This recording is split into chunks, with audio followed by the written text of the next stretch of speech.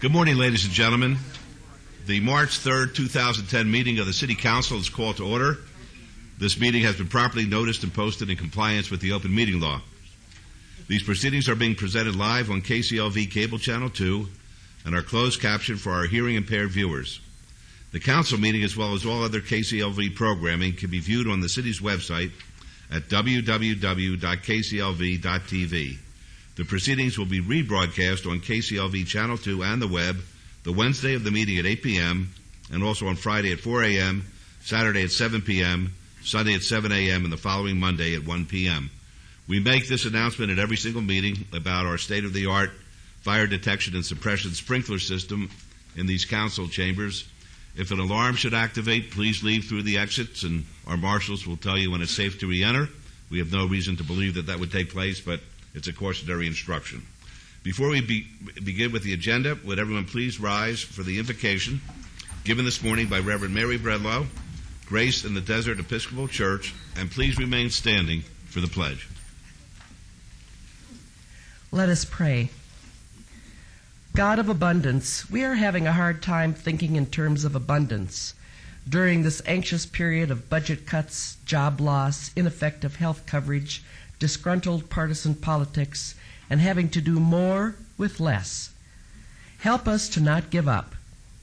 Guide us with your wisdom as we struggle to be present for and with each other, regardless of our personal preferences. Inspire us to help fellow citizens who live next door to us, as well as fellow human beings farther away in Haiti and Chile. Strengthen our wills to follow our hearts and minds, so we actually work together as families, in neighborhoods, within and beyond the limits of our city, our county, our state. Grant us a gentle yet determined spirit of cooperative listening to move us in the direction of life-giving compromise as we struggle towards decisions and the results of decisions others make in our name. Thank you for what we have, even as we pine after that which we don't have. Amen. Amen. I pledge allegiance to the flag of the United States of America and to the republic for which it stands, one nation under God, indivisible, with liberty and justice for all. Okay.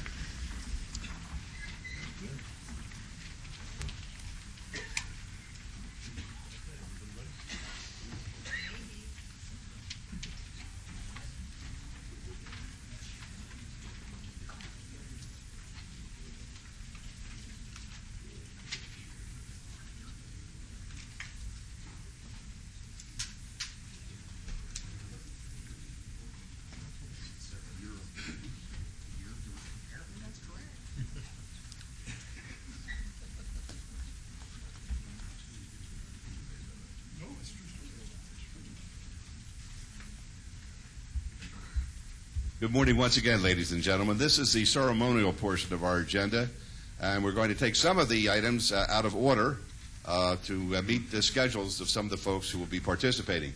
Councilwoman Lois Tarkanian will recognize Women's History Month and the March Citizen of the Month for our first two items. Councilwoman.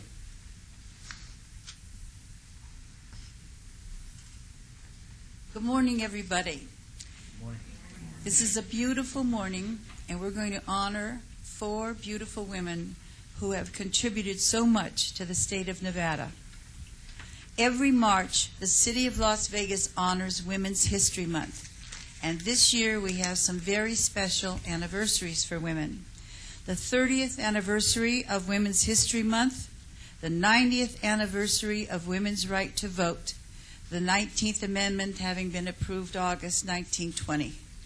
National Women's Month's roots go back to March 8, 1857, when women from New York City factories staged a protest over working conditions. International Women's Day was first observed in 1909, but it wasn't until 1980 that Congress established National Women's History Week to be commemorated the second week of March. And later, in 1987, Congress expanded the week to a month. I guess they found out how many great women there were, and they figured they needed a few more weeks to honor. Every year since, Congress has passed a resolution for Women's History Month, and the President has issued a proclamation. Usually, Women's History Month has a national theme. Since this is the 30th anniversary, we are remembering all the themes from years past, and therefore I have chosen women from various backgrounds and accomplishments. I am proud to recognize the following 4 individuals who are leaders in our community, and they are Sharina Clevin, Brenda Williams, Carol Villardo, and Marie McMillan. And to show you how women stay together, we also have another outstanding woman from the County Commission, Susan Brager, who is here to help us honor these ladies. I'm going to read a bit about each woman individually, and then I'd like that person I've just read about to come up here to accept their proclamations. And I want you to know, not only will you have our proclamation, but I also personally felt we need a little bit of quotes and things to read, so I'm giving this to women, and when things get down, just look to the proper category, and it will help you. Okay. First, I'd like to have Sharina Clevin come up.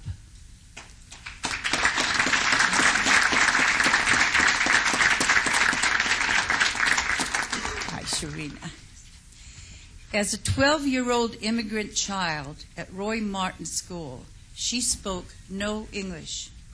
Yet in a few short years, she was deeply involved in scholastic and other school activities at Las Vegas High School. At age 18, she was the very first in her family to become a naturalized citizen. She then enrolled at UNLV, took a job as a waitress to pay her way through school, met and later married her husband David.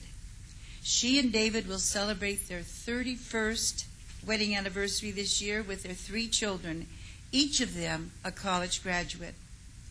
Sharina graduated from Firefighter Recruit Academy for the City of Las Vegas in 1989. She was the first Asian American female firefighter to be hired not only by the Las Vegas Fire and Rescue, but also the first within our entire country. That's a remark.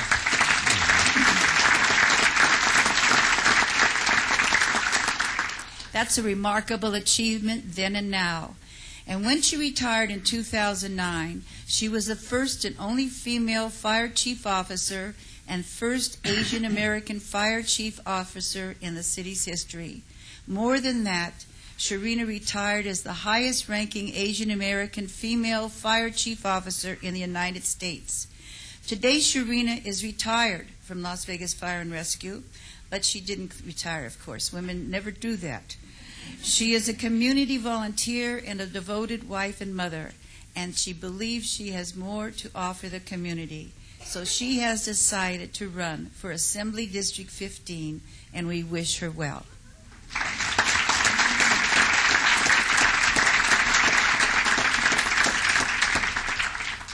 So I'm going to give this to you, Sharina. This is a proclamation from our city recognizing you for your contributions as a woman to our community. And I'm going to give you my book, wherever it is. I love books.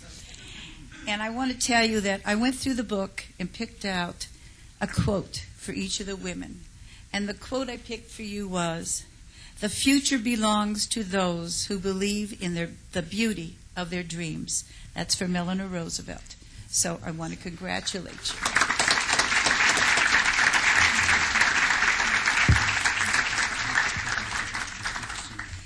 And secondly, I'd like to have Brenda Williams come up. Brenda J. Williams was appointed as interim councilwoman on April 5th, 2007 to represent Ward 5 in our city. And that includes portions of downtown Las Vegas, as well as some of the most historic areas of the city. She currently serves as the vice chairman of the Southern Nevada Regional Housing Authority and chairwoman of the Resident Affairs Committee. I think that shows she has a lot of courage, doesn't it, serving on that? She formerly served as a board member on the Housing Authority of the City of Las Vegas. She is also vice president of the nonprofit Rose Foundation, which was formed to provide better quality of life for seniors and families in public housing. Councilwoman Williams served for more than 12 years as a U.S. Senator in U.S. Senator Richard Bryan's constituent services. During her tenure with the Senator's office, she worked on many projects that benefited this city, including the development of the Michael Callahan Federal Hospital and the relocation of a branch of the U.S. Post Office to Martin Luther King Jr. Boulevard. She has been actively involved in not only Ward 5, but our entire community within our valley. She actively participates in many community and professional organizations. Currently, she is working on renovation and obtaining historic recognition for the West Side School, the oldest school within our city. Councilwoman Williams is married and has 3 children. She's a lifelong resident of Ward 5, attended Clark County Public Schools, including that historic West Side School, Las Vegas High School, and Nevada Southern University, which is now UNLV. In 2008, she received a plaque of honor from Councilman Barlow in recognition of the leadership and the expertise she used to develop and to revitalize the historic West Las Vegas community. Today, she commands the respect of us all for her integrity, her hard work, and her dedication as she works daily to improve our entire community. So I give to you today, Brenda, this proclamation from those of us within the city, and he's going to make sure you get the right one. Do I have the Brenda book?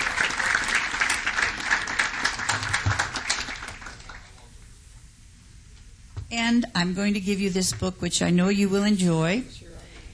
And I want to give you my quote from the book that made me think of you. The real things haven't changed.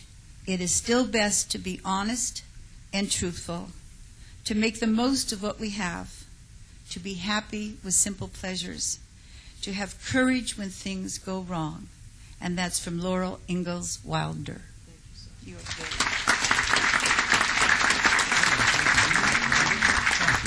You want to.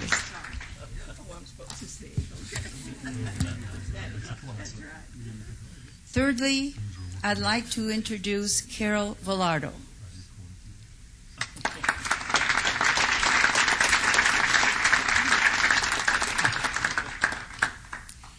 I serve on committees with Carol, and I have to tell you, she intimidates me. She knows so much about taxes and finances that I always feel I never will come close to knowing half as much as what she does. Carol is the president of the Nevada Taxpayers Association. She has been affiliated with NTA since 1986, and since joining the groups, her efforts have been directed to the fiscal issue of taxes and spending by Nevada state and local governments. She began lobbying the legislature part-time in 1973 and full-time in 1977. Over the past 2 decades, she has served as a member of many Nevada committees as a governor-appointed and as a public member, and including the Department of Transportation's Public-Private Partnership Committee, the Department of Transportation's Blue Ribbon Committee, the Clark County Clean Water Coalition Financial Task Force, the Washoe County Charting Our Course Committee, and the Local Government Employee Management Relations Committee. She was named one of the most influential women in Southern Nevada by In Business in both 2001 and 2004. She served as chairman of the National Taxpayers Conference for 2 terms and has served on the boards of the Las Vegas Chamber of Commerce, the Retail Association of Nevada, Crime Stoppers, the Southern Nevada YMCA, and the National Kidney Foundation of Nevada. Now, usually in matters of finance, it's the man who commands the highest respect for financial acumen. But Carol is the one person in the entire state who was considered the guru of tax acquisitions, tax expenditures, and the one person with the intelligence and courage to tell it like it is. She has a national reputation which is outstanding, and that brings great honor to the state of Nevada.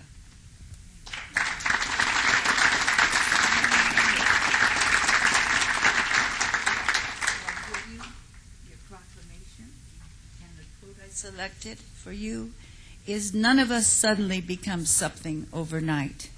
The preparations have been in the making for a lifetime, and that's what she has done, and that's why she's done so much better than I have done in the area of understanding finances. Gail Gudman.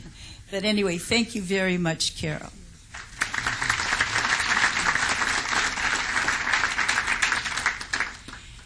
And now I'd like to ask Marie McMillan to come up, please.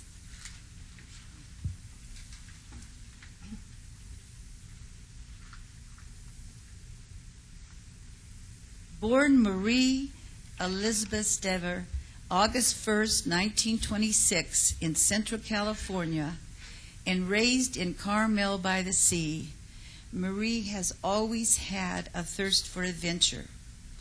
After graduating from Hayward High School, she attended the University of California at Berkeley. And she recalls that although her parents permitted her to attend the university, they did not wholeheartedly support her ambitions. It was wartime. She was working towards her liberal arts degree when she married her childhood sweetheart before he left California for military service. And after World War II, when the Atomic Energy Commission decided to establish a nuclear weapons laboratory in California, Marie and her husband were among the original staff of the Lawrence Livermore Laboratory, where Marie worked in what you call the Reaction History Group, headed by a nuclear physicist, Lewis Walters, which did groundbreaking work in analyzing nuclear reactions. Much of the work of the laboratory involved the testing of nuclear devices, and Marie was among the first women at the Nevada test site working for the Atomic Energy Commission. It's Marie's career in aviation, however, where she truly crossed existing boundaries, did original work, and created new knowledge as a woman in the technological arena.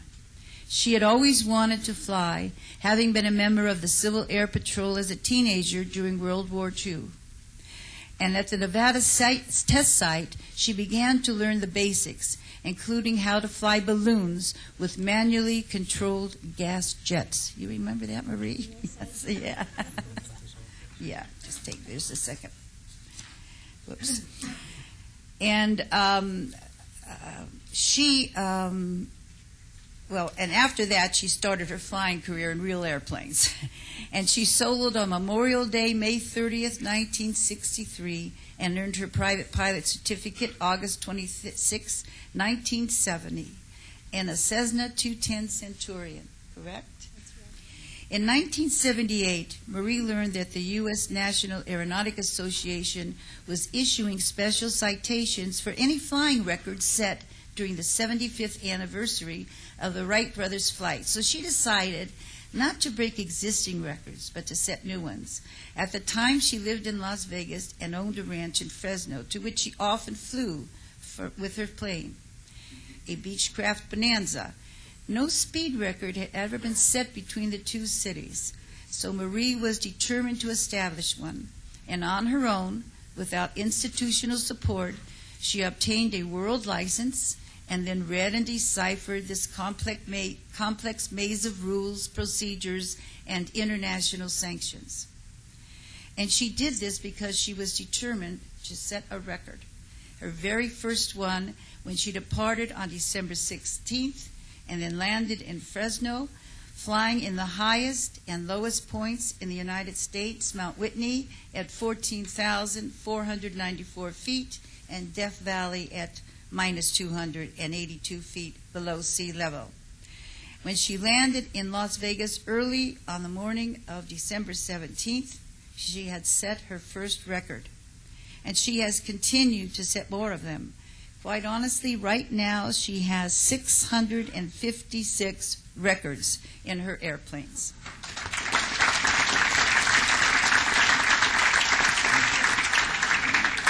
She has had an active career in the world's leading aviation organizations and federations. She attends as delegates to these outstanding international meetings of aviators. And she is now, when she was in her 50s, I should say, she went 40s? Okay. And her children were grown. She enrolled at UNLV. And she often says to people with a smile, it only took her 50 years to get her bachelor's degree.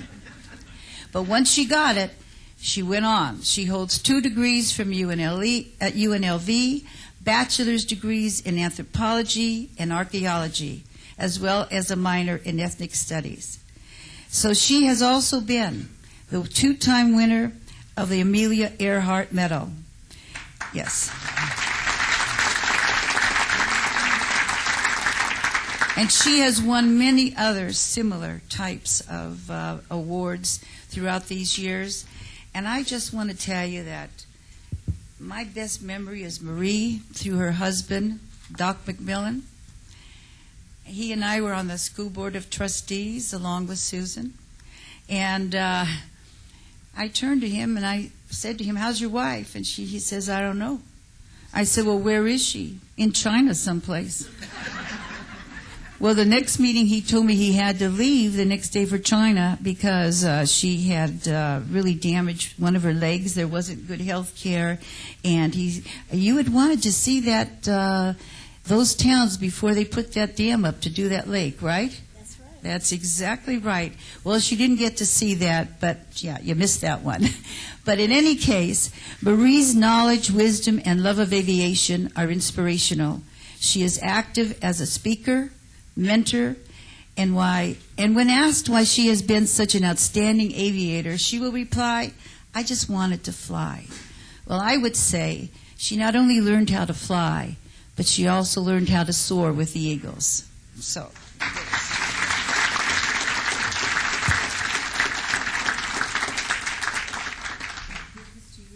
And then I get to say my quote. Reach high for stars. They are hidden in your soul.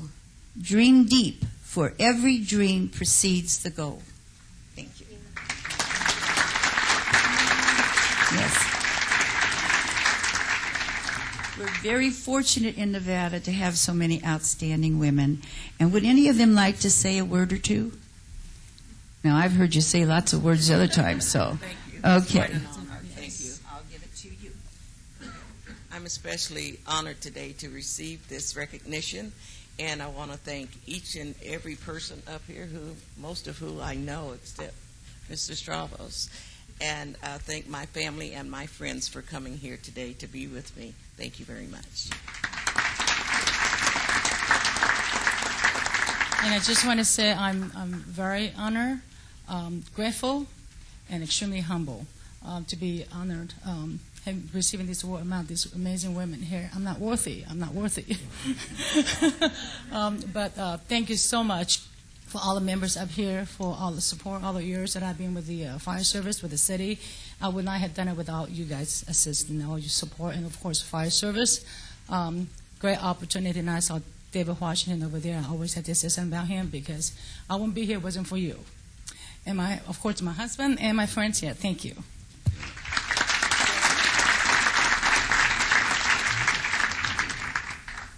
I'm not known for being short on words, but I am going to be this morning, and I'm honored, and I thank you very much for putting me in this company.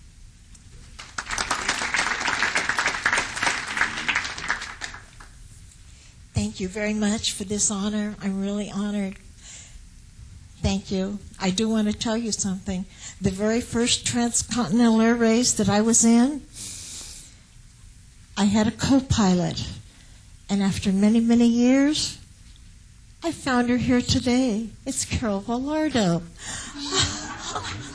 So she's also a pilot. Thank you very much.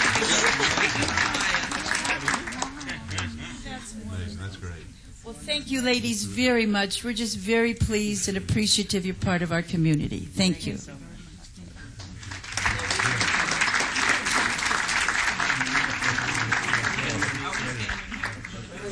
Would you like to take a picture? Do we have a photographer there?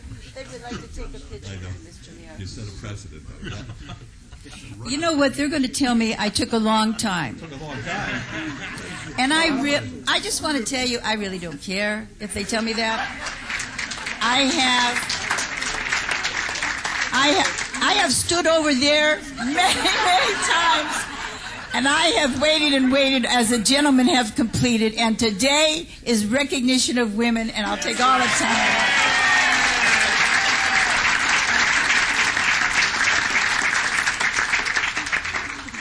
I have nothing to say. Don't take my paper. Boy, oh boy. I wouldn't know what to do for the rest of the meeting.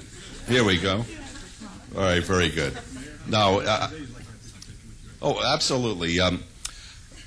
This doesn't count. No, this doesn't count. That presentation is not precedential. It may be presidential, but it's not precedential. No, you guys can't use this as an example when you start babbling away at the next ceremonial. Let's go, showgirls.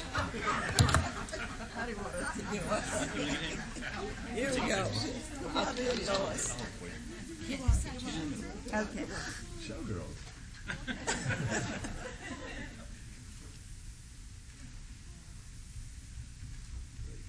Thank you so much. Thank you.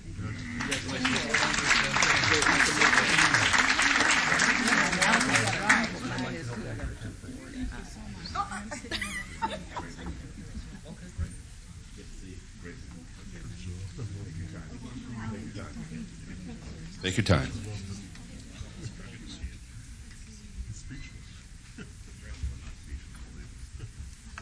All right. With fear and trepidation, I hand the microphone back to Councilwoman Tarkanian to recognize the March Citizen of the Month. Councilwoman.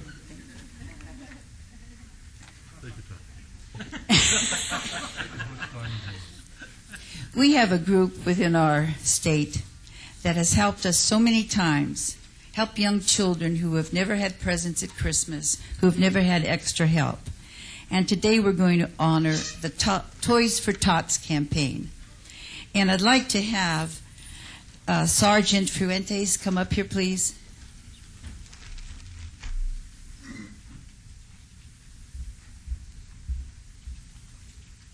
And I know we also have with us today Sergeant Blake LeBaron, Sergeant Kane Marzola, Sergeant Blas Martinez, Corporal Jason Pilkington, Lance Corporal Codran Pillapil, I hope I pronounced that correctly, and Captain Best.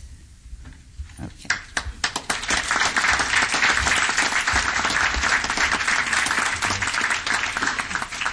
And I don't have to say much about Toys for Tots because I think most of us know what it does for us and what a big name it is in the community, recognized as caring so much for children.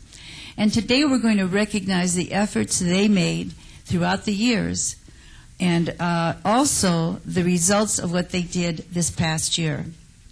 The results of the 62nd Annual U.S. Marine Corps Reserve Toys for Tots campaign, conducted during October, November, and December of 2009, have been tabulated. And the results are that the U.S. Marines distributed 16.4 million new toys to those less fortunate children throughout the nation. This was one of the most successful campaigns in the 62 history of Toys for Tots, and this was in spite of our dire economy. The success attained during the 2009 Toys for Tots campaign is a result of outstanding efforts on the part of the 691 local Toys for Tots campaign coordinators, Marine Forces Reserve, and the staff of the Marine Toys for Tots Foundation. The American people and corporate sponsors are also to be applauded for their compassion and their generosity during these tough economic times. Here locally, Sergeant Fuentes, who is the Toys for Tots Coordinator Supply Chief, was the driving force behind our Toys for Tots distribution. 358,965 toys were collected, and 126,654 children within our community received toys as a result of Sergeant Fuentes and the rest of our Marines. On behalf of the Mayor and the City Council, it is my privilege today to recognize you, Sergeant Fuentes, and our Marines, who through their hard work and efforts have provided throughout the years hundreds of thousands of less fortunate children with the joy of having a toy during the holidays and Christmas season. You have all made the difference in the lives of many children, and I want to thank you as naming you Citizens of the Month. And you will see over there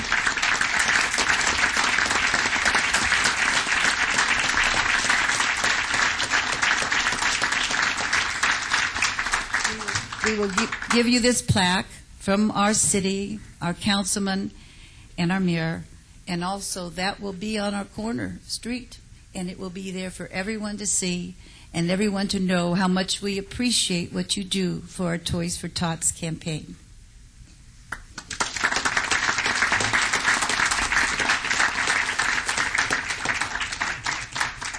Would you like to say a few words?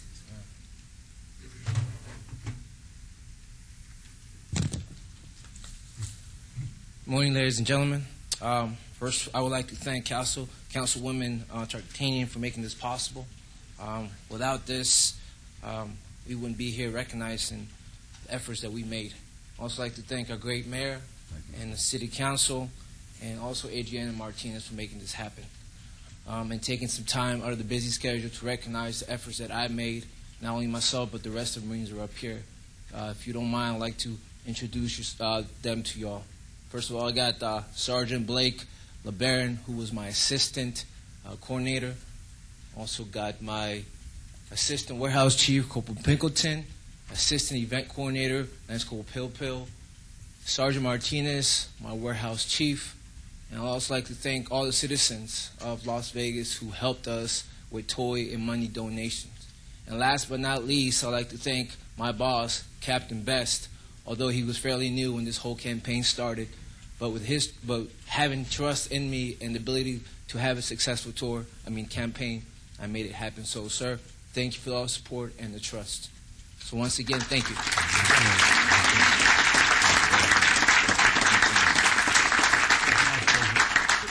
you want to have a picture taken? I'd love to have a picture taken. I see these fellas every year, and I know how hard they work. They're terrific. Hey, guy.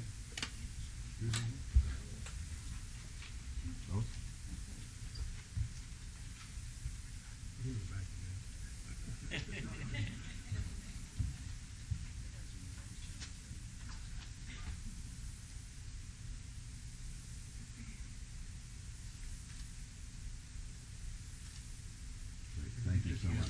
And I'll see you next Christmas.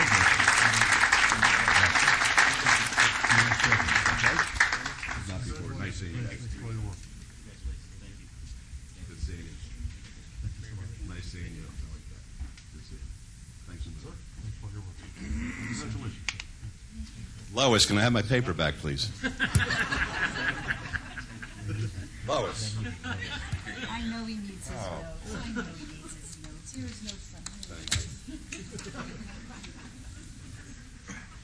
The record reflects that it's 9:34. Okay.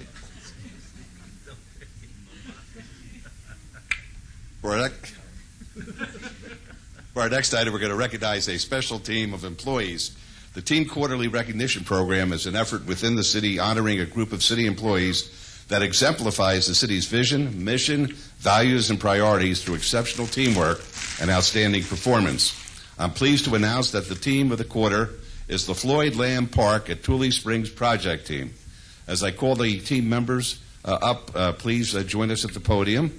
From Planning and Development, Courtney Mooney. Ward 6 City Council Liaison, Tuesday James. From Public Works, Patrick Bate.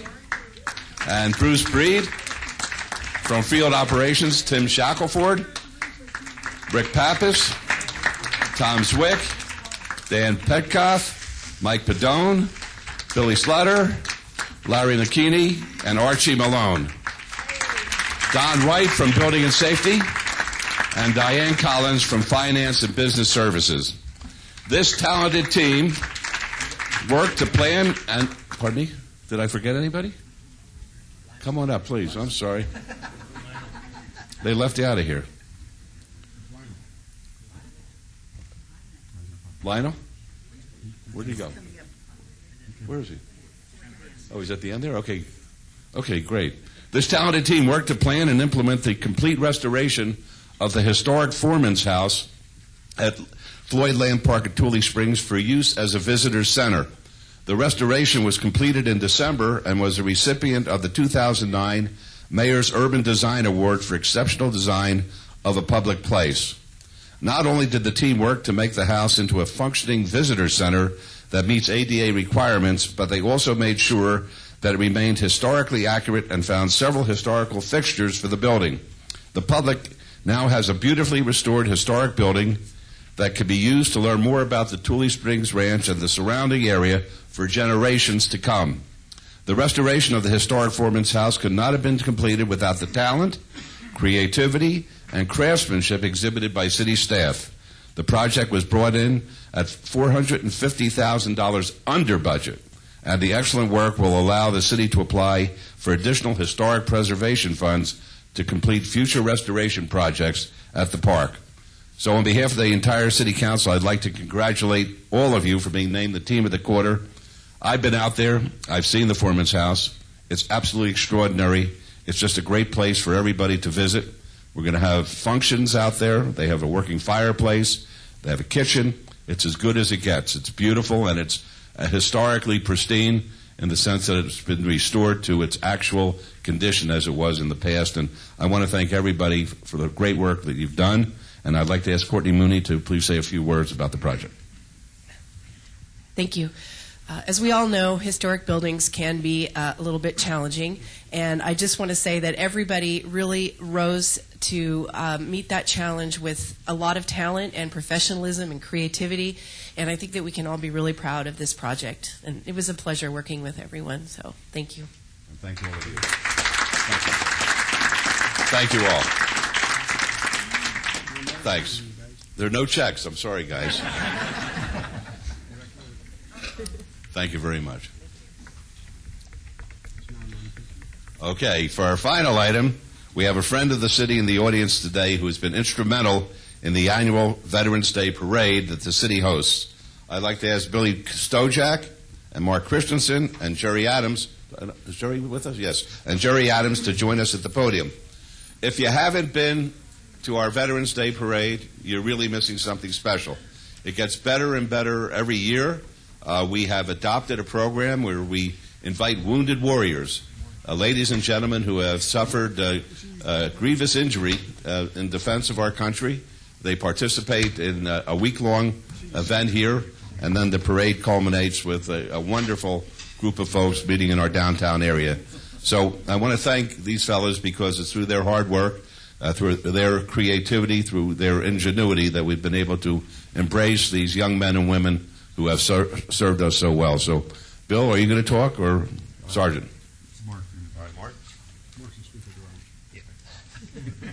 Mayor, City Council members, thank you for this opportunity. We would like to acknowledge and show our appreciation to the City Council members, our Mayor Pro Tem, for their outstanding support of the Veterans Day Parade. Last year, we set a precedence. We are the largest Veterans Day Parade west of the Mississippi. Next year, we will be the largest Veterans Day Parade in the United States, if we can help it.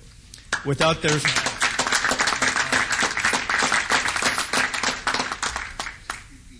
the support of the city and our fine citizens of our valley, we cannot do this. We are recognizing those who have gone before, those who are serving today, and those who are yet to come. We create veterans every single day. The young men and women that we brought in, I believe we brought in 52, and their families, all expenses paid. The city extended their arms and embraced them. And thanks to the mayor who has set a precedence. Those young men and women that have been injured in combat lead the parade.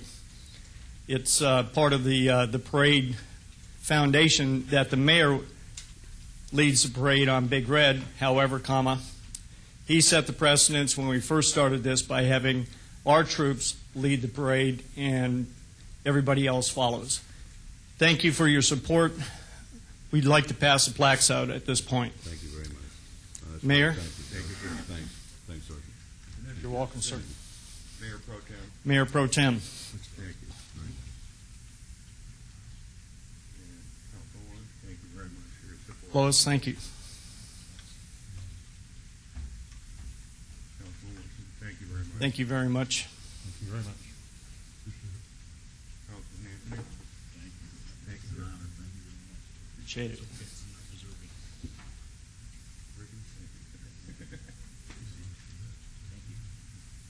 And that, not last but not least, we took him in numerical order. Thank you. You're welcome. Thank you very much, guys. Thank you very much. Thank you. Great having you. Appreciate everything that you folks do for us. And we're already working on next year's parade. Good. We filed the application The day after. last year's. Mayor? Thank you very much. Thank you. We really appreciate you. And Lois, here are my notes, so you can keep them. Thank you. It's now 9:50.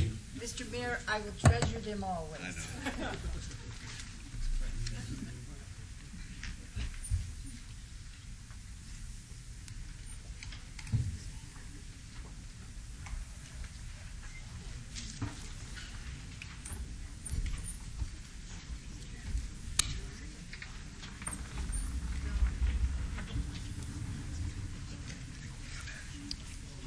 Can I give this to Bev? She always gets it up to my office. Thank you. Thanks.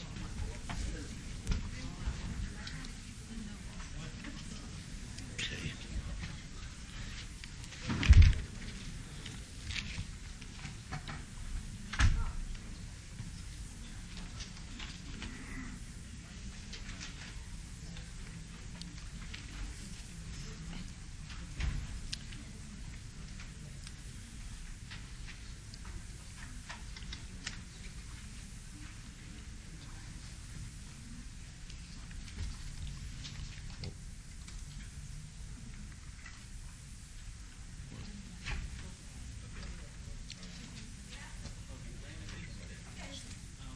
Say it again?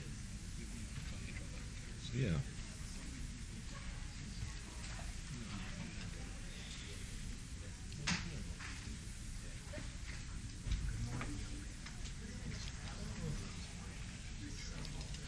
Okay. All right, we have a quorum. Okay, item number 9, any items from the morning session that the council, staff, and or the applicant wish to be stricken or held in abeyance to a future meeting may be brought forward and acted upon at this time. Mayor Pro Tem. Thank you, Your Honor. We have item number 38, R8 2010. Staff asked to strike. Excuse me. Item 39, R9 2010. Staff asked to strike. Item 43 is a new beer wine cooler off sale license. Crazy Ely Western Village LLC doing business at Coyote, 316 Fremont Street. Staff asked to strike. Item 44 is a new package liquor license. Fabulous Vegas Gifts LLC doing business at Fabulous Vegas Gifts, 300 Fremont Street. Staff asked to strike. Items 46 and 47, change of ownership for a beer wine cooler off sale license from Thamer Jarges to excuse me, to BD Inc., a new restricted gaming license doing business at Vegas Market 3, 6711 West Alexander Road, Suites 103 and 104. Staff asked that to be held in abeyance until our next meeting at March 17, 2010. Item 49 is R11 2010. Staff asked that to be held in abeyance until our April the 7th, 2010. Are there any other items at this time, council members? Hearing none, you want to make a motion? Ms. Meyer? Yes. Carol Meyer, Finance and Business Services, would like to have item 21 brought forward just to correct the agenda, please.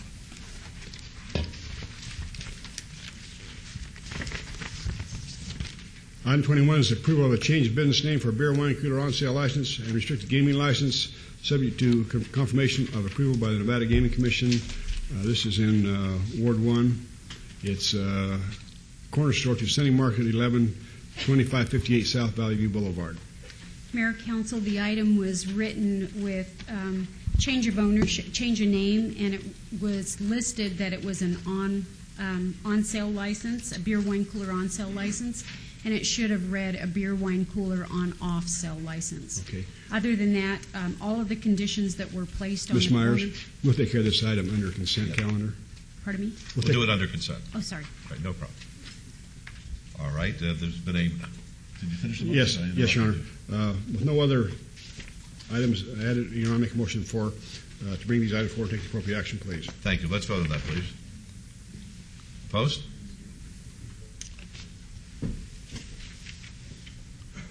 Motion carries. Thank you. Item number 10 is approval of the final minutes by reference to the City Council meeting of February 3rd, 2010. Is there a motion to approve the minutes, please? Yes, Your Honor. No addition to deletion. I make a motion for approval of the minutes, please. Thanks. Let's vote. Post? Motion carries. Thank you. Items 11 through 40, with the exception of item 21, 38, and 39, are on the consent agenda, are considered to be routine, are recommended for approval by the departments, and may be enacted in one motion. Are there any items the council wishes to bring forward other than item number 21? Mr. Mayor, just for a short comment, I'd like to bring forward 17 and 18. All right, 17 and 18, and 21. All right, Mayor Pro Tem? Yes, Your Honor. I make a motion to approve items 11 through 40 with the exceptions of 17, 18, 21, 38, and 39. With all conditions. Let's vote, please. Post. Motion carries. Thank you. We'll call item number 17. Mr. Mayor, we could take both items since they both deal with similar things. Very good. 17 and 18. 17 is approval of a special event alcoholic beverage license to the provisions of the Planning and Fire Codes for the Gypsy Den, location 213 East Colorado Avenue, the date March 5th, 2010. The type of event is alcohol event, first and third Fridays. Art events, responsible person in charge is Katie Siwi. Did I get it right? Yeah. Good. And item 18 is approval of a special event alcoholic beverage license subject to the provisions of the Planning and Fire Codes for cottages, castles, and closets located at 220 East Charleston Boulevard. The dates March 5th and April 2nd, 2010. The type of event is a beer wine event. The first Friday, responsible person in charge is Linda Horn, and these are both in Ward 3. I only wanted to respond to some questions that came from constituents, and that is I wanted to clarify that the dates that are listed on these two items are a single date for the first one and two separate single dates for the second one, and let the people know that that doesn't mean it's between anything or it lasts any longer. If items like this appear on the agenda, then they mean only that for that date that's mentioned on the agenda. That's all I wanted to do was clarify for some constituents. Thank you very much. I'm sorry you had to come up. Thank you. Thank you. Mayor Pro Tem, would you like to? Yes, Your Honor. I make a motion to follow staff's recommendation for approval of items 17 and 18. Okay, very good. Let's vote on that, please. Post. Motion carried. So we'll see you this Friday night. Thank you. Very good. Item 21 is approval of a change of business name for beer, wine cooler on-sale license and a restricted gaming license to confirmation of approval by the Nevada Gaming Commission for Mayor Ramo and Ahmad Bina, doing business from corner store to Sunny Market number 2, 2558 South Valley View Boulevard.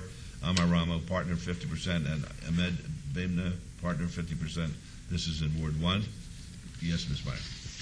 Mayor, members of council, again, Carol Meyer. This item just needs to be brought forward to correct the way it was agended. It should read a beer, wine cooler on off-sale license, and all of the conditions that were placed upon Corner Store will be placed upon Sunny Market too. All right, thank you. Councilwoman Tarkanian.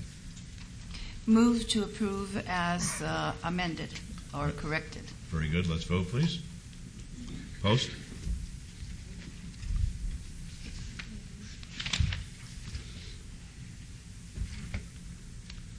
Motion carries. Thank you. Item 41 is a report and possible action related to the City of Las Vegas vision statement, strategic priorities, and key performance indicator pertaining to all wards. Ms. Fretwell. Mayor and members of the council, at our workshop a couple of months ago, as a part of our fundamental service review process and as a part of our overall efforts to utilize your key priorities in defining where we're going, not only as an organization and a community over the next 5 to 10 years, we were refining those to also help us formulate budget recommendations this year and in the years to follow. Mark is bringing the handouts from our briefing this week, but basically what we've done is, based on your direction at that meeting, we've updated the vision statement. Sorry, I forgot to click here. That integrated some of the concepts that you indicated were important to you. One, the accessibility, as well as economically and ethnically diverse. So just wanted to make sure that we hit the target in the redraft of that. We didn't go over one at that meeting. We worked on it as a staff, and that's the final draft that we came up based on the feedback that we received there. The mission statement remained unchanged. You can see it here, providing residents, visitors, and the business community with the highest quality municipal services efficiently in a courteous manner, and to enhance the quality of life through planning and visionary leadership. Mayor. Thank you. The values also remain the same. Obviously, this commitment to personal and physical integrity, honesty in all our actions, innovation, which we definitely need right now, in meeting the present and future needs of the city, respect for and belief in the individual difference and worth of every person, very much related to our diversity initiative, and pride in our work and dedication to public service and being the best we can be. The priorities that we landed on as a result of that direction and are hopeful for direction to go forward here today on these priorities is kind of a roll-up. Instead of having a long goal statement, having kind of a brief statement that really captures the essence of what we think you're telling your staff and our community that we need to focus in on the next 5 to 10 years. Sustainable, livable neighborhoods, a vibrant urban fabric, a fiscally sound government, a pro-business environment, a safe city, and one that has citizen engagement. So you're probably asking yourselves, those all sound great, Betsy, but how exactly are we going to prove that we're doing things in these areas? That's where your key performance indicators come in. So on sustainable, livable neighborhoods, here are the key performance indicators that we're recommending. One, that we have the building permit valuation in the neighborhood revitalization area. That's bigger than the RDA. It's a larger swath of the city, but it's basically the urban core versus the suburban areas of the city, so that we can see what our balance is as far as valuation in this urbanization effort we've been following on. That we keep track of, and I've talked quite a bit with many of you about this, and try and enhance the number of neighborhoods that shift from a targeted area, you know, on your neighborhood indicators map, the real dark blue areas where there's higher crime, property issues, calls for service, graffiti, all those kinds of not so positive indicators, that we focus our efforts to try and stabilize those target areas quickly, and that we push our resources in that direction. The next one would be for us to continue to focus on the percentage reduction of the greenhouse gas emissions. You know, this has been a big push by the city for the last several years. This would help us keep track of how we're doing in that regard, as well as tracking the percentage of programs that are offered by leisure services that are in the merit category. And just to remind you and to share with the public what the merit category is if they didn't get to watch Lonnie Zimmerman's presentation on the leisure pricing plan, the merit category is the one that is a blend where the public and the private individual benefit from that service. In the vibrant urban fabric category, we would like to see, obviously, an increase in private investment in the redevelopment area, as well as greater population in the neighborhood revitalization area, and enhanced employment in the neighborhood revitalization. So really a very intense focus on the urban core and reurbanization and stability and stabilization there. Mayor? Betsy, let me stop you right there since you made that comment. Sure. Can you make any comments about other cities in the United States that are suffering from urban blight? And I say that because I've heard of neighborhoods in certain cities in this country where the cities and governments have just given up and walked away. Right. Do you have any comment to add to that? You know, I know that there are many cities around the country, particularly in the Rust Belt, that have struggled for decades in trying to build industries up that keep their housing stock up because they have employed people living in them. Detroit being a key example, where entire neighborhoods are blighted and vacant.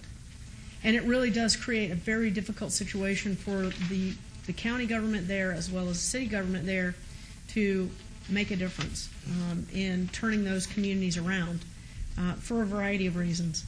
Obviously, we're not there yet, but we don't ever want to get there. And so what we want to do is make sure that in focusing on what the council's been telling us for a decade now, which is let's make sure that the core of the apple, to quote the mayor, that the core of the apple stays sound, and that we're building that up so that the rest of our community can prosper from that stability and that economic soundness in the heart of our city. And that's why, Mayor and Council, I wanted her to bring that up, because we are focused on it. We are not about to let that occur in the city of Las Vegas, and that's important as we go down this road. Well, as long as we're here, that's for sure. The next one, Excuse me, obviously, could I just add something to that, too? Absolutely. So that we could have an understanding. Some people might not understand that what we've done here is put together a procedural type of thing, what our goals are, based upon months and months of council members' interaction with members of the community and city staff members of the community, from our surveys and from all the other things we've done, our town halls. This represents what we have done through numerous types of neighborhood community activities and what the feeling was within those neighborhoods as far as what our goals should be. I just wanted to point that out. We had some people who questioned why they weren't aware of this, and I was thinking maybe we might just send this out, some of us, on our emails and let people see this. But that's what it is. I just wanted the audience to know that it isn't something we just decided, and it isn't something that required public publication, but it was our interaction with the public that brought this all about. Absolutely. Thank you. And you had a special workshop primarily to focus in on this a couple of months ago, back in January, right, which created which was an open to the opportunity public, for right, people to also come and share their comments about the priority statements at the time, right, as well as these key performance indicators, on top of the outreach efforts that you indicated, Councilwoman. The survey, our Your City, Your Way initiative. So a lot of that information helped us drive this plan. I just wanted constituents to understand how this all ties together. Thank you. Thank you for the clarification. Obviously, a critical component to our fiscal stability. This relates very closely to one of the goals that I share with you and our employees and our community on a regular basis, is making sure that we have a fiscally sound government, and that we're making sure that we maintain that fiscal integrity. One of the key ways that we focus in on that is keeping a very close eye on what our cost recovery is for our various services. That's a critical component, whether it's collections, the right revenue level, or the expenses to provide a service. All of those things come together to help us understand this measure and how well we're doing in that regard. Also, we need to track our change in our wage and benefit growth for the average full-time employee, so that you can be aware of what those levels are and how they compare and all of those kinds of things. This would be a way for us to track that on a regular basis so that you're aware of the trends as it relates to that cost. Because we're a service industry, and we employ a lot of people to deliver very important services, so this is a key component of our budget management efforts.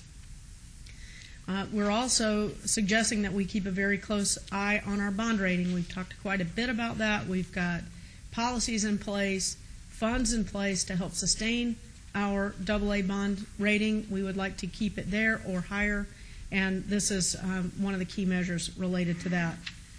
And then finally, there are some costs that we've talked about before regarding post-employment benefits, whether it be workers' comp or presumptive benefits. they're the liability factors long term for our government and things that are going to have to be paid eventually. And it's important for us to keep an eye on how those are growing through actuarial studies and the impact on our current budgets and future budgets as a result of those obligations. So those are the 4 key areas that we're recommending that we have as your performance indicators in this category. Councilor Wilson. Mayor Goodman. Betsy, that second bullet point, the percentage change in wage and benefit growth for our average full-time employee, in my opinion, is one of the most important things that we can do as a council, not only in addressing the fiscally sound government, which is one of our policies, but just in doing what's right for the future. Mm-hmm. And I don't mean to put you on the spot too much, but what specifically are we going to do to monitor this and to potentially make the necessary changes that I think everybody would agree we need to do, because we can't keep going down the same path we're going right now with the growth that we're experiencing? Well, I think we're doing a lot of the right things. We're keeping lines of communication open with our bargaining units. We're setting aggressive goals, if you will, to try and balance our budget and still preserve our workforce. I'm not sure how else we do that, but there's a delicate balance between the number of people we have to deliver a service and the cost of those people in delivering that service. And that's what this allows us to do. This is more of a trending measure for you, so you can begin to see if things are starting to clip along at a greater pace. You may be able to say, hey, is that tracking with what the economy's doing? And is that where we want to be? Should this be a little higher or a little lower? And then that way we can kind of gauge our performance. So those are the kinds of things I think that we would be doing and are doing right now to keep a close eye on this number and continue to try and make change so that we stay fiscally sound. Yeah, and in that regard, Ms. Fretwell, I think that we should all be briefed sooner than later in anticipation of the next legislative session on 288 and try to get some type of an understanding of how that affects the city, and perhaps be able to have a public hearing on it to formulate, or at least an agendized item to formulate a position on behalf of the city as to where we stand on that. Okay, sure, we'd be happy to do that, Mayor. Thank you. Mayor? Yes. Betsy, before you go forward, you mentioned 288. Betsy, if you could speak to 288 a little bit, just to give those listeners some level of understanding as far as what AB 288 represents. NRS 288 is a part of the Nevada Revised Statutes that speaks directly to collective bargaining for employees in local governments. And it is the foundation that we use when we negotiate contracts with our represented employee groups. It defines how groups organize, what kinds of things are mandatory for bargaining, as well as how you reconcile disputes. So it's a very thorough piece of legislation, and it's one that has a huge impact on that second bullet point, how we compensate our employees. Did I go far enough on that? Thank you. Sure. The next item is something that you've expressed to us numerous times over the last year. Let's make Las Vegas a business-friendly place, a place where people want to locate their business, keep their business, and pay good wages, if you will. So what we've tried to do is categorize 4 or 5 measures here that we think will tell us, kind of in a report card format, whether or not we're doing that. So if employment's going up in the city, we're making progress. If wage levels are going up in the city, we're making good progress. If we're having some changes in land use, that shift, we're very heavily residential right now, that shift vacant land, make sure that the vacant land that is commercially zoned is being used, then we think that we're making a difference in our employment status and having more businesses located in the city of Las Vegas. Also, we want to make sure that the change in the share of employment isn't just in gaming and construction. We've seen over the last 2 years what being so heavily dependent on two parts of our economy can do to our local government revenues. We think it's important for us to stay focused on diversification. So that's what this is related to. And obviously, we've gone through a tremendous amount of work to try and begin the streamlining process for our development review process. And we want to make sure that we're hitting those timelines and that we're consistent in what we're providing to the development and business community so that they can get to business as quickly as they can afford to do it. So that's kind of what we're watching here. Any questions on that? Yes, I do. Mayor? Yes, Councilor Barlow. Yeah. On the development review process, specifically as we talk about being pro-business, I've heard from a lot of individuals in the business community who have mentioned that they're happy to know that the city is moving in the right direction as far as adjusting some of the processes in which we were behind on, in their opinion. What feedback have you received from the business community as it relates to the direction in which we're moving and making it better for them to do business in the city of Las Vegas? Actually, what I'd like to do is defer to Deputy Manager Nichols. He just had a huge focus group meeting regarding the changes to the development review process, and maybe he can share some of the outcomes of that meeting. Thank you. Jim? Mayor and council members, we've had a few focus group meetings up to this point, and so far the overwhelming sentiment has been very positive, and the members of the development community are very pleased with the direction we're taking, and they've just asked to continue to be part of the process, which we've committed to doing for them. All in all, I think it's good. You know, it's very difficult when you take a good, hard look at yourself and identify for yourself things where you can make marked improvement. And that's what we did. Nobody demanded it. Nobody told us we had to do it. We weren't audited, none of that. We made a decision as an executive team with the direction of the council to really reevaluate that development review process to create a system that makes it easier, if you will, more predictable, more streamlined in the development of our city. Both downtown, in the urban area where you've got a lot of tenant improvements and remodeling in old buildings, as well as suburban development where you have brand new construction popping up out of the ground, so that we can meet the needs of all those different types of development that are occurring, still have high standards, you know, not relax things that are important to the mayor and council and to our community, but make our systems much more efficient and consistent so that they can move through that process and that we're the place of choice for these developers, these businesses to locate.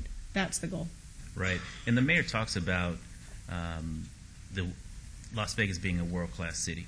And we are a world-class city, and I believe what makes us a world-class city, Betsy, is just exactly what you and your executive team are doing, and that's taking a look at what we're doing wrong and how to improve those things that we're doing wrong in order to get on the right path to continue to sustain Las Vegas as being a world-class city. So I commend you in your efforts in that respect. The next category is a safe city category. I think this is really important. This also was something that came out very highly in our survey categories as an area where we need to focus our efforts. Although there was very high satisfaction levels, let me say that, very high satisfaction levels in these areas. What we're trying to do is focus in, instead of necessarily on response times per se, is making sure that we're there in enough time to be able to limit the damage from fires, from structural fires. This is a national standard. So this would be what percentage of our structure fires are confined to the room of origin. That way you'll not only see the benefit of response times, the right level of response, you'll also see the benefit of things like sprinklers and how much impact they have on structural fires, so that you can see the whole picture, not just how fast one unit got to the scene, because that doesn't tell you the outcome. This tells you the outcome. It limits property damage. So that's one. It's kind of a little different way to look at things, but we think it's much more outcome oriented. Obviously, the change in violent crimes, property crimes, and we added in the breakout of domestic violence statistics there for you, Councilman Anthony, to be a little more clear. We also are still sticking with, for our EMS incidents, that we get that first unit in within 5 minutes, 12 seconds. We feel that's really critically important. But we also added a measure here that really talks about successful outcomes in patient care, which is the percent of cardiac arrest patients that actually get to the hospital with a pulse. Now, that's a pretty lofty target. We've talked about that before. We've been doing very well in this category, and we'd like to see a greater success rate there, so it's important for us to track it. So not only are we figuring out how fast are we getting there, how effective are we if we get there fast enough? And then finally, the percentage of injury and fatalities regarding accidents that are mitigated through our traffic improvements. This is how your Public Works Department ties in very heavily into creating a safe city. And this is important to your municipal court as well. And then finally, we had a lot of discussion about this at the workshop, about integrating a citizen engagement focus area, priority area. And we did some research because, quite frankly, there's some work, but not a whole lot of really good examples we felt out there about how to measure citizen engagement. And so these are the 5 categories that we came up with based on a national civic survey that measures citizen engagement. We thought these were things that we can measure and will tell you how engaged our citizens are on a variety of fronts. The first one being the percentage of registered voters who voted in the last municipal election. I mean, that's really important. If your voter turnout is low, does that indicate apathy? We're not sure. Maybe lack of information, not sure. But it still is a measure of citizen engagement and what's going on in their local government. The change in participation in civic engagement opportunities is really important. How many more people are taking advantage of the opportunities we provide for participation? And then there's some traditional things that we've been looking at. A change in making sure that we're taking advantage of volunteers. Many of you have talked about that. Let's do the very best that we can to utilize volunteers in supporting Las Vegas activities. So we ought to measure that if it's important to you. And we also think it's important to really keep a close eye on, are people attending these community meetings and how many are coming out?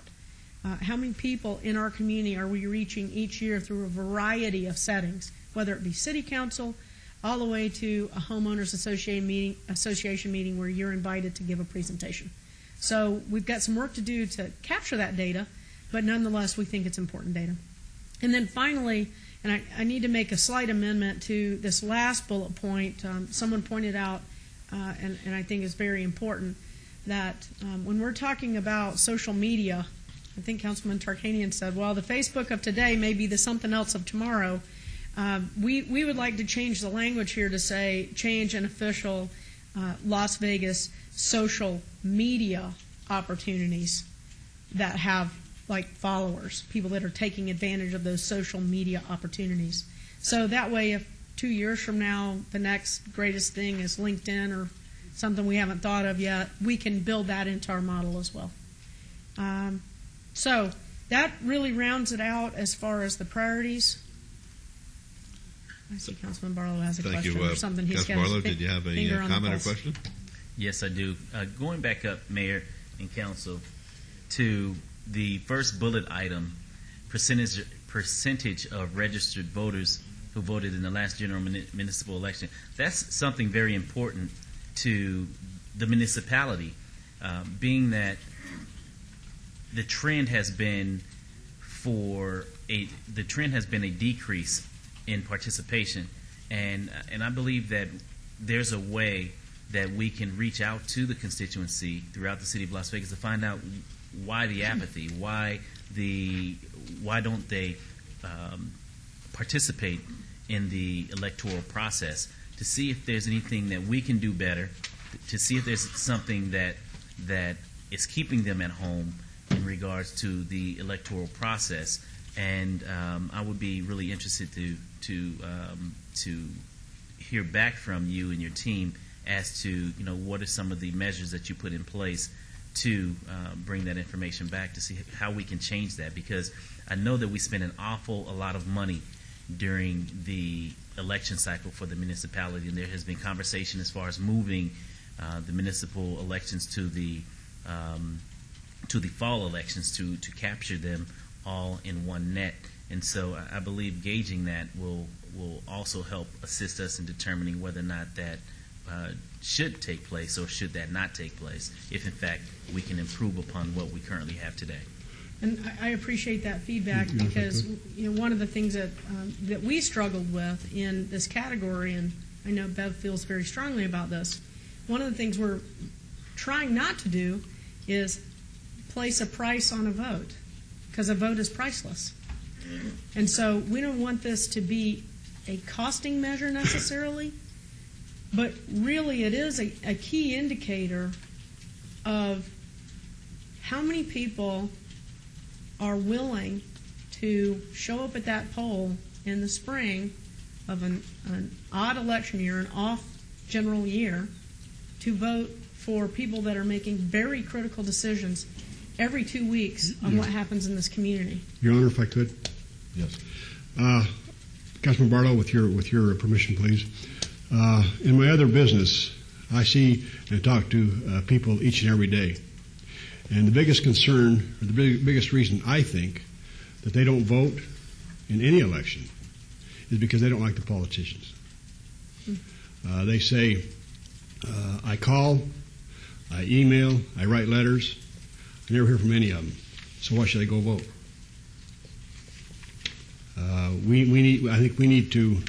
I think all of us up here, we've tried to be proactive when it comes to our neighborhoods and the people that elect us. And they're very cynical, and they say, why vote? Don't do me no good. Well, it's a difficult thing. There have been a lot of discussions about this in public administration and in political science about why there's voter apathy. I mean, Councilwoman mentioned it this morning. I mean, women's suffrage, that did not come easily for people to win the right to vote. And there are several other categories of individuals who were denied the right to vote and now have that right to vote. And it's tragic that people don't take advantage of that unique opportunity that we afford our citizens in a democratic government.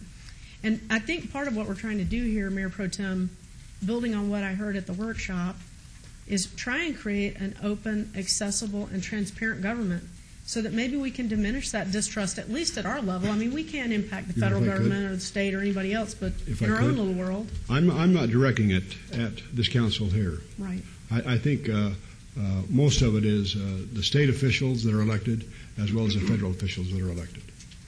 I think we deal each and every day with our neighborhood constituency. But you've got to understand, when you go up to the legislature, you have these high-priced consultants walking the halls, not everyday citizens. And so when any bill gets introduced or passed, they're not hearing from us because we don't feel like it's necessary to call because it's not going to do us any good.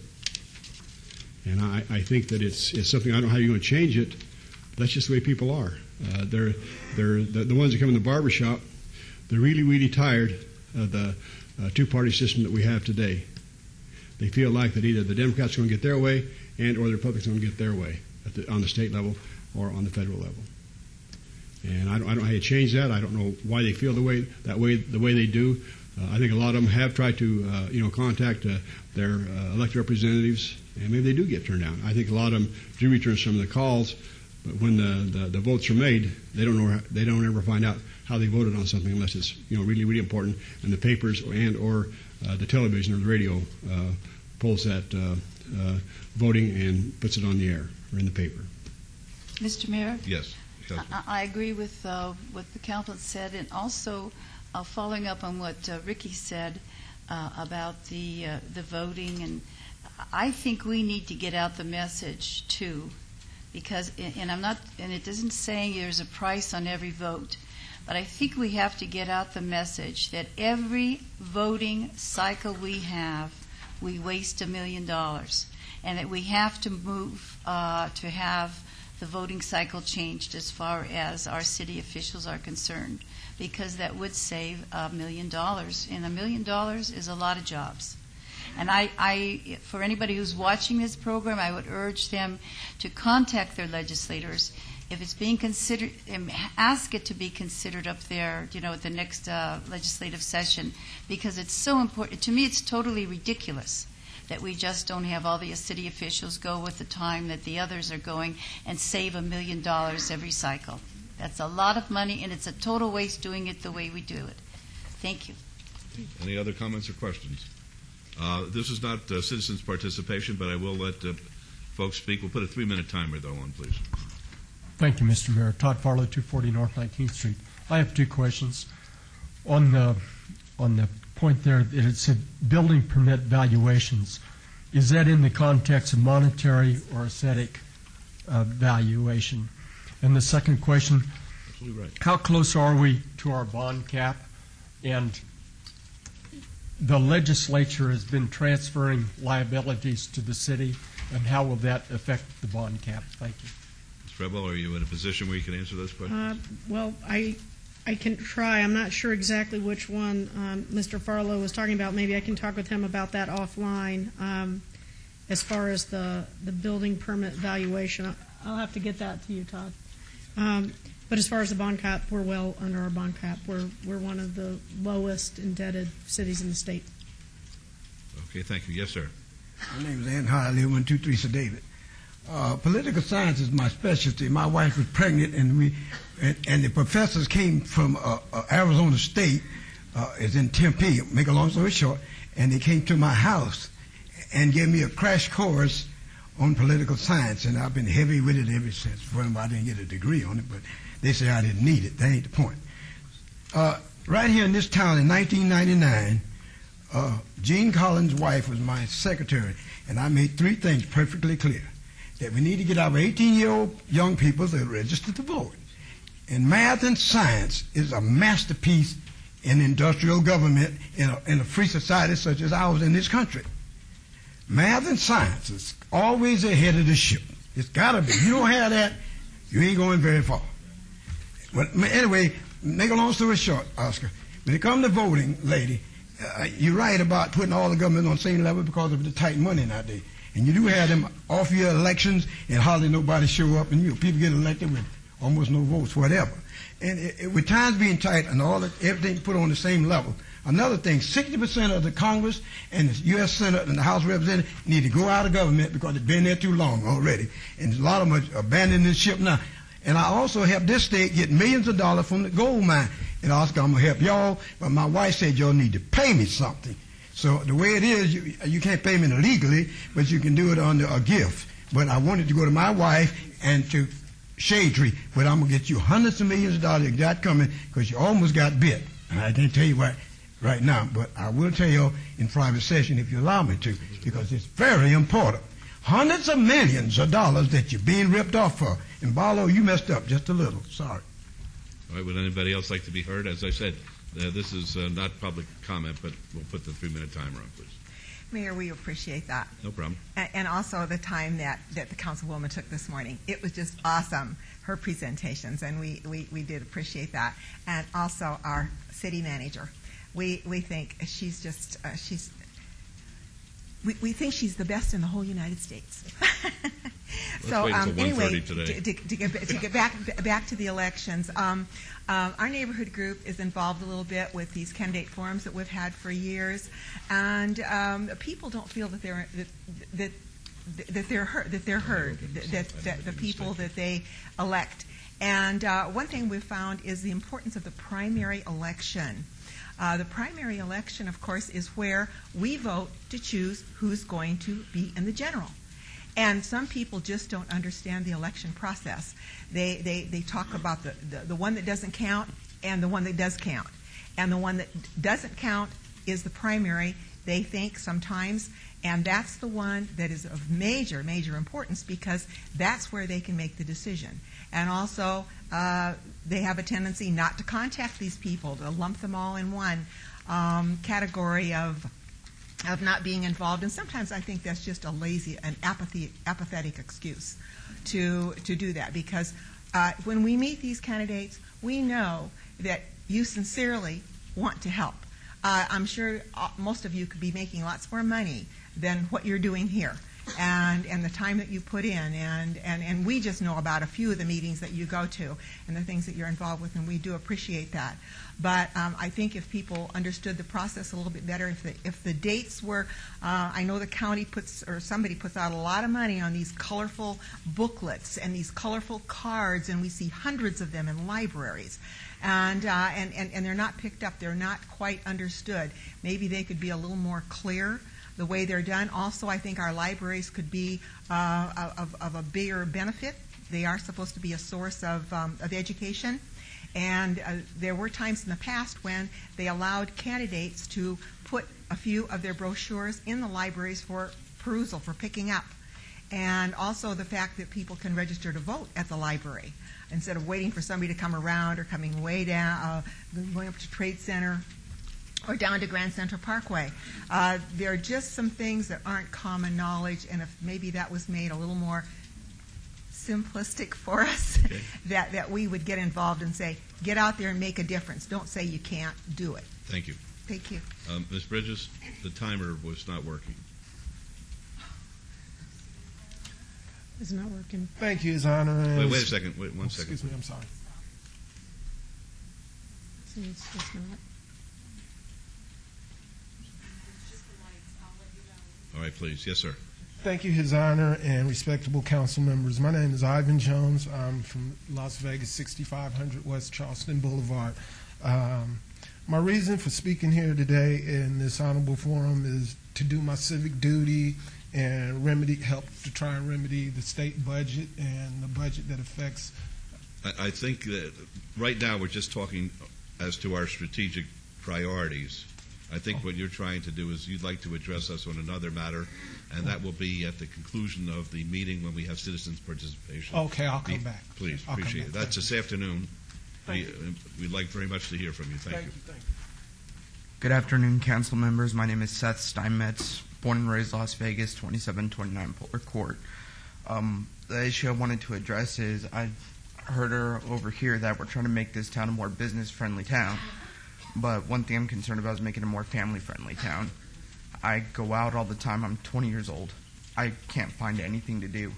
I see kids sit out on the street smoking weed, carrying guns, drinking alcohol. I watch a 16-year-old walk into a liquor store and buy a bottle and not get carded. And it frankly scares me. I'm scared to walk out my neighborhood because I'm afraid a kid's going to pull a gun on me. Okay. Thank you. All right. May I have a motion to accept Ms. Fretwell's report, please? Yes, Your Honor. Again, Ms. Fretwell, outstanding job. I move to accept the report as given with all comments by the council members. Thank you. Let's vote, please. Opposed?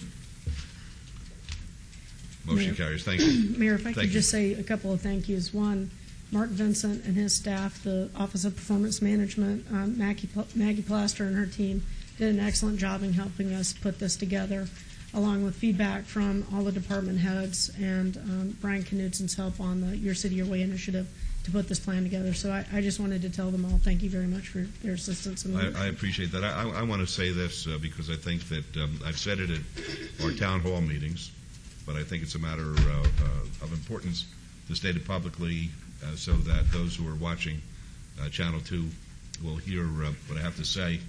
We've had 12 town hall meetings thus far, where much of the information which is going into these kinds of presentations is gleaned, and it's really remarkable to me in two respects. One, the fact that the citizens are involved, and they take time to come out on rainy nights, on Saturday mornings, times when they could very well be spending with their family and not be involved in the political process in the best sense of the word. But even more extraordinary than that is, and they deserve a real thanks from the public, is our staff. We have had all the department heads, virtually to a person, attend each and every one of these meetings. It's been absolutely extraordinary. The meetings last anywhere from an hour and a half to 2 hours long. They are not compensated for that. They don't get overtime. They're not getting any kind of an advantage as a result of participating. They are not ordered to participate, and yet they come on a voluntary basis, and their presence is extraordinary, and their service is appreciated by this council, that's for sure, and the public when they meet at these town meetings. So I wanted to make that a matter of public record. All right, next is 42, which is discussion and possible action regarding a new tavern limited license for Las Palmas Entertainment, Inc., doing business as Azul Tequila Nightclub at 115 North 7th Street, and this is in Ward 5. Ms. Meyer? Mayor, Council, this item was originally scheduled, we were going to hear it in December, and Mr. Laura's Metro report came back with an area of concern. We met with Mr. Laura to discuss that, as we do all applicants that have any reports that come back unfavorable. He asked that we wait and hear this item in March to give him time to prove to Metro and to us that he could resolve the issues he was having with his county location. The report is in your confidential books. I have today Mr. Laura and his construction manager, Mr. Elam, here to answer any questions you have, and also Sergeant Glenn Lowe is here, and Detective Nikki Mancias that prepared the report if you have any questions from them. All right, do you want to make a recommendation now, or do you want to hear their presentation?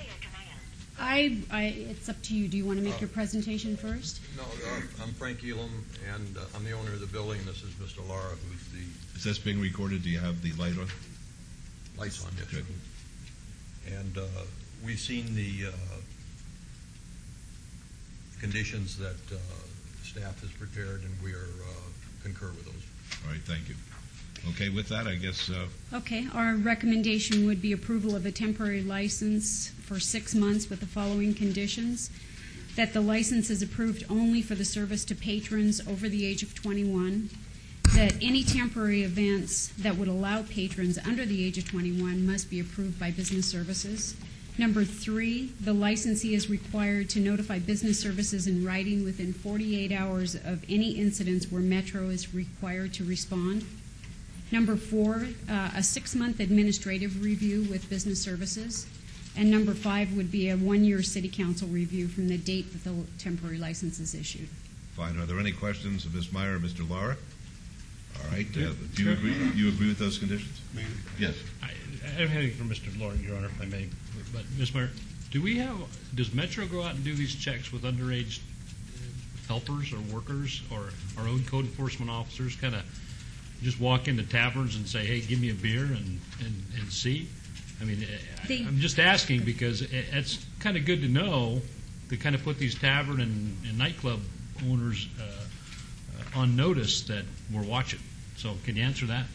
Glenn Lowe, Sergeant with Metro Special Investigations. Yes, we have the minor alcohol prevention program, which goes out, usually the substations do it, where they go out to 7-Elevens in different places, and we also have our investigative squads go in and do covert checks also. And thank you, Sergeant. And Mayor and Council, I think that's important for the public to know, too, that Metro certainly is doing due diligence to keep these tavern owners and convenience store owners, too, because I'm sure you send these younger individuals into convenience stores, too, to try to attempt to purchase alcohol. So that's good to know, and it's good to let the public know that as well, that we're out there trying to do the right thing. All right. Councilman Barlow? Yes, Mayor, thank you. And thank you, Carol, for your update.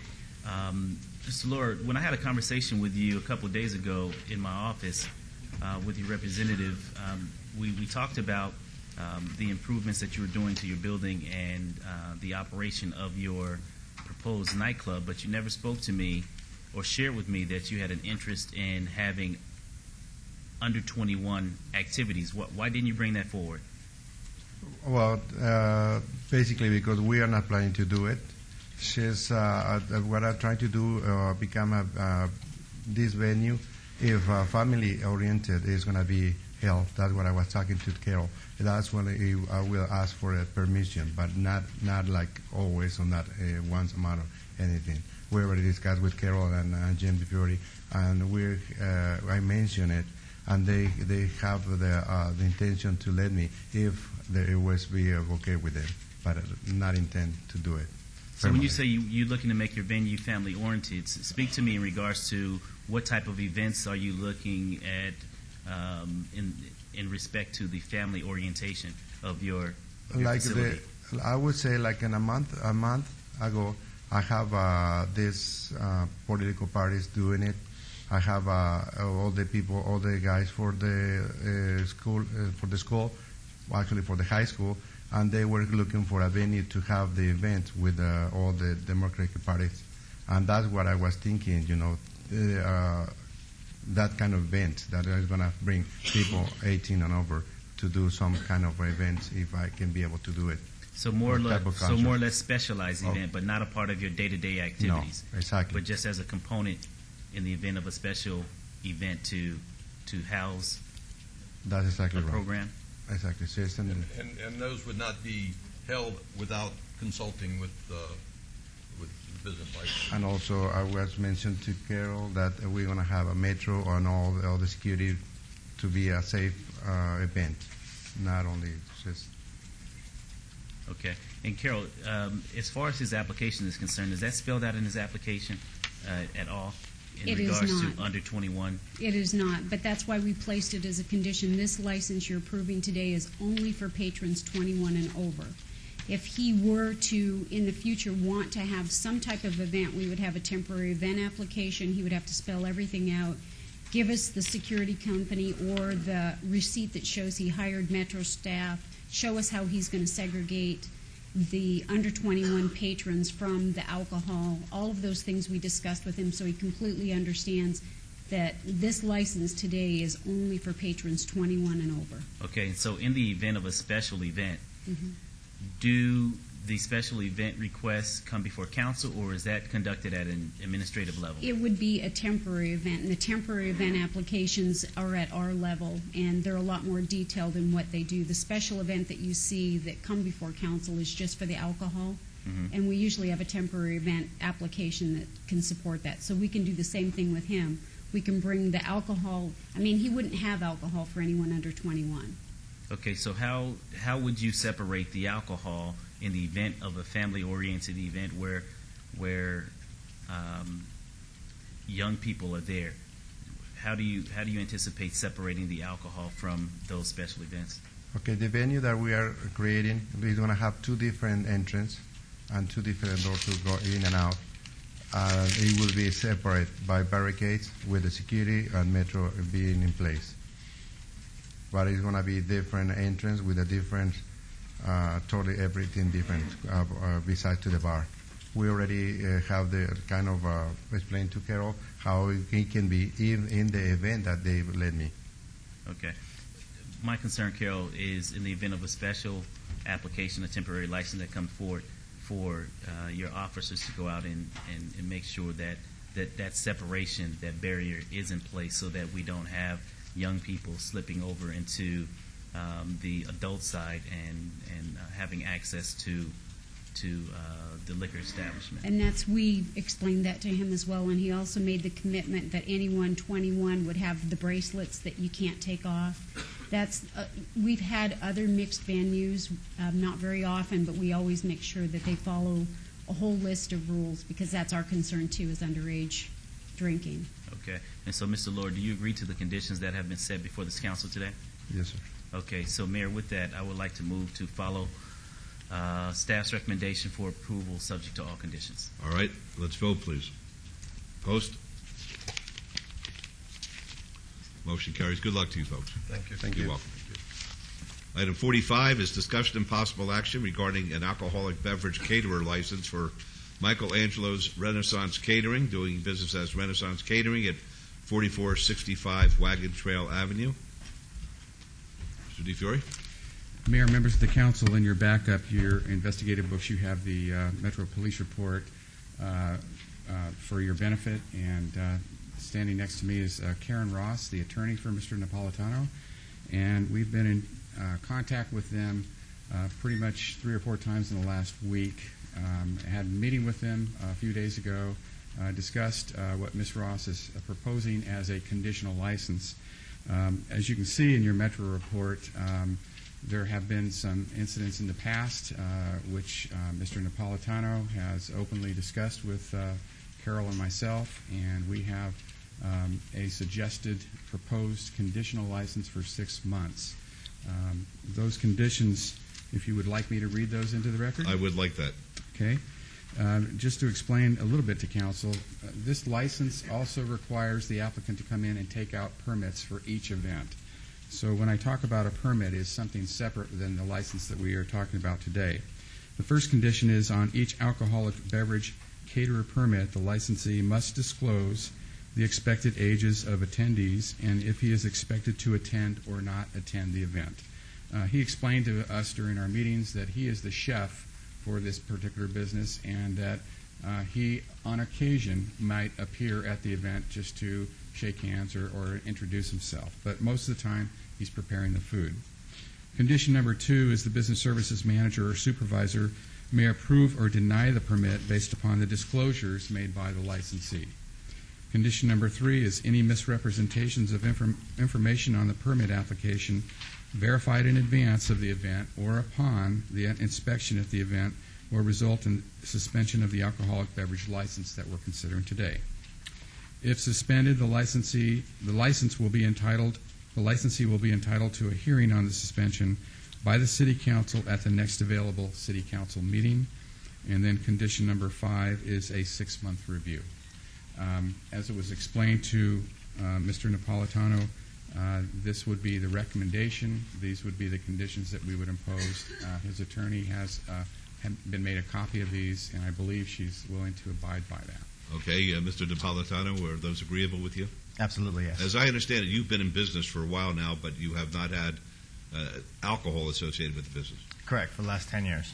So therefore, everything remains intact, and now you're coming before us, recognizing that we will review your background as we have in order to get the alcoholic component. Is that right? Yes. That's the reason for it. All right. Are there any other questions or comments? Your Honor? Yes. Please.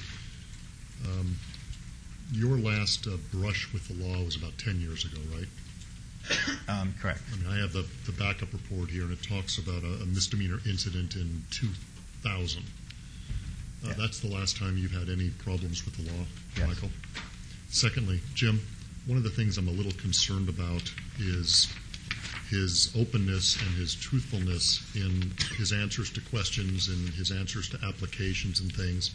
And I fully understand how you may fill out paperwork for one agency and then 6 months later fill out paperwork for another agency, and you're asked the same question, but you might answer it a little differently. And Jim, you talked about how there were some inconsistencies, I think. My question to you is, overall, do you feel that Mr. Napolitano has been truthful and upfront about everything in his application? I do. He certainly disclosed this on his application.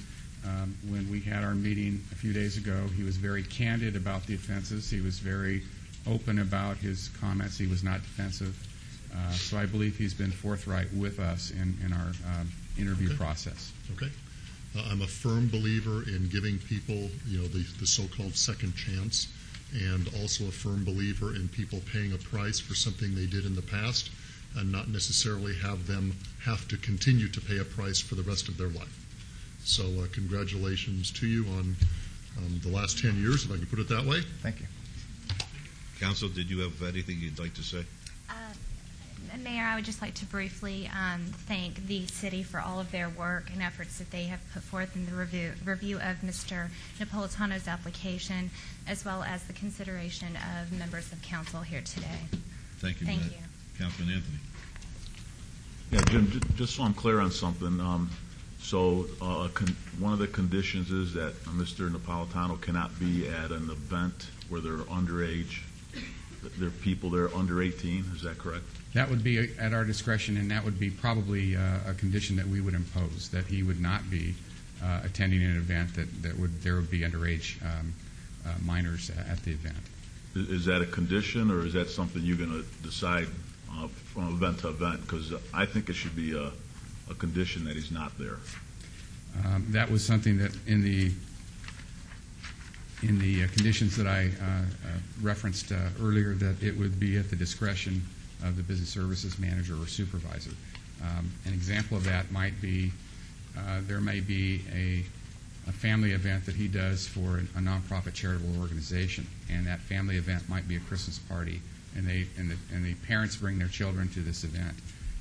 That might be something that may not be of concern to us, but if it was an event that was more strictly underage or 18-year-olds or whatever, where they weren't accompanied by adults, then we would have concerns with that. Mayor, just to follow, according to this criminal history, though, there are notifications involved in his where he's going to be present. So if that's, I don't agree that should be the discretion of the permitting process. I think that should be an absolute condition. So I won't support this unless that's a condition that he will not be able to attend an event with underage people there. If I may address, Yes. Councilman Anthony, Mr. Napolitano was agreeable to same. We indicated in our meeting with Mr. Diafori and Ms. Meyer that in the instance of that type of event, he would have a key employee, a beverage management director that would be on site. And if he had to deliver any food to the event in the course and scope of being a chef, he would do that prior to the event commencing. So that my client is agreeable to that condition, and we can certainly appreciate your concern. Yes. So that is a condition. You will not be at an event with underage people there. That's what he's saying. We are agreeable. Thank you. Would you explain the underage? Would it be under the age of 18 that you would like to have that as a condition? That would be my recommendation. Yes. All right, and that's agreeable to you? That is. All right, that could be made part of the condition. All right. Any other comments or questions? If not, Mayor Pro Tem, motion, please. Yes, Your Honor, I move to follow staff's recommendation for approval of this item with all conditions as amended. Thank you. Let's vote, please. Opposed?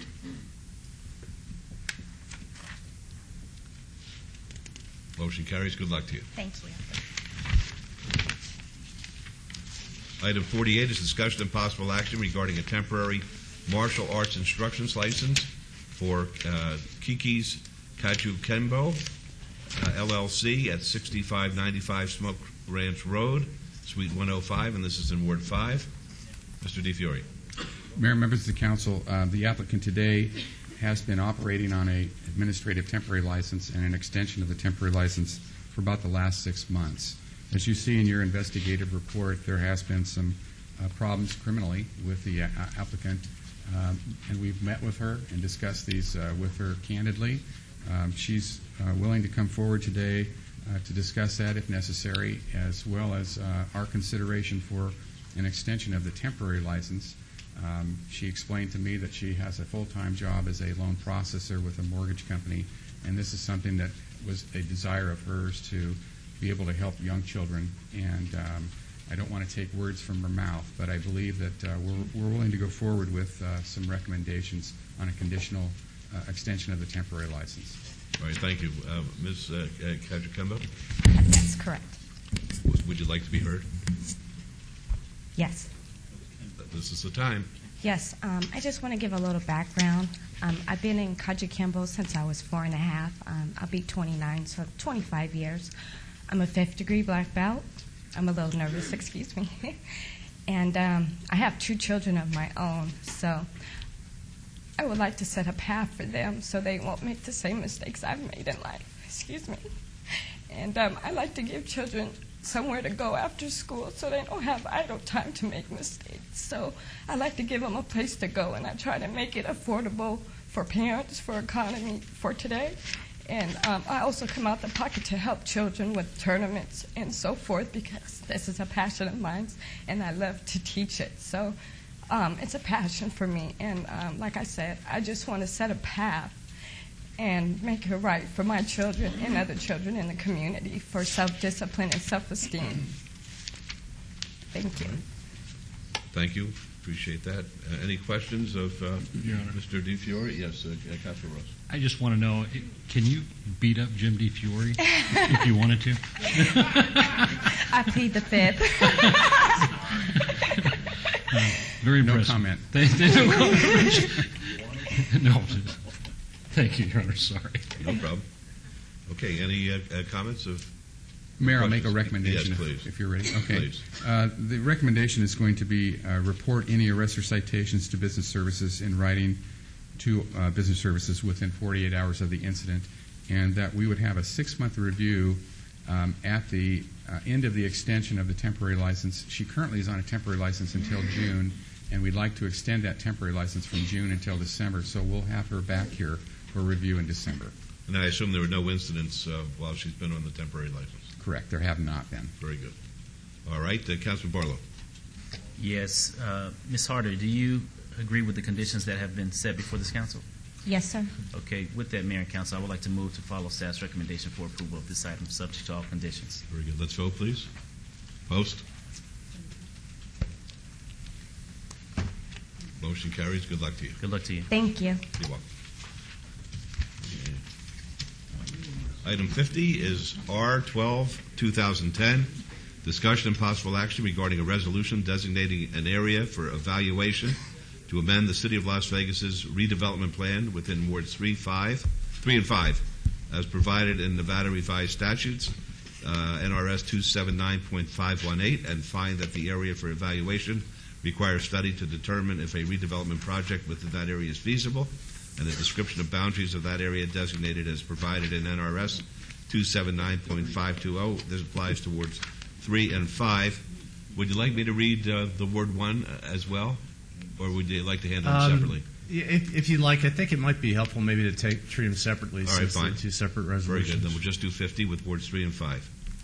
Thank you, Mr. Mayor. As I understand it, Mr. Arndt, all we're being asked today is to authorize a study, and we're not taking action as to a particular designation as to boundaries. That's correct. For the record, Bill Arndt, Director, Office Could of I Business just say Development. something, add to what the Certainly. mayor said, and to make a study, and also that study would involve meetings throughout the Right. city with the constituents. So this is just giving approval to begin that work of meeting with constituents, conveying the information about an RDA situation. That's correct. We're being asked to set the process in motion. Right, right. I just want the people who might have some concern about RDA to know that nothing is going to be done until meetings are held throughout the city and information from constituents is accepted. Thank you. That's correct. And the mayor will be delighted to know that I don't have a formal presentation. Well, I'm I'll so be happy. Extremely brief today. Good. That's a miracle. Okay. But I look forward to seeing the miracle. I really was going to just focus on three things. One, as you so succinctly mentioned, that the action being considered today. All we're doing today is approving areas of evaluation, and that's actually in the resolution. The resolution itself just has 2 sentences. So you're just approving an area for staff to study whether or not we should explore adding it to the redevelopment area to try to do some of the same things that we've been doing in our current redevelopment area. The second thing I wanted to talk about is just explain briefly why redevelopment, why are we looking to add this area in, and then just go over real briefly the process. So I mentioned the first point. The second point, why redevelopment and why expansion. I think it's important in these economic times to look at all the resources that the city has in trying to help the community. I know one thing that we're doing, and I think the city manager touched on it in the item earlier today, that we're looking at areas that are experiencing stress, which is not just commercial neighborhoods, but the residential neighborhoods that are adjacent to commercial neighborhoods. And so we're looking to see, can redevelopment be a part of that solution to try to help some of that economic stress in these neighborhoods? The existing redevelopment area is 3,948 acres. That includes the right-of-way within the redevelopment area boundaries. The total tax base of the redevelopment area is $2.4 billion. We just received the increment, about $1.8 billion of the tax base, and then our budget typically ranges $25 to $28 million. It's worth noting that this proposed expansion, even though for both Ward 3 and 5 as well as Ward 1, is significant in the amount of acreage that we're studying, the valuation that we're adding by comparison to the existing tax base is only roughly an additional 18%. So we don't think it'll be a detriment to the city's general fund. More importantly, we don't think it'll be a detriment to other taxing jurisdictions. It's worth reminding not only the council but those in the listening audience that with redevelopment, The whole premise of redevelopment is when we declare an area a redevelopment area and then it's blighted and needs new investment, reinvestment, what we do is we freeze the tax base, and all the existing taxes that go to the existing jurisdictions continue to go to those jurisdictions. So, for instance, if we add the area in the yellow and there is no new development, no appreciation in property, all the tax jurisdictions that currently receive property tax, which the city is one, will still receive those tax. And if there's no new development, there will not be any new tax increment revenue to the agency. The redevelopment agency only benefits to the extent that there's new investment, new development in the area. Today's action, again, only authorizes staff to study these areas of evaluation. The action does not approve the proposed expansion. Properties can be added or removed during this process. And this is really the first step in a 5-step process. The second step being a blight study, where we have to go in and look at parcel by parcel, property by property, to see if an individual property is blighted or not, according to standards that are established in state law. Next, we're going to prepare a redevelopment plan, a written plan, similar to what we have on the books for the current redevelopment area. The fourth step is we're going to actually submit the plan to the Planning Commission. And these middle 3 steps, all 3 of those steps throughout, we're going to have town hall meetings. So we're going to have numerous town hall meetings. I'd estimate at least a dozen throughout the neighborhoods to talk about this expansion. And then finally, the 5th step is a council public hearing. So I can't emphasize enough that this is, as you indicated, this is only the initial step, identifying an area study. We're going to have numerous public meetings.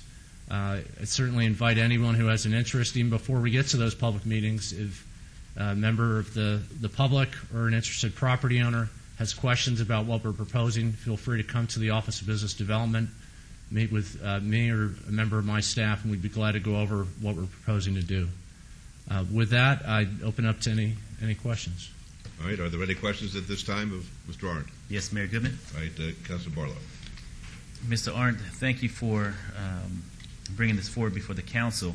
I can share with you that having been through this process back in 2004, 2005, and finally ratified in 2006 to the current RDA, speaking on behalf of Ward 5, this was a very long process.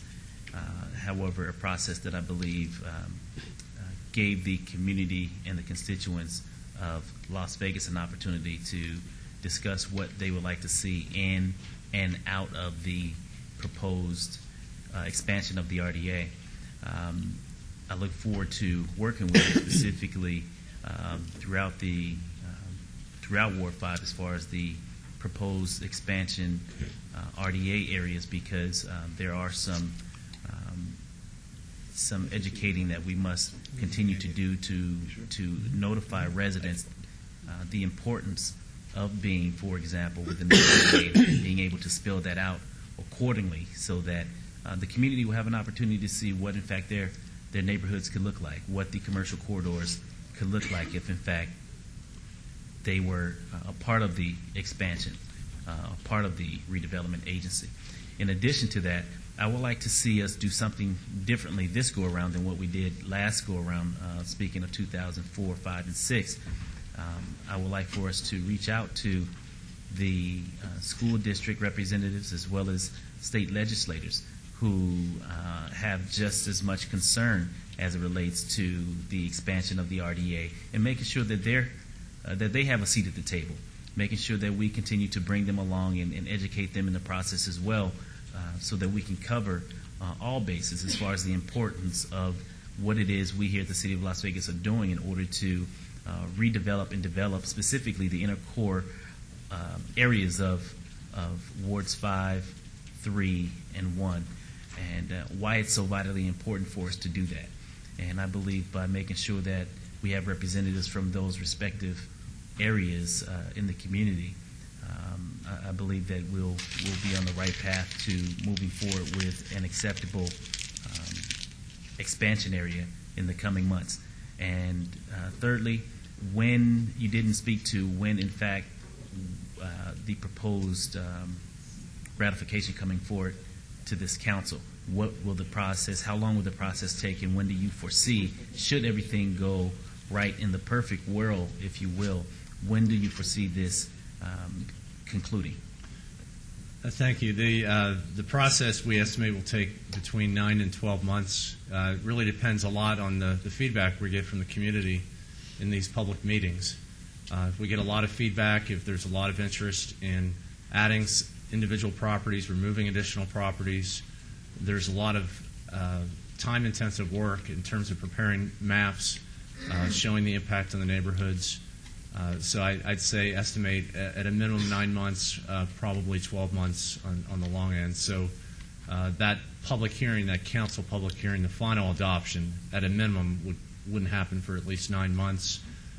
If it's of interest to the council, what we can do during this process is update you a few times as we get through these major steps with the blight study, with going through the formal redevelopment plan and what really is the policy, implementing the plan, how the plan gets implemented, how we try to attract private investment in these areas. Each of those major steps we certainly can bring back an item to the council before we get to that public hearing so you can see the plan as it's evolving. Mr. Mayor? Councilwoman. I just wanted to point out I'm looking forward to seeing the comments and the feelings of the citizens in Ward 1. If this is, can I talk about that even though we're on the first item? It's probably best to save it for next. I'll save it for the next. Very good. Thank you. Councilman Anthony? Yeah, thank you, Mayor. Bill, a couple of things you said at the beginning I think are real critical. What impact and expansion is going to have on the general fund, and what impact will it have on downtown redevelopment? Because I know redevelopment is primarily focused on the downtown area, so I guess we've got to be careful that expansion doesn't have a negative impact on us continuing to redevelop downtown. I know that's a big thing for the mayor, and it's a big thing for the city council, so just make sure that's part of the study. And again, the general fund, is it going to add to the general fund? Is it going to take away from the general fund? I think that needs to be real critical also. Thank you. All right, thank you. All right, any other comments or questions? All right, Mayor Pro Tem, do you have a motion, please? Yes, Your Honor. I got to make a couple comments before I make my motion, though. In regards to the question that Councilman Anthony proposed, one of these days, Ward 4 is going to be 50 years old also. So the redevelopment agency, if we can reestablish it, will have a benefit out there, too. I really believe that our redevelopment agency has been a huge success. I know that people can walk around or drive around and look in Wards 1, 3, and 5, especially Wards 3 and 5, and see what an impact it has had. I look forward to working with Councilwoman Tarkanian on the process so that we can get some of those areas that she has that she would like to see put into this redevelopment agency. I think it would have a huge impact along Sahara Avenue West as well as Decatur Avenue North and South. Redevelopment is a tool that we have to use. I think it's very important, like Councilman Barlow stated, about the school district as well as the legislators understand how important the redevelopment agency is to the older areas of Las Vegas. I look forward to this study, working with those people that's going to be particularly playing major parts in this study. I know that I have had a couple calls of people in my ward that have heard about this, wanting to know what we're trying to do here, and they've heard in the past about us, the color union trying to take the redevelopment agency away from us. I explained to them this has nothing to do with that at all. All we're trying to do is expand so that we can continue doing what we're doing in the downtown area in Wards 1, 3, and 5. So with that said, Your Honor, I make a motion to follow staff's recommendation of item number 50, please. Thank you. Let's vote on that, please. Opposed? Motion carries. Thank you.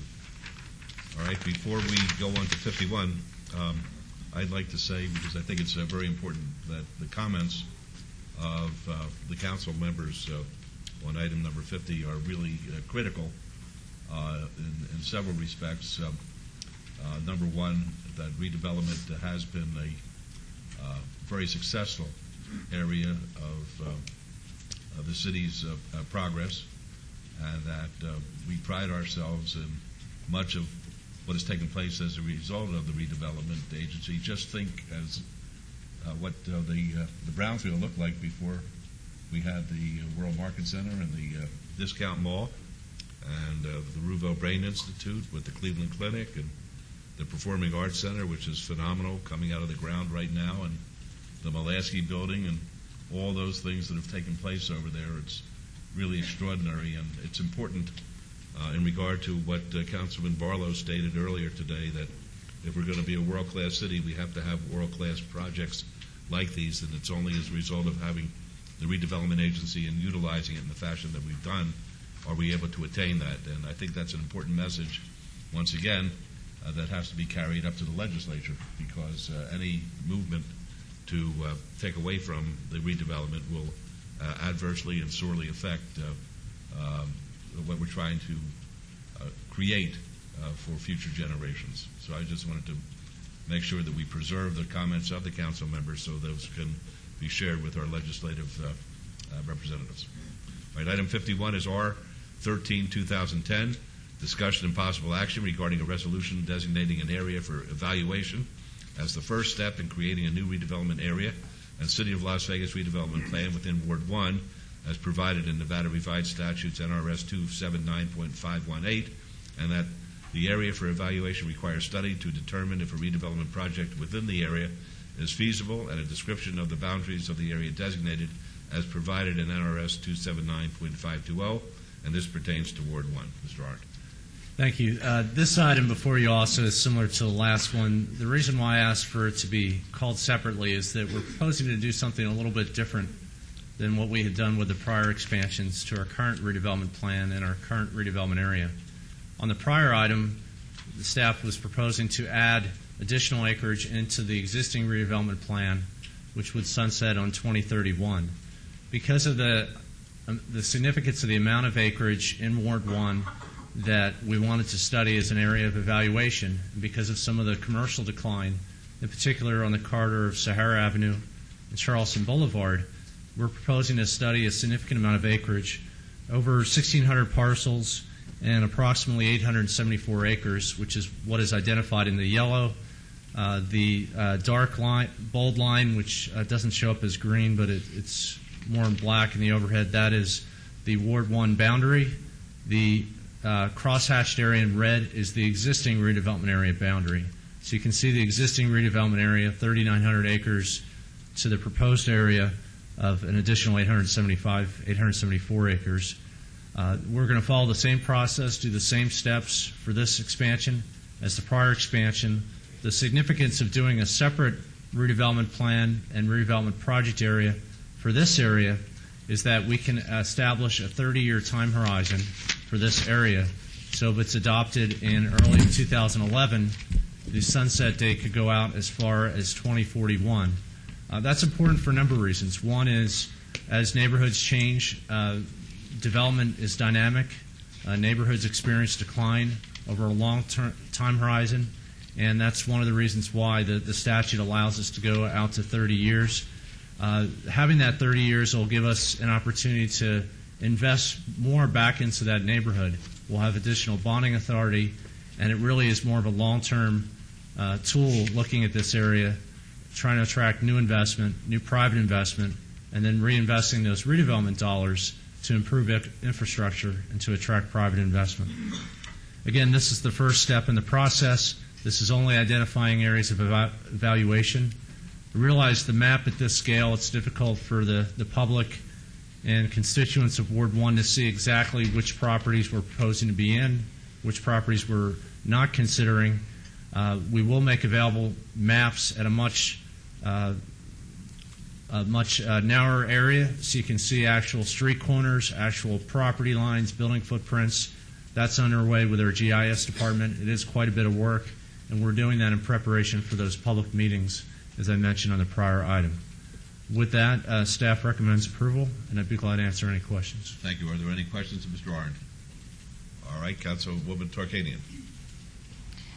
As I started to say, I'm really anxious to see what the citizens of Ward 1 feel about this redevelopment, because even though we're considered one of the 3 downtown wards, we have, to this date, had no redevelopment action along this line through the RDA. And we do have blighted areas on Sahara, on Charleston, and Decatur. And when we had a grocery store that wanted to come in, and then they looked at all of the factors and decided they didn't want to come in. We have restaurants closing.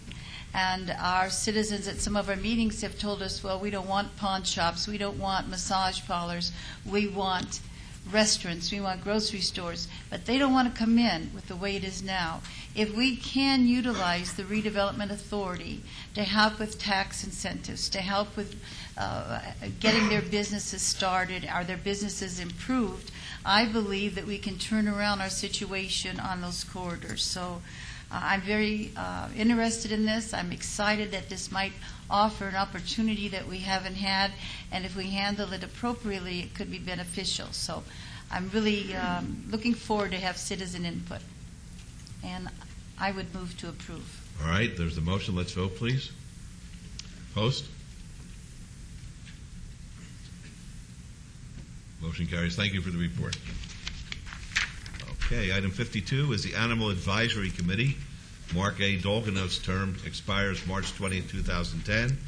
It's a recommendation that he be reappointed. Does anybody have anybody that they would want to appoint other than Dr. Dolganov? If not, I'd consider a motion. Yes, Your Honor. I'd like to hear his record. He's been on there since 1996, and he can still be appointed. And he still wants to go on there, so I think must be doing a great job. So I'd make a motion to reappoint him. Very good. Let's vote, please. Post. Motion carries. Thank you. Item 53 is the Historic Preservation Commission. Gregory Richard Seymour's term expires June 18, 2011. And there's a reassignment to Category 10, Archaeological Profession. And Bob Stodall's term expires December 31st, 2009. And there's a reassignment to Category 5, Recognized Local Historic Preservation Association or Historic Preservation Interest. The recommendation is to reassign Mr. Seymour to Category 10 and to reappoint Mr. Stodall as the new member for Category 5. May I have a motion to that effect? Yes, Your Honor. Mr. Stodall has done a fantastic job. I think as far as historian goes, preservation, he's one of the greatest I've ever met. I know he's dedicated. And as far as Mr. Seymour goes, I make a motion to reappoint both of them as recommended by staff. Very good. Let's vote, please. Post. Motion carries. Thank you. Item 54 is the Historic Preservation Commission. God bless you. Patrick J. Klenk, term expires December 31st, 2009. James Veltman, term expires March 23rd, 2010. And Robert Bellis, term expires March 23rd, 2010. The recommendation is to reappoint Mr. Klenk, reappoint Mr. Veltman, and reappoint Mr. Bellis. Again, Your Honor, I make a motion to follow staff's recommendation for reappointing these gentlemen. All right. That's the motion. Let's vote. Post. Motion carries. Thank you. Item 56 is discussion and possible action to appoint 2 members of the City Council to participate in single-stream recycling program work group with Clark County and the cities of Henderson and North Las Vegas. I've been approached by 3 of the council members for the 2 appointments, and I explained to the straggler that I had already committed the positions to the first 2 who asked me to appoint them, and God knows why they want to be appointed to it, but that's neither here nor there. But Councilwoman Tarkanian asked for an appointment, Councilman Ross asked for an appointment, and the record should reflect that if either of those goes elsewhere, Councilman Anthony should be considered to take their place. So with that, I would move to appoint Councilwoman Tarkanian and Councilman Ross to the Single Stream Recycling Program Work Group. Let's vote, please. Post. Motion carries. Thank you. Okay. Item number 56 is Bill number 2010-9. Adopts an amended development agreement with the Board of Regents of the Nevada System of Higher Education on behalf of the College of Southern Nevada regarding property located in the vicinity of Durango Drive and Oso Blanco Road. Councilor Barlow, do you wish to have it read? Thank you, Mayor. Thank you, Your Honor. Thank you, Councilman. Bill number 2010-9, in order to adopt that certain the agreement entitled Amended Development Agreement between the City of Las Vegas, Nevada and the Board of Regents of the Nevada System of Higher Education on behalf of the College of Southern Nevada and provide for other related matters. And Councilor Barlow, do you have a motion, please? Yes, I would like to move for approval of this item. Thank you. Let's vote, please. Post. Motion carries. Thank you. Item 57 is Bill number 2010-10, authorizes the city manager or a designee, rather than the city council, to waive ordinance requirements pertaining to the undergrounding of electrical and similar distribution lines. Councilman Barlow, do you wish to have it read? Thank you, Mayor. Thank you, Councilman. Bill number 2010-10, First Amendment, an ordinance to authorize the city manager or designee, rather than the city council, to waive ordinance requirements pertaining to the undergrounding of our electrical or similar distribution lines under certain circumstances and to provide for other related matters. Councilor Barlow, your motion, please. Move for approval. Thank you. Let's vote. Could I make a comment? Certainly. I'm not going to vote for this bill because I understand why it was brought forward. I understand the practicality in having this type of situation handled more efficiently, but I have a great concern when we waive our right to vote on certain issues, and that's why I'm voting no. It's not against the intent of it. Very good. Thank you. Let's vote, please. That is this First Amendment, Your Honor? Yes. Thank you. Post. It should be a no vote. All right. May the record reflect Councilman Tarkanian as nay. All right. Motion carries. Thank you. Item 58 is Bill number 2010-11. Authorizes the waiver of land development and zoning application fees on behalf of certain local and regional agencies. Councilman, do you wish to have it read? Yes, Mayor. Thank you. Thank you, Councilman. Bill number 2010-11, an ordinance to authorize the waiver of land development and zoning applications on behalf of certain local and regional agencies and provide for other related matters. And Councilman, your motion, please. Yes, move for approval. Thank you. Please vote. Post.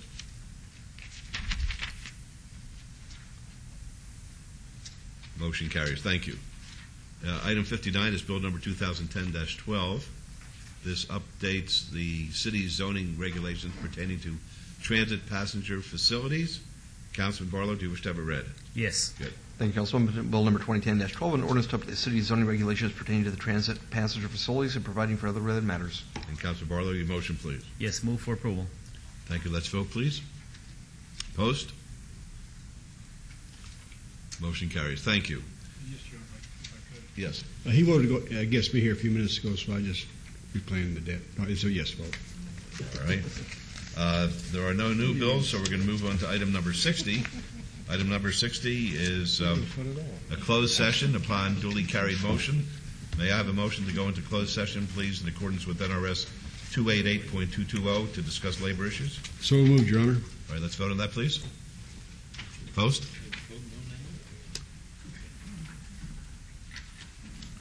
Post. Motion carries. We will be in closed door session, and the council meeting will recess until, I think to be on the safe side, 1:15. 1:15.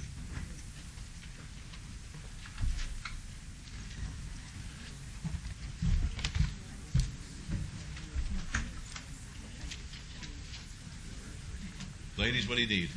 Hi. We're here from Valley High School. Good. Welcome here. Our government teacher, Mr. Magnus, told us that we needed to get involved in our community. Good. And we had to either watch a trial, attend a school board meeting, or a city council meeting. You certainly did that. Yeah, and then write an essay about it. And honestly, I'm very glad I came here. It was very enlightening, and I appreciate that. I wish that I had you on TV to make that statement. Yeah, but also we need to show proof that we were here. So Why don't you pass those up, and I'll sign them saying you were here. Can we take a picture with you? Certainly. Let me go down then. Give me about 2 minutes, okay? I'll be down in 2 minutes. Thank you.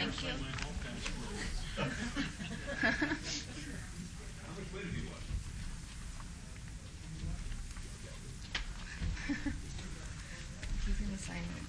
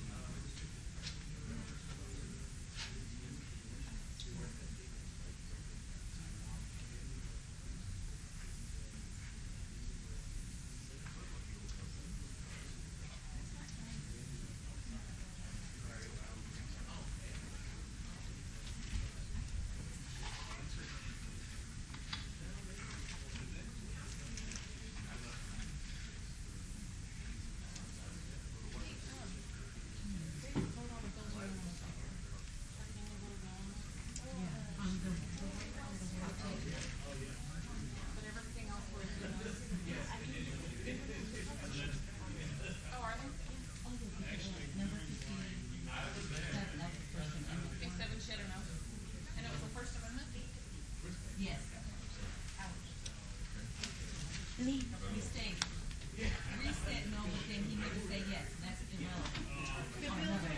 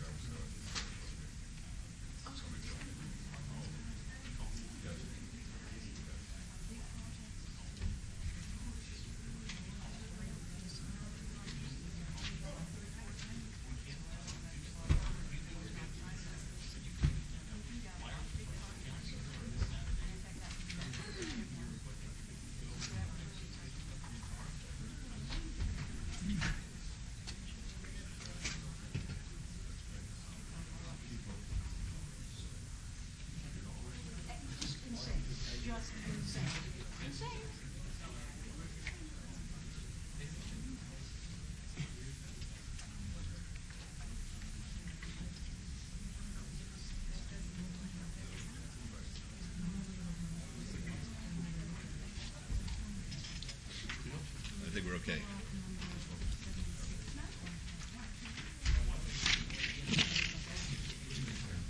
Let me just take care of this real fast. 63.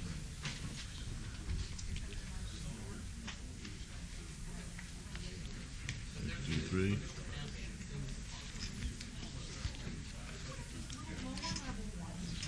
68. 81.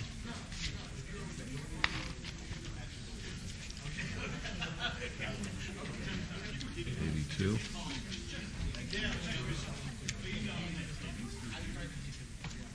98. 8.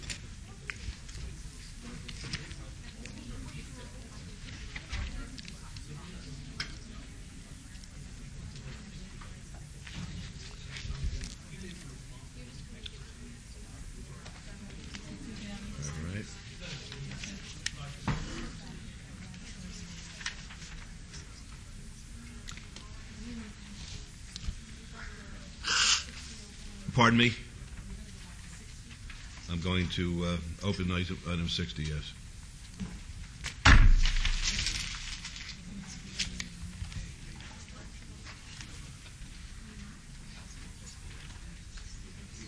Want to wait for everybody? Okay. Okay, as soon as...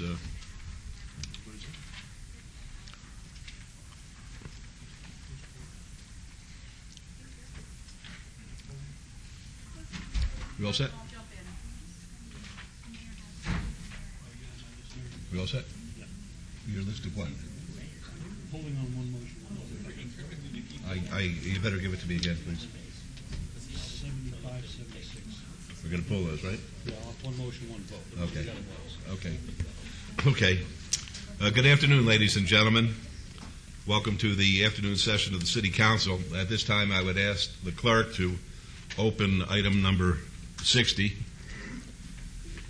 As you may or may not know, the Council just concluded a closed-door session regarding the status of our labor negotiations.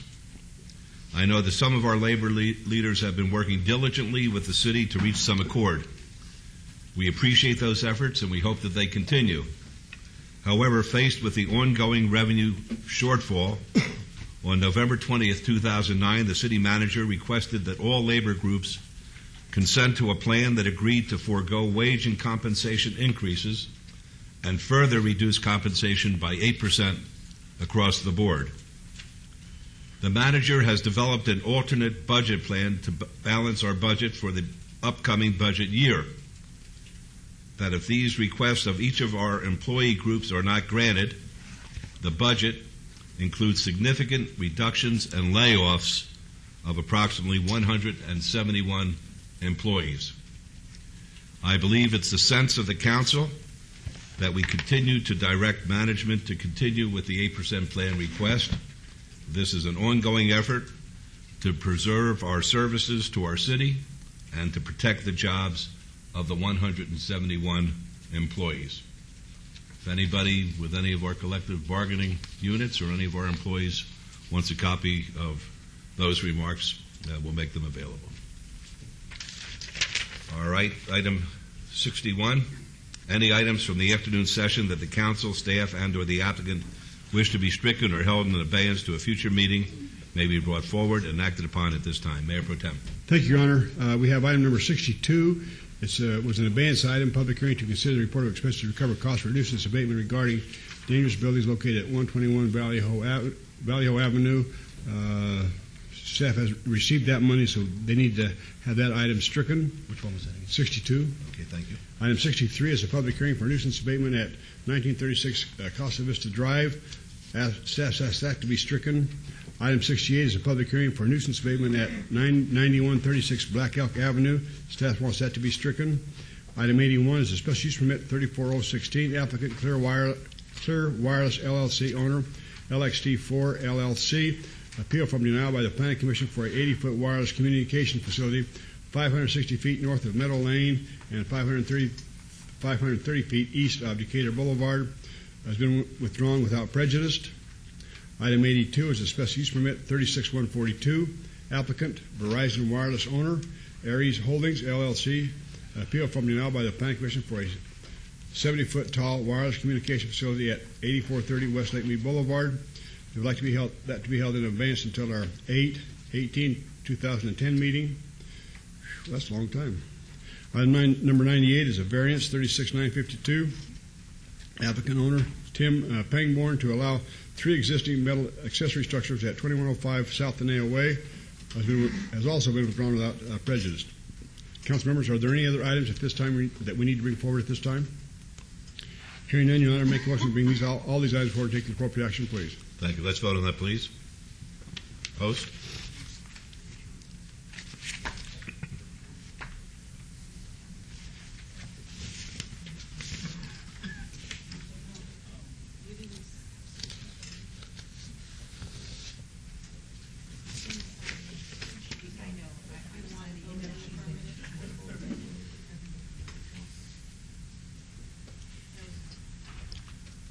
Motion carries. Thank you. Item 64 is a public hearing to consider the report of expenses to recover costs for nuisance abatement regarding dangerous building located at 1605 South 11th Street in the amount of $3,305.50 and assess a maximum of $32,550 in daily civil penalties. The property owner is TF Living Trust et al. McGee, MIMITRS, Ward 3. This is a public hearing which is now open. Mr. Smith. Good afternoon, Mayor and Council. Devin Smith, the Manager of Neighborhood Response. The purpose and background is that the condition of the property was a public hazard and an attractive nuisance. The Department of Neighborhood Services declared the property in violation and started legal notification. When no corrective action was taken nor appeal filed, the Department of Neighborhood Services hired American Demolition to board all open doors, windows, and openings, remove all trash and high dead vegetation. To date, there have been 11 inspections conducted at this location. The estimated value of the property based on Zillow.com is $118,000. The recommendation is that the City Council approve the report of expenses to include an $810 invoice for American Demolition Services in addition to other fees assessed for a total of $3,305.50 and consider assessing a maximum of $32,550 in daily civil penalties. Any questions of Mr. Smith? Are you representing Just one question. Is that hot water heater, is that legal on that one picture? Is something sitting outside there with all that wiring going through it inside? I would have to go back and look at it. Any other questions? Are you representing the owner? Yes, sir, I am Mimi McGee. All right, we're happy to hear from you. And this is a family property of mine. I live in Park City, Utah. The tenants that we had in there completely destroyed the house and made it uninhabitable.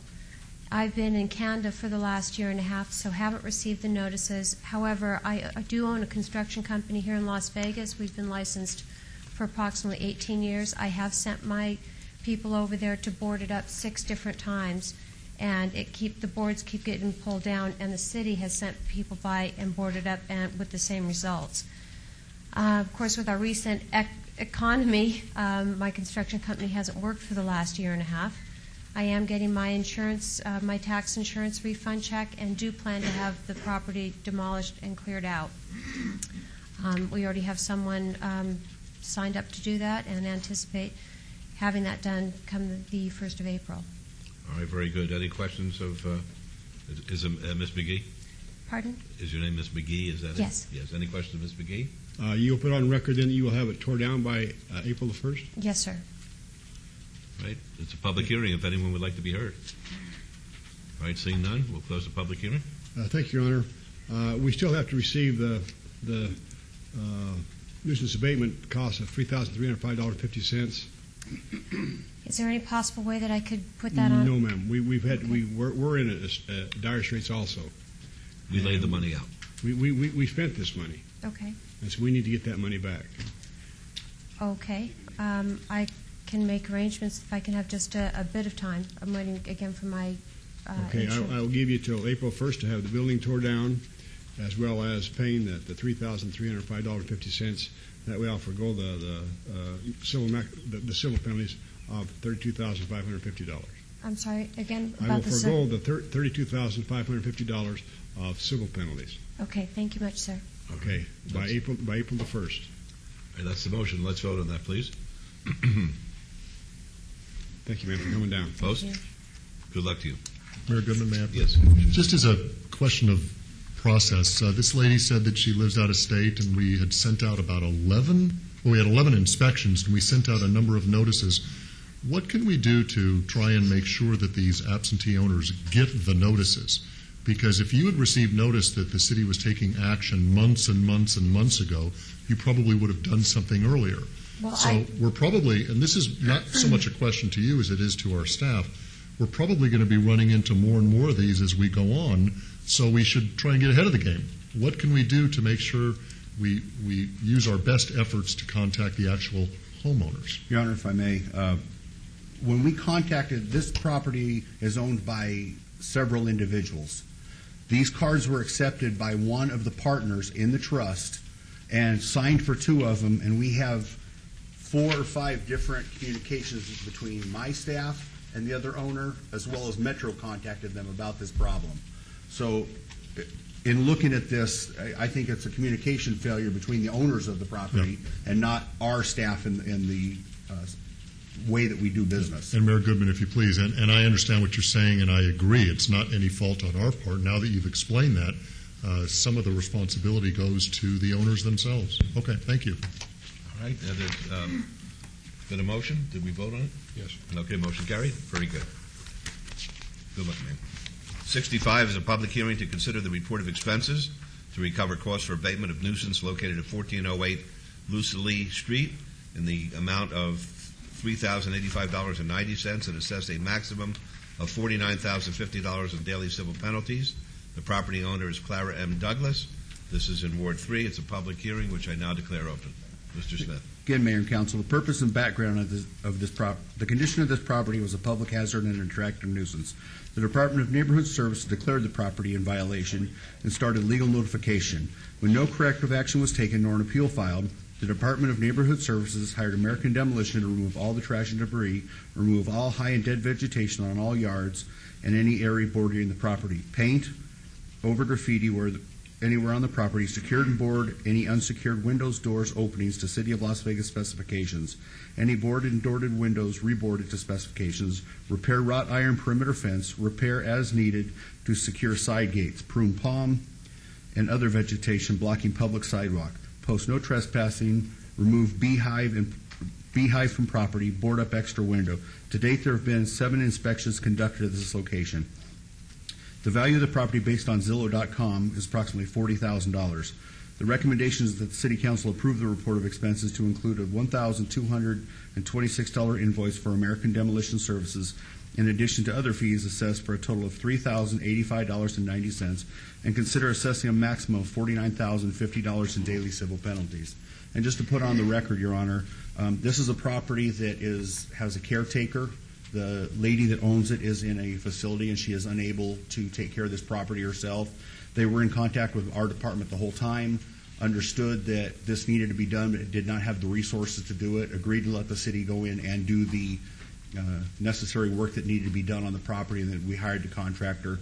And I believe that this gentleman here today is the representative for the property owner. All right. Be happy to hear from you.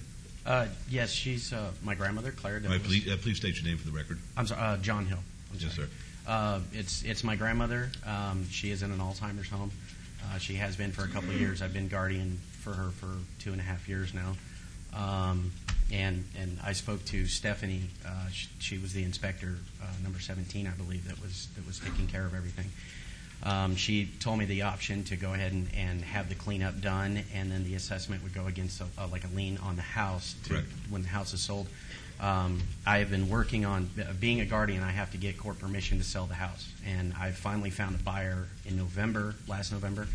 I have been working closely with the attorneys and the courts and everything. I should be able to. They're telling me that escrow should close on the house by the 7th of April, I believe. And once that is done, I need to pay the bills out of the house money and then get money in the bank account for her so that she's taken care of. Thank you. Are there any questions of the gentleman? Folks, a public hearing if you'd like to be heard. All right, seeing none? Mayor Pro Tem? Got some people speaking. All right. Thank you, Todd Farlow, 240 North 19th Street. I ask this quite often, but I'm going to ask it again. Is there a time limit on how long these houses can remain boarded up? No. Because I know, but it's a problem with the neighborhood. Mr. Farlow, I've been asking for it for 11 years. For 11 years, every meeting I ask for it, and I don't get it. Now, you just come down maybe once a month. I have to live with it every single day. It stinks. Right. I mean, and that's the whole thing. I'm with you. I'm with you. You can head up the revolution. I won't be here that much longer. Mr. Mayor, the one part that I'm interested in is when you got senior citizens, especially this lady, sick, and the young man, they're trying to sell the property. At least you got a situation in this particular incident that something is trying to be done. So, you know, when they sell it, they're going to pay whatever. But let's get back to the one where the people live out of state, and he said he can't reach them. No. That's not. That's a past item. That's but anyway, good. but there's always a way to reach everybody. Okay, we live in modern times nowadays, so there's no excuse for that. Hey, reach them some kind of way. Okay, the out of state people. It's all right. Anybody else? All right, we'll close the public Mr. hearing Smith, then. now, your recommendation is going to be to allow them to pay the assessments when they get these money from the sale of the house. What we would do is go ahead and place the lien for $3,085.90 against the property, not ask for the daily civil penalties at this time, and then at the closing of escrow, the city would be paid for that money. I would follow that recommendation, Your Honor. Okay, before we vote on it, Mr. Lewis, I'm not going to ask Mr. Still because he'll go to Afghanistan or something. Yeah, he's going to give you the same story. Will you do something about it finally? You got 3 lawyers there. 3 brilliant lawyers, and we can't close up these stupid houses. We'll take a look at it for you, Mayor. 11 years. I've heard the same stupid answer. Really, there's not a lot you can do unless the city wants to take the house, and that means us paying fair market value for the house, and then we could actually own it and then demolish it. Maybe we want to explore that, because with the price of houses these days, maybe we could get But, it. and again, it would have to be for public use. We can't just we can't buy it and give it to a private entity. We'd have to do it for a public use. And that's the catch-22 we're in, unfortunately. I voted. All right, let's vote. Opposed?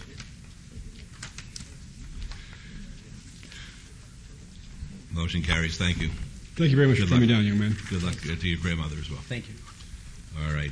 I may make a condition upon Mr. Brown. I don't even know who he's representing today to get us a plan as part of. You can't do that today. It's unethical, sir. Okay, it's unethical. Okay. That never stopped me before. All right, 66. Okay, it's a public hearing to consider the report of expenses to recover costs for abatement of nuisance located at 700 Casper Avenue in the amount of $1,811.75 that assessed a maximum of $22,550 in daily civil penalties. The property owner is Tanya Robinson. If Ms. Robinson's here, she can come up. This is in Ward 5. It's a public hearing which is now open. Mr. Smith. Again, Mayor and Council, the purpose and background is the condition of the property was a public hazard and an attractive nuisance. The Department of Neighborhood Services declared the property in violation and started legal notification. When no corrective action was taken nor an appeal filed, the Department of Neighborhood Services hired American Demolition to remove, repair fallen chain-link fencing in rear yard, remove all trash and debris, cut and remove all vegetation from the entire property, spray front yard area with herbicide. To date, there have been 7 inspections conducted at this location. The estimated value of the property based on Zillow.com is $92,500. The recommendation is that the City Council approve the report of expenses to include a $725 invoice for American Demolition Services in addition to other fees for a total of $1,811.75 and consider assessing a maximum of $22,550 in daily civil penalties. Anybody have any questions of Mr. Smith? Folks, a public hearing if you'd like to be heard.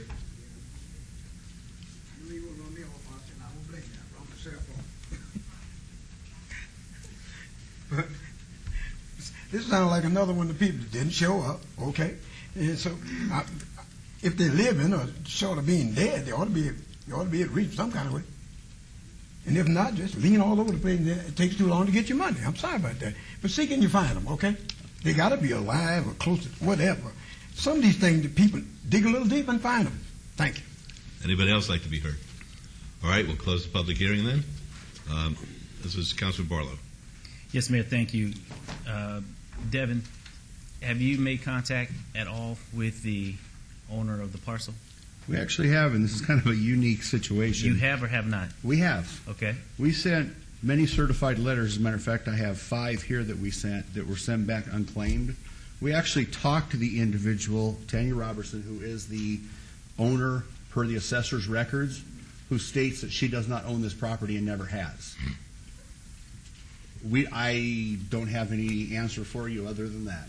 She states she has never owned it and does not own it today, but yet the assessor's records and everything we show, all the paperwork on the property shows her as the legal owner. Interesting. Okay, then I would move to acquire the $1,811.75 to the general fund, as well as assess the maximum penalty of $22,550 in daily civil penalties. That would be my motion at this time, Mayor. All right, let's vote. Post. Councilor Barlow, that will smoke out the true owner.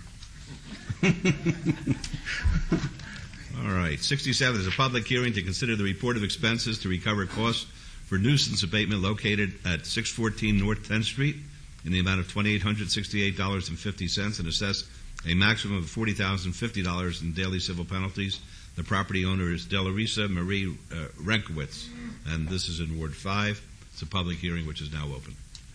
Again, Mayor and Council, the purpose and background is the condition of the property was a public hazard and an attractive nuisance. The Department of Neighborhood Services declared the property in violation and started legal notification. When no corrective action was taken nor an appeal filed, the Department of Neighborhood Services hired Lunas Construction to remove all trash and high dead vegetation and post no trespassing signs on property, deteriorated and unreadable. To date, there have been 7 inspections conducted at this location. The estimated value of the property based on Zillow.com is $92,000. The recommendation is that the City Council approve the report of expenses to include a $430 invoice for Lunas Construction Services in addition to other fees for a total of $2,868.50 and consider assessing a maximum of $40,050 in daily civil penalties. Thank you. Any questions of Mr. Smith?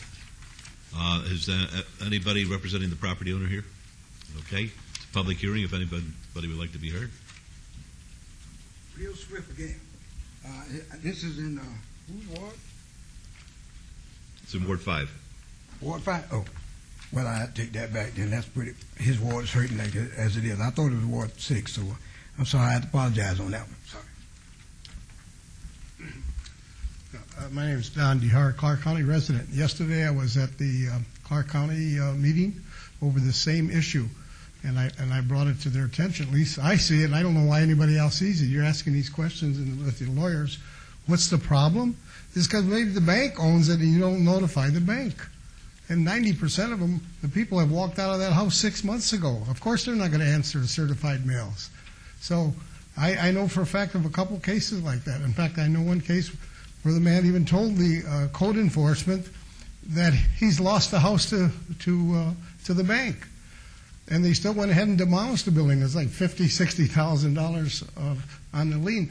Why are you having a problem like with Wells Fargo came running down the aisle last meeting and had to pay? He said, "I'll pay the $3,400 in 2 days after you give me the invoice," and then you waive the $34,000, which was okay, but still, the banks are not being notified. The lender, whoever it is, and the service companies are in Orange County that handle most of the foreclosures. And surprisingly, on this very topic, there's really good news for the mayor. The best news you'll hear in months. I just went by the Nevada Legal News. Right. All the sharks were out there. I call them the sharks, the investors. And I haven't seen that in months and months and months. So evidently, they may have crossed over. About a year ago, Councilman Wolfson asked me how many foreclosures were there. I came from the auction, and there was almost 200 that day. But I have never seen it. After that time, nobody would show up because the balance was higher than the value. Today, right now, there's dozens and dozens of those guys over there with their clipboards, outdoor seating, and everything else. I don't know what it. I just couldn't believe it, but I had to get down here. But anyhow, Good, back thank to this case here. All right, fair enough. You're not notifying the lender, and Okay. he may be a service agent. If we can find out who the lender is, we do notify him. Isn't that correct? Mr. No, but the code enforcement, when they have when one that looks like it's going to surface to be a serious problem, why isn't right off the county records you can find out who the bank is and notify them right away? The bank always would want to protect their investment. They don't even know the guy walked out. Do you do anything along that line, as this gentleman's suggesting, Mr. Smith? Whenever we have one of these properties, we try to identify everybody we can, and if we can identify that there's a bank or that the bank is taking it back or something along those lines, we absolutely do try to get a hold of a All right, representative. well, why don't you talk to each other about it after The this? problem there is the bank doesn't really own it yet. Yeah, Mayor Goodman. It's a notice of default. If you will. They can't go unless the property's abandoned, think and what they this- know about it. It's abandoned. I think what this gentleman's talking about is before it goes into foreclosure. The bank is a lien holder. So you've got dual owners, if you will. You've got Yeah, the until it actual goes to owner. Nevada Legal News for the auction. You've got the actual owner, and then you've got the lien holder. He's And been what gone this for gentleman- 6 months. Hold on. Yeah. What this gentleman is suggesting is that maybe we identify both. This gentleman is suggesting if the lien holder bank was aware that the property was going into such disrepair, maybe they'd do something. They have in-house maintenance people that would do the repair. You wouldn't even have to lay out a penny. It's a Thank you. win-win. Thank you for the suggestion. But the sharks are down there right now. Can't wait to catch a couple sharks. Because that may be the first sign that the market has changed. It could be a good sign. Could be. I hope so. I don't We know. need it. I just went by it. I appreciate that. Mr. Mayor? Yes. We just might give an accolade to Wells Fargo Bank, though, because the reason why 63 was struck from the agenda is they did pay the amount, and as I understand, they are working with us closely and are trying with all foreclosures or whatever where they're involved to pay the bills. And just to put on the record, all three that were stricken today were because the payment was made on Well, the that's properties. good news. That's good news. Thank you. Okay, may I have a motion, Councilor Barlow? Yes. Devin, once again, if you can just speak to whether or not you were able to touch base with anyone working with us on this item whatsoever. The certified letters that we sent 2 certified letters to the address that's on the assessor's records, which is a P.O. box here in Las Vegas. It appears that she still does own that P.O. box, but both of these letters came back unclaimed. Okay. So with that, I will move to acquire the $2,868.50 return to the general fund, as well as the $40,050 in daily civil penalty fees. That would be my motion. That's the motion. Let's vote on it, please. Post? Motion carries. Thank you, Mr. Smith. Thank you. Okay, items 69 through 74 are on the consent agenda. They're considered to be routine. They're recommended for approval by the Department of Planning and Development. May I have a motion, please, to approve the consent items 69 through 74? Yes, Your Honor, I make a motion to follow staff's recommendation for approval of these items with all conditions, please. Thank you. Let's vote, please. Post? Motion carries. We're now going to go to the one motion, one vote. I'm advised by Councilman Ross that he'd like 75 and 76 pulled. Does anybody else want any of the other items pulled at this time? Mayor Goodman? Yes. May I ask if anybody is here on item number 77? Are you here? Why don't we pull that too? Right. Just real quickly. Sure. Anybody else? Okay, then what we'll do is items 78, 79, and 80 may be considered in one motion, one vote. They're considered routine, non-public, and public hearing items with no condition changes. Any person representing an application or a member of the public or a member of the council not in agreement with the conditions and all standard conditions for the application recommended by staff should request to have that item removed from the portion of the agenda. So may I have a motion? Well, let me ask you this. Does anybody want to be heard on 78, 79, or 80? All right, then may I have a motion then? Yes, Your Honor. I make a motion to follow staff's recommendation for approval, staff and planning commission recommendation for approval of items 78, 79, and 80 with all conditions, please. Very good. Let's vote on that, please. Post? Motion carries. We'll call 75. 75 is SUP 36918. The applicant is Cashback Title Loans, Inc. The owner is Sousa Properties, LLC. Request for a special use permit to add an auto title loan use within an existing 1,800 square foot financial institution. specified with a waiver to allow a distance separation of 150 feet from a residential zone where 200 feet is required at 4811 West Craig Road, and this is in Ward 6. Mr. Brown? J. Brown, 520 South 4th Street, representing the applicant. I believe that Councilman Ross and staff want to add another condition here, and I'll wait to hear what that condition is. If I may, Your Honor? Sure. It's a public hearing if anyone wants to be heard. Otherwise, we'll close the public hearing. Public hearing is closed. Director Wheeler, if you'd assist me, please. Yes, Mayor and Councilman, the added condition would be that all conditions of SUP 2911 shall apply. To specify, this would require that all the conditions on the original use within the location would be in effect tie the two SUPs together, and this will ensure that, for instance, this use would not stay open later than the primary use. Okay. The applicant agrees to that condition. That's a motion to approve subject to conditions and as amended. Very good. Let's vote, please. Post. Motion carries. Thank you. Thank you. Item 76 is SUP 36931. The applicant is Massage Envy, the owner of Centennial Gateway LLC. Request for special use permit for a proposed 1,900 square foot massage establishment with waivers to allow a 0-foot distance separation from a residential zone where 400 feet is required, and hours of operation from 8 a.m. to 10 p.m., where hours of operation are limited to 8 a.m. to 9 p.m. at 5643 Centennial Center Boulevard, Suite 135, and that's in Ward 6. Your Honor, if I may? Yes. You want to open the public hearing first? Yes, it's a public hearing. I now declare it open. And thank you, Your Honor. And good to see both of you here today. This is just real simple. With every license like this, I've been consistent in the past several years of doing a one-year review administratively by the Director of Planning and Development. Are you okay with that? Yeah, Mike Shaw at 5785 Centennial Center Boulevard with Territory Incorporated, representing the property owner. Yeah, we have no objection to that. And my name is Francesca Hammonds. I'm the owner of Massage Envy Centennial Hills in the same ward, and the address 5643 Centennial Center Boulevard, Suite 135, and I'm okay with that. Thank you. And Your Honor, I have to put a plug in for Massage Envy. She's doing a great job out there in Centennial Hills. Territory Inc.'s doing a great job filling that shopping center, so I'm glad you're moving in over there. I know your neighbor, Jack. Can you say hello to Jack for me?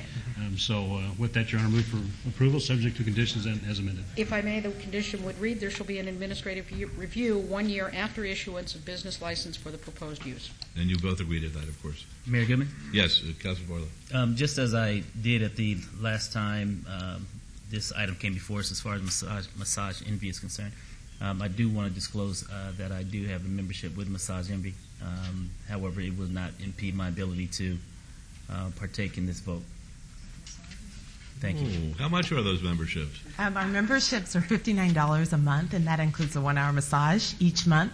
Each additional massage within the same month is $39, and the Massage Envy spas are doing facials for $49 now. So thank you so much for supporting.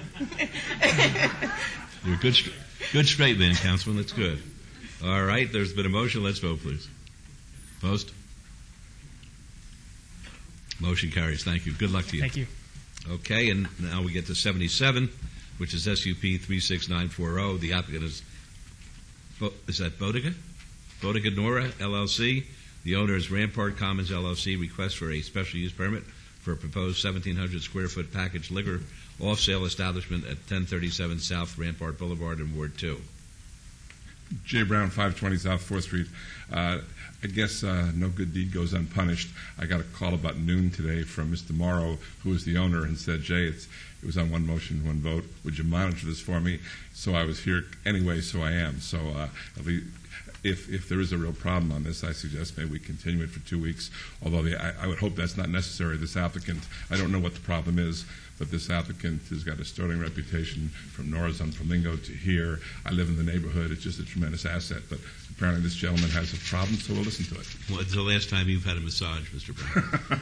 Look at me. Okay. Councilor Wilson? Yeah, I kind of sense that Jake's a little worried there. I'm not sure if there's a reason for you to be worried. But I don't know who the gentleman has. I don't even know who this gentleman is. I'm just the councilman that asked that it be pulled because I had a couple of questions. And I asked if the applicant or a representative of the applicant was here. Are you? No. I'm representing the applicant for the purpose of today. You just somebody that wants to speak as part of citizen or your public hearing? Yes, Okay. I filled out one of those forms. Sure. Oh, gotcha. Sent it in, and, Okay. and they said, come here today at 1 o'clock. Good. and Just tell here us I your am. name and be happy to hear from you. Howard Corr, C-O-R-R, 993 Coatbridge Street. And it's the closest residential street to Nora's. And Nora's is a restaurant. What I didn't realize is that, you know, when you're near a restaurant and they're grilling and the smoke fumes come out, they get into my house. And I've done a lot of work trying to repair that problem. And so that's the first part. The second part is that we have opening 2 new liquor stores across the street from there. And I don't think we need a third. You know, Lee's is going in that furniture store, and then there's another big one in there. So I object to this granting of this. Thanks for coming down. Any questions? Okay. Thank you. Well, you said the smoke from the grilling. Yeah, I In know other it words, doesn't they're apply cooking- directly to this, but any expansion on their part is not doing me any good. I just don't want them Okay, expanded. but I'm going to try and help you out with the first thing you said. Yeah, right. What you said was that apparently the smoke from the grilling, in other Yes. words, they're cooking meals. Yes. The smoke is coming out the smokestack and it's affecting your property. It is. Mr. Brown, can you talk to the people at Nora's? I'm not sure if there's Absolutely. anything we can do about it, but maybe they can put some sort of filter on it or something. Can You we have at my least word. speak to them and see? Have my word, Councilman. We'll make every effort to correct the situation. We need the neighbors to come into the restaurant. We don't need to Sure. have them Let me upset. see if I can help you out in that regard. Thank you very much, Councilman. Okay. I don't know if I'm going to help. I don't think there's much that can be done, and I have to accept it because I was a restaurateur. I'm a retired restaurant. All right. So, Well, let's see if we can help you out on the grilling aspect. but it's especially of it. when the wind goes in the northerly direction, it can get really bad. Okay, thank you. I want to point out this is a separate location, though. No, and that's where I'm going with the second part of Sure. what I wanted to. Thank you very much, sir. Is that what you're asking for today? Is it's a separate facility, if you will. I mean, there's the restaurant, and then next to the restaurant is the expansion. Correct? That's right. It's really a separate store. We do have wine in the winery, and in this particular store, people who like the wine can come next door and buy the Are wine. the stores connected at all? In other words, if you're enjoying dinner in the first Nora's, the Nora's that was established there first, can you walk directly into the second store, or you're not sure? I'm not sure, but I would believe you probably can. It'd be Okay. good business. Yes. Okay. All right. Let me close the public hearing. Go ahead. Public hearing is closed. Oh, Nora's has been a great restaurant in Ward 2. I know a lot of people really enjoy the experience at Nora's. It's a unique type of experience. What the applicant is asking for is the ability to sell packaged liquor. That's correct. Where a person will purchase it, not consume it on the premises. If it's a nice bottle of wine, they'll hopefully take it home and consume it at home. To be fair, I would not be surprised if on occasion there was a tasting or something like that. But you're right. It's really just a packaged wine and liquor to go. Okay. That's correct. And I've had no complaints from anybody about anybody consuming alcohol at the restaurant. I'm not aware of any problems. So my motion is for approval. All right, let's vote on that, please. Post? Thank you Motion very carries. much. Thank you. 83 is SUP 36562, special use permit, public hearing. The applicant is Chaim Gabe. The owner is Fremont Associates, Inc. Request for a special use permit for a packaged liquor off-sale establishment within an existing 8,152 square foot retail establishment at 300 Fremont Street. This item will be heard in conjunction with item 44, which I'll read into the record in a moment. The Planning Commission and staff recommend approval subject to conditions. It's a public hearing, which is now open. 44. Mayor, this item was struck this morning, item 44, so I'm not sure if we... Right. Item 83 was stricken too? Okay. It's 44. Very good, thank you. Okay, so is anybody here on behalf of Mr. Gabe?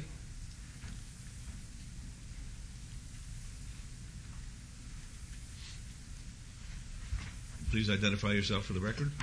Hi, good afternoon. My name is Neve Salvarez. My address is 3944 Lonely Heart Court, and I'm representing Chaim Gabe. All right, thank you.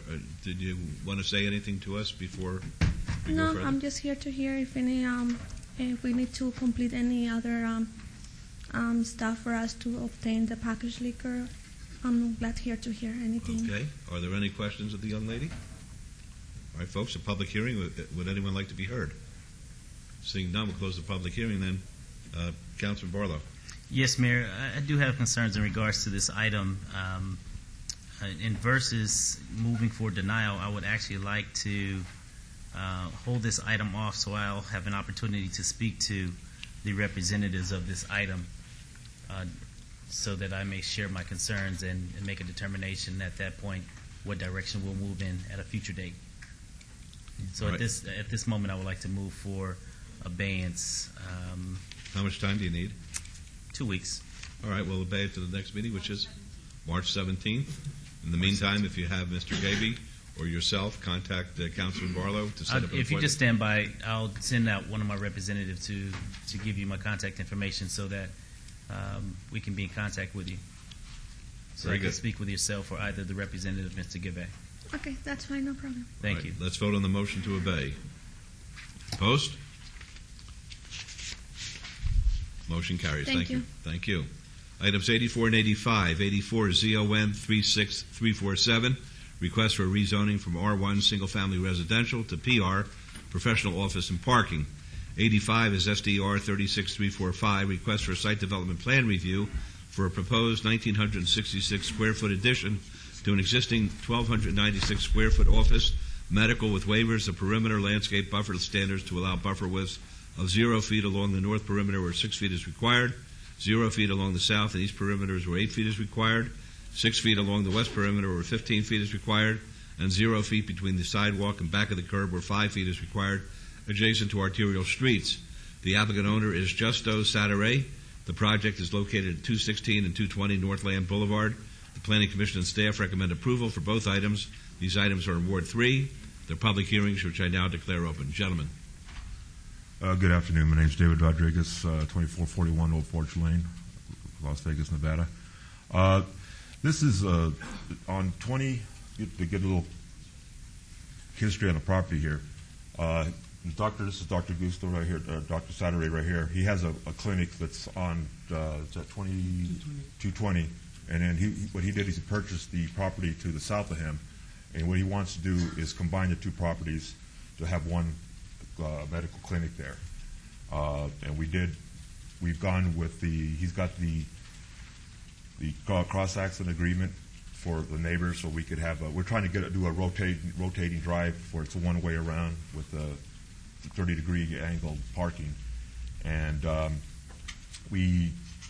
basically what he wants to do is just we can rezone that one property so we can put the two properties together.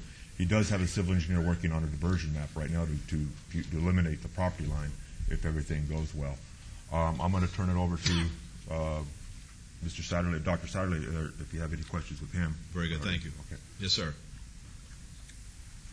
Yeah, I'm the owner of the property, Justo Satterley. I think, based on the demand of the population around the area, I need to expand my practice and my parking lot.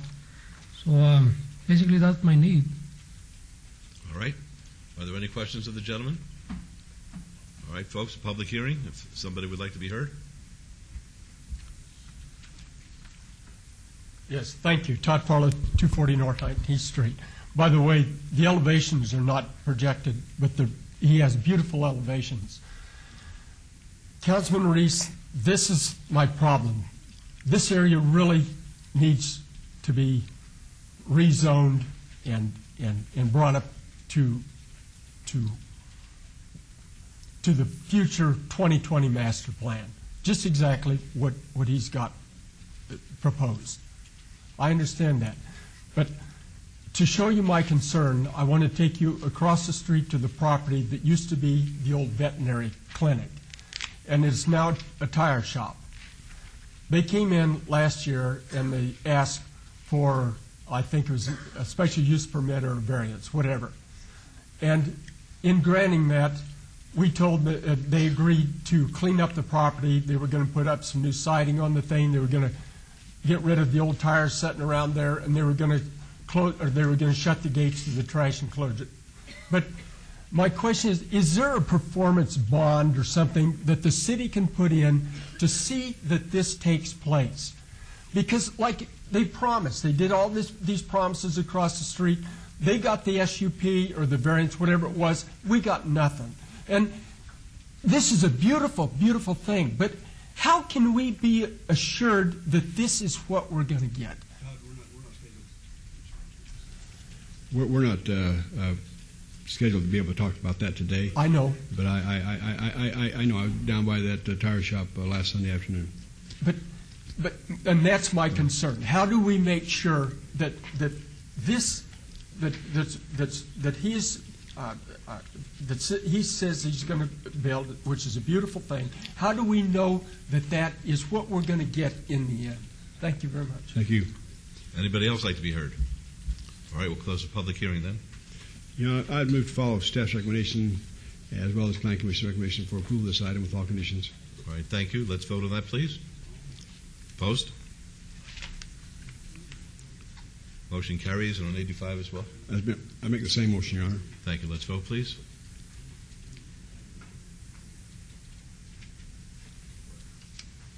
Opposed?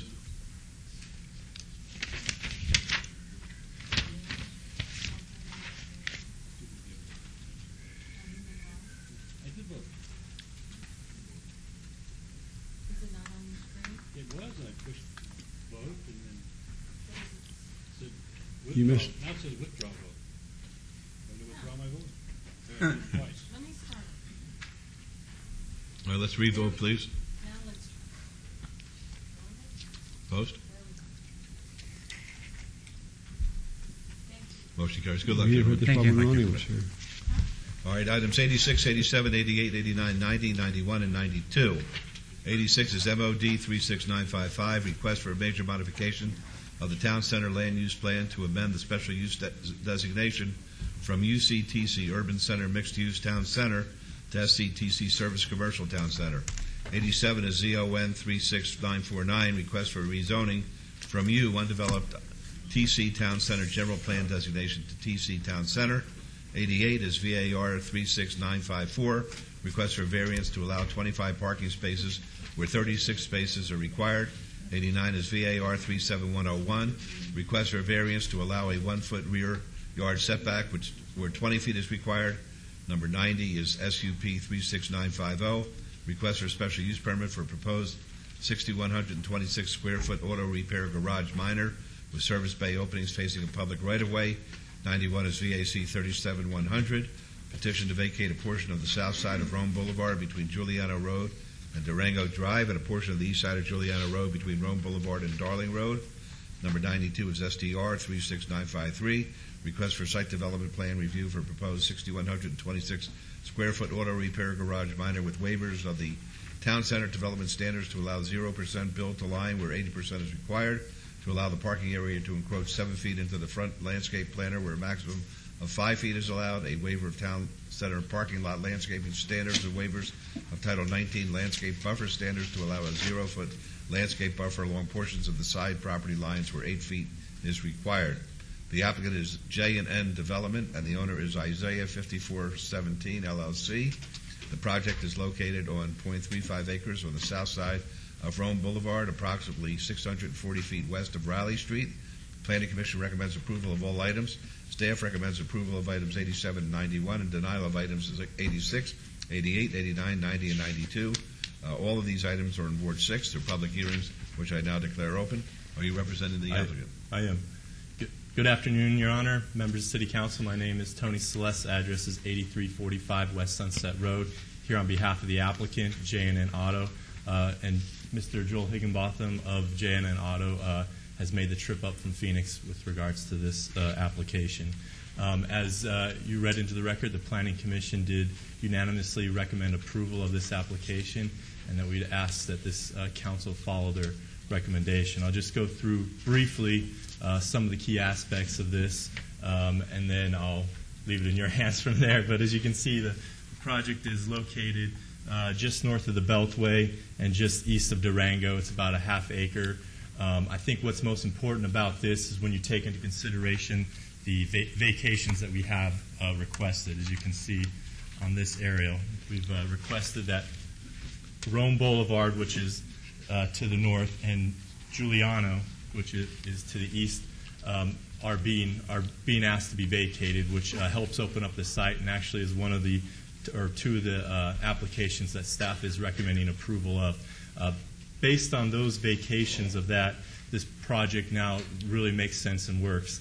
As you can see, one of the aspects of this application is a use permit that would allow bays to front right-of-way. But when the right-of-way is vacated, this is actually what you'll see in front of us, is the back end of that commercial, of the Kohl's Shopping Center. As you can see, it'll be the back, just with only one row of parking. And additionally, another concern that staff brought up was the parking variance. As you can see from this area, I don't know how clear it is, but we have a few other locations in town, and what this shows you is that building size related to the number of parking and number of bays. And as you can see, the one on West Craig Road, which is located in the city, is about 7,900 square feet, providing. You're doing a great job, Mr. Okay. Celeste. I just want to, if there's any, let me put it this way. If there's any questions you have, I'd be more than happy to. That's probably the best way route to go. Okay. Very good. Thank you have any Mr. questions? Celeste. Yeah. Any questions, Mr. Celeste? No, Right. Yes, a public hearing, if anyone would like to be heard. And I have one question of you after we're here. Most of this is in Ward 6, Mr. Ross, and I got to say this, your ward is a brand new ward, period, and a lot of the residents where you at is also new homes out there. You live in a fairly new development, the entire ward, pretty much of it anyway. So what I'm trying to say now, if any of these properties kind of get caught up in a foreclosure or whatever, and when they had that big boom going, some of these places kind of sold for a little too much, whatever. So I'm saying you have a lot of downturn. But the objective is right now, most of these things say for approval. So whatever it is, most of it is in a whole long list of approvals, which is good. So I wish you the best. You're going to need it. What does Isaiah 54:17 say? I looked it up about 2 months ago, and I cannot remember the. Where's the gentleman from Arizona? That's Do you know what it means? I did. I looked it up. Could you tell us? Is there any biblical scholar here who could tell me what Isaiah 54:17 is? I can call Daryl at the barbershop. Would you do that, please? All right. In the meantime, we'll advise the public what it is. But in the meantime, anybody else want to be heard? Seeing none, we'll close the public hearing. Councilor Ross. Thank you, Your Honor. Mr. Celeste did a great job for your client. Okay. You're doing such a good job. I just wanted to help you out a little bit. Director Wheeler? Yes. Bart? Director? Do you have anything you guys want to add to any of these items? You're on TV. I do not, Mr. Can you tell us what... Councilman, but I believe Bart might have the Isaiah information we see. 54:17. Isaiah 54:17 is in the Bible. Okay.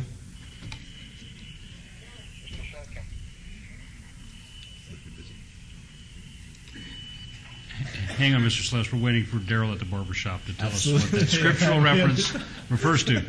We'll wait as long as we need to. This is really local government at its best.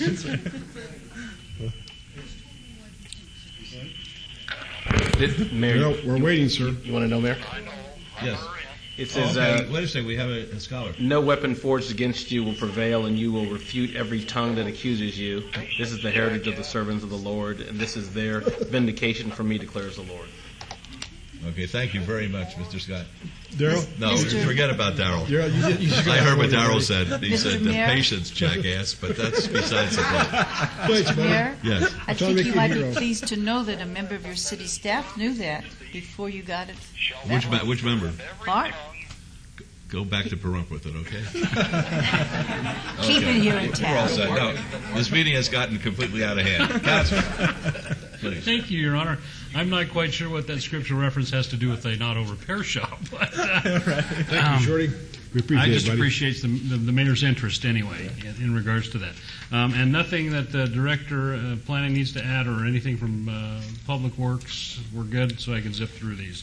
That is a challenging parcel that you're dealing with right there. You guys know that. So it's kind of nice to see this get filled in with something. And I'm going to say this. I hope that your business will be the catalyst for the rest of that infill that I'd like to be filled in with other businesses as well. And Mr. Hodges, just for your benefit, I live in a 46-year-old house in the Great Northwest. So on agenda item 86, I do want to put on the record, though, I did receive one protest in regards to these agenda items, so you saw that as well. On agenda item 86, I will move to follow Planning Commission's recommendation for approval with all conditions. Let's vote, please. Opposed? Motion carries. And agenda item 87, Your Honor, I move to follow staff's and Planning Commission's recommendation for approval, subject to all conditions. Please vote. Opposed? Motion carries. And on the variance, Your Honor, on item 88, I move to follow Planning Commission's recommendation for approval, subject to all conditions. Thank you. Let's vote. Opposed?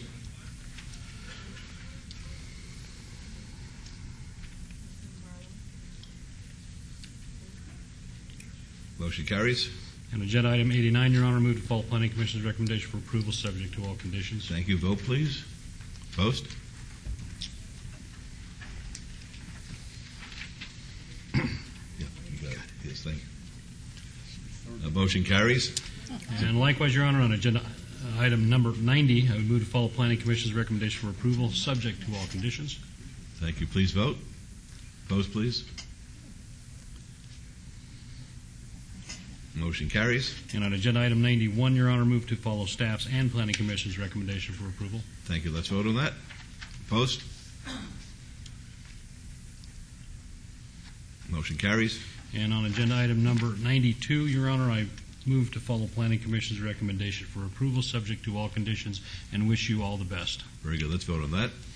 Opposed? Motion carries. Good luck to you. All right. Thank you very much. I appreciate it. Items 93 and 94. 93 is GPA 36841. Request to amend a portion of the Southeast Sector Plan of the General Plan from SC Service Commercial and MLA Medium Low Attached Density Residential to GC General Commercial. And this application has been amended to request SC Service Commercial on APNs 139-21-510-003 and 004. 94 is ZON 36839. Request for rezoning from R2 Medium Low Density Residential and C2 General Commercial to C2 General Commercial on 1.77 acres at the southeast corner of Martin Luther King Boulevard and Cary Avenue. And this application has been amended to request C1 Limited Commercial. The applicant owner is MLK Cary LLC. The project is located at 1.77 acres at the southeast corner of Martin Luther King Boulevard and Cary Avenue. Planning Commission recommends approval of both items, and staff recommends approval of item 93 and denial of item 94. These items are in Ward 5. They're public hearings, which are now declared open. Yes, sir. Terry Lalonde, I'm here representing the owner. I'm here to answer any questions that you might have. I'll give you a brief description of what we're attempting to do here. These four parcels are uniquely confused. They're split lot zoning with residential along Cary, C2 zoning along Miller to the south, which would seem to be backwards, and the lots are not in conformance with the general plan.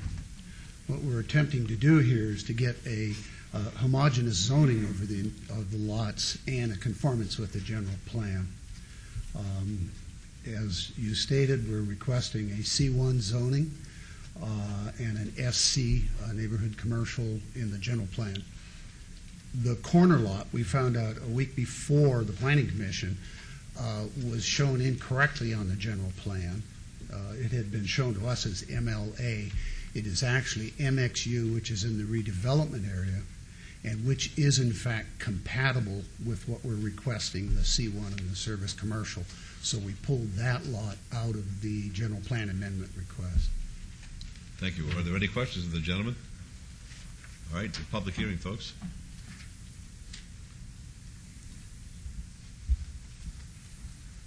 Thank you, Todd Farlow, 240 North 19th Street.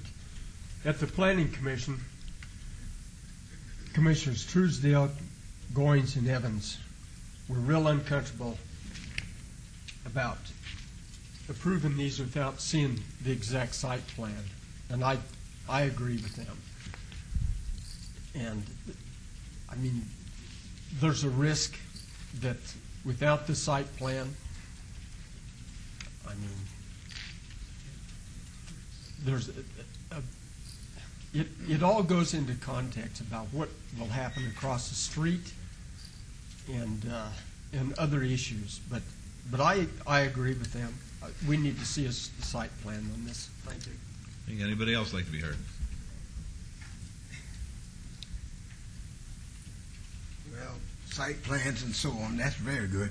But I got to go back one. Mr. Ross, I hate to do this to you. When your ward was created, 25 to 30% was old. And most of your ward is still new. Okay.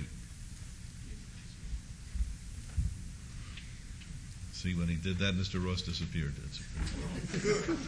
Tell him when he come back. Okay. Anybody else want to be heard? All right, we'll close the public hearing then. Councilman Barlow.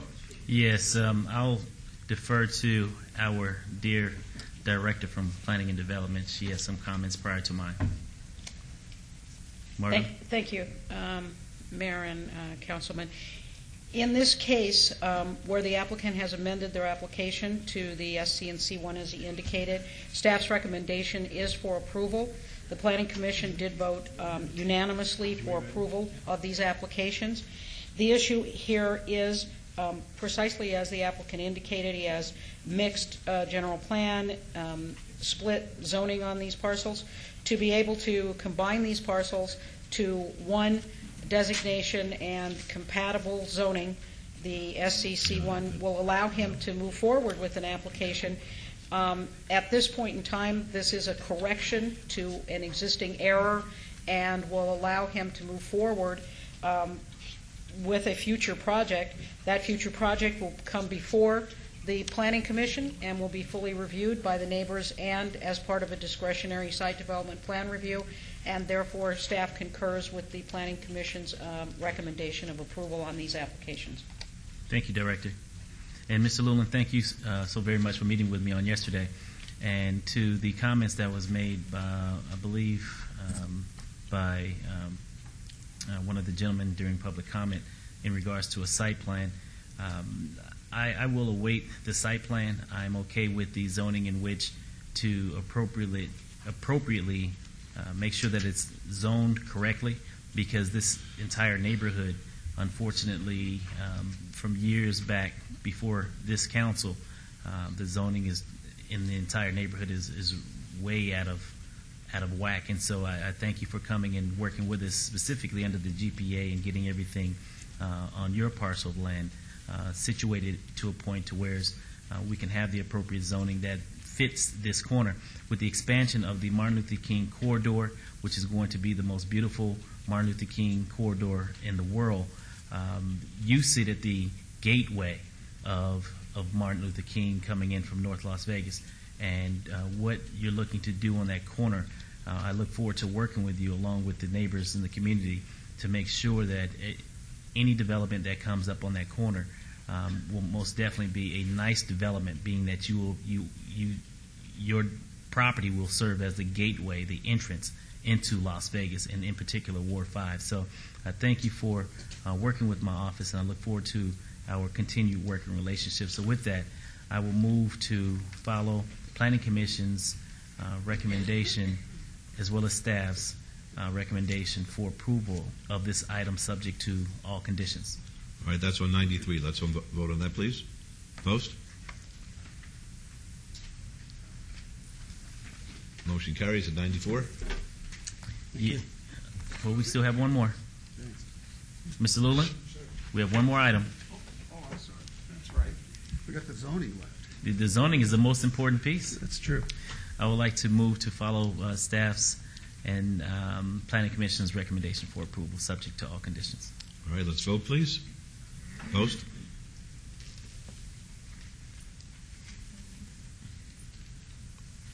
I got to tell you something here. I pushed the yay button. What have I got here, Councilman Ross? I don't know. Try it again. I'm not going to vote for you, sir. Thank you. Motion carries. Good luck to you, sir. Right. Thank you very Good much. luck. Thank you. Items 95 and 96. 95 is VAR 36946, Requests for variance to allow 132 parking spaces where 153 spaces are required. 96 is SDR 36941. Request for major amendment to a previously approved site development plan review for a 10,892 square foot restaurant where a 9,831 square foot restaurant and retail building was approved with a waiver of Title 19.12.040E to allow existing utility boxes to be set back 0 feet from the public right-of-way with no landscaping where a 3-foot landscape setback is required, and a waiver of the town center streetscape standards to allow a 0-foot amenity zone along Cimarron Road and Sky Point Drive where amenity zones of 5 feet and 4 feet respectively are required. The applicant owner is Metro Sky Point LLC. The project is located on 2.46 acres at the northwest corner of Cimarron Road and Sky Point Drive. The Planning Commission staff, the Planning Commission recommends approval, and staff recommends denial for both of these items. These items are in Ward 6. They're public hearings, which are now declared open. Yes, sir. Good afternoon, Your Honor, and fellow councilmen. I'm Sam Ficini. I'm the proud co-owner, co-founder of Metro Pizza. And please tell them who your the best delivery driver in our history back in 1987 was Oscar Goodman, Jr. Thank you very much. Who is now a physician at the Cancer Institute. He's an MD, PhD, and he attributes all of his... We take full credit for that. All of his success to that experience. Thank you. We're very proud of that fact. When John Arena, my business partner, and I purchased this land 3 years ago, our vision was to turn that corner into this. This is our restaurant building in Henderson, and the building that we're proposing to construct on that site will look like that, only larger with some other features to it, but it will, in essence, look like this from the corner. As far as the parking variance request, the uses of the 4 elements of this building are not overlapping, and so we've never had a parking challenge before.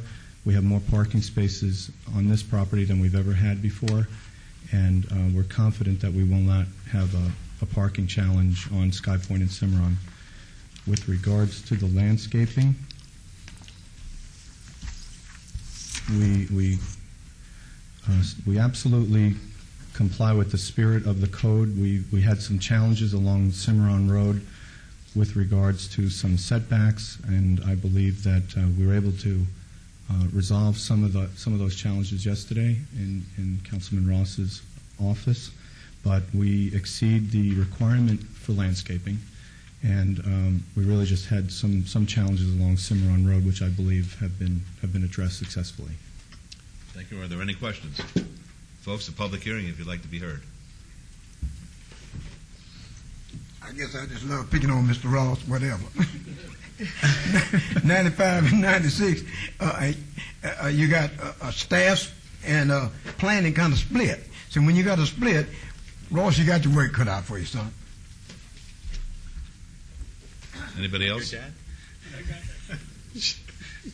Good afternoon, Mr. Mayor, Council. I'm so glad you're here. It reminds me of something that I wanted to do when I finally got some money. Your reputation is legendary. And also, when you're downtown, you might want to visit Uncle Joe's Pizza on Fremont Street. Thank you so much. Anybody else like to be heard?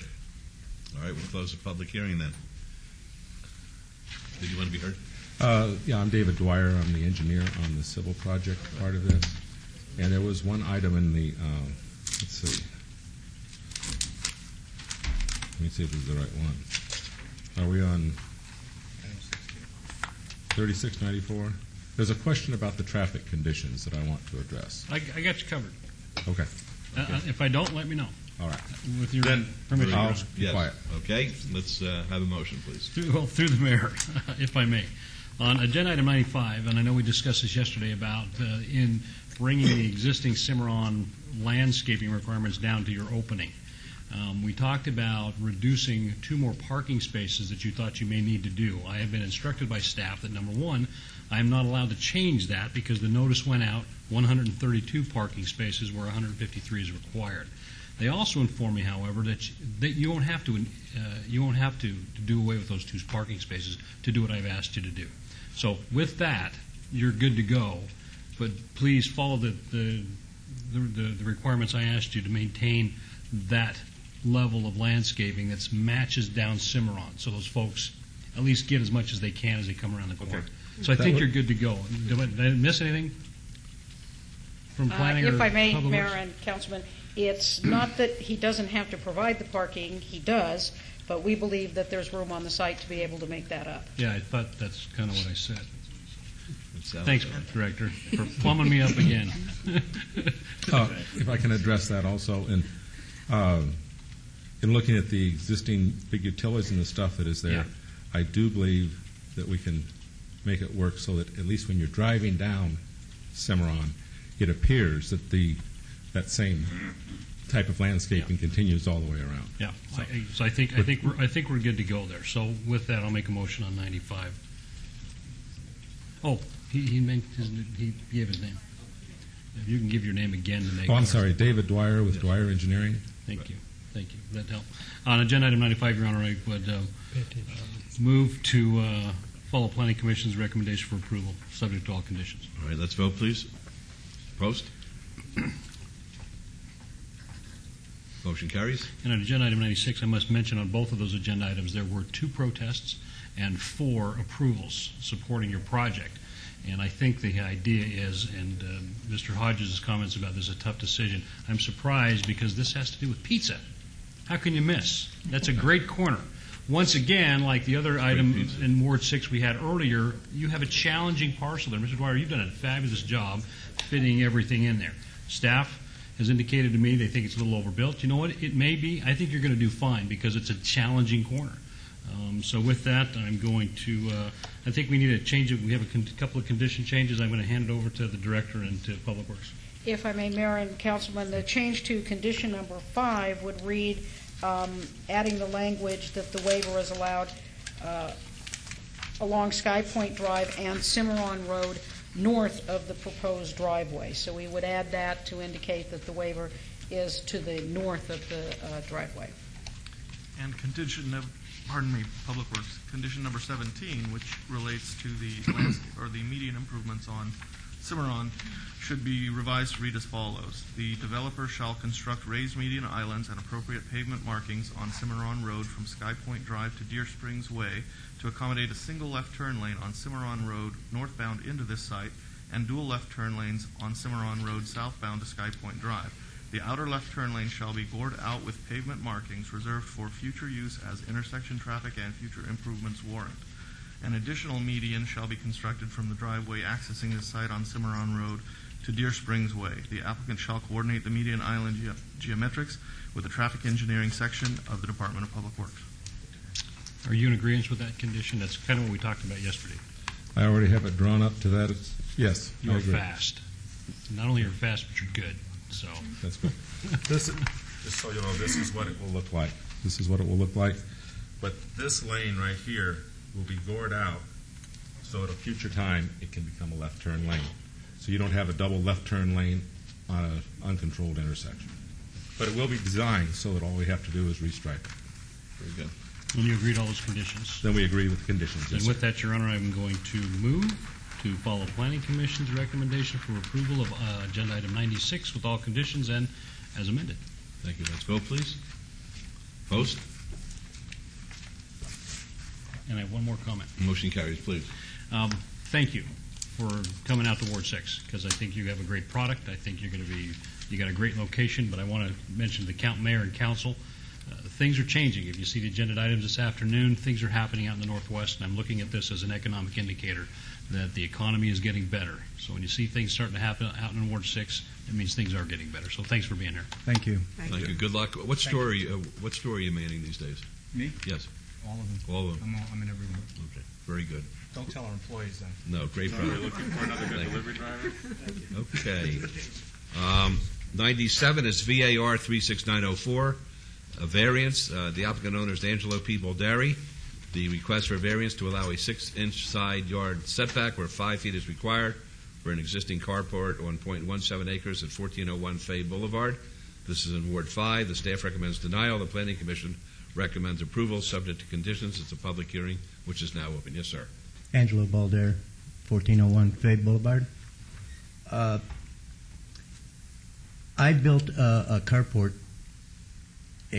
pretty much exactly the way the old one was. I had to tear the old one down because it was a hazard.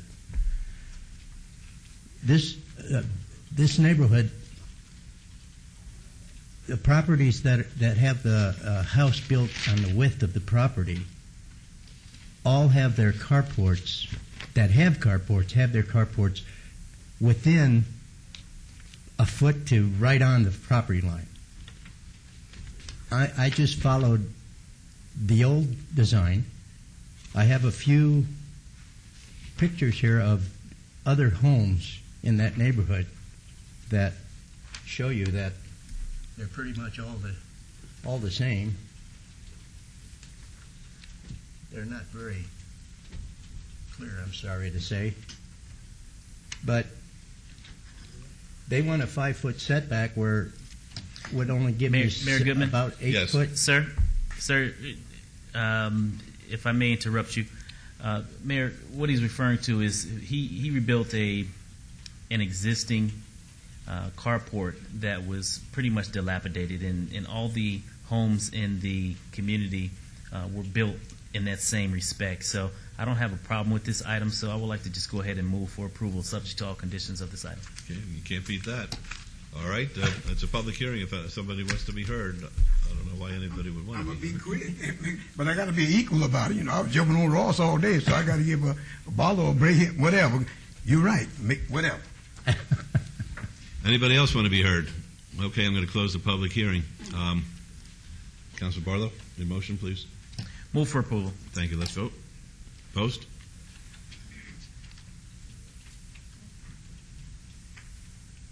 Motion carries. Thank you. Thank you Good luck very to much. you, sir. All right. 99 and 100. 99 is VAR 37080. Request for variance to allow 20 parking spaces where 23 spaces are required. 100 is SUP 36951. Request for special use permit for a jewelry store, Class 3 use within an existing 2,113 square foot auto title loan and financial institution specified. The applicant is Rapid Cash and the owner is Dimensions Real Estate Group, LLC. The project is located 2801 West Washington Avenue, Suite 110. Planning Commission recommends approval and staff recommends denial for both of these items. These items are in Ward 5. They're public hearings, which are now declared open. Folks? Jay Brown, 520 South 4th Street, representing the applicant, and with me is Lucy Stewart, who's also representing the applicant. And I think Commissioner Barlow wants to... Yes, Mayor, thank you, Barlow. Mayor and Council. I would like to move for approval of this item subject to all conditions. It's a public hearing. Did you get paid to do that? Yeah. You did less than he did. Yes, did you want to be heard? less? I'm not against it or for it or whatever, Mr. Barlow, but I want to jump on that big lawyer over there. Hello, thanks. Anybody else want to be heard? All right, we'll close the public hearing. Councilor Barlow. Move for approval. All right, let's vote, please. Post.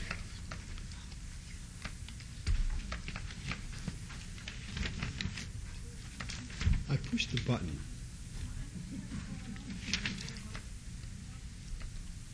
Motion carries. On 100, please. Move for approval. Let's vote. Post.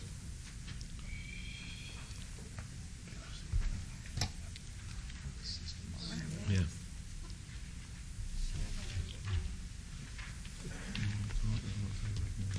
Motion carries. Thank you. Good luck, folks. Items 101, 102. 101 is VAR 37081. Request for a variance to allow 10. Did I just do that one? Let's do it. Okay. Request for variance to allow 10 parking spaces where 12 spaces are required. 102 is SUP 36956. Request for special use permit for a jewelry store Class 3 use within an existing 1,988 square foot auto title loan and financial institution specified. The applicant is Rapid Cash and the owner is Dimensions Real Estate Group, LLC. The project is located at 25 North Lamb Boulevard. Planning Commission recommends approval and staff recommends denial for both of these items. These items are in Ward 3. They're public hearings which are now declared open. Again, for the record, Jay Brown, 520 South 4th Street, representing the applicant. With me is Lucy Stewart. We would ask that you follow the recommendation of the Planning Commission Okay. Any questions of Mr. Brown or Ms. Stewart? Public hearing, folks, if anyone would like to be heard.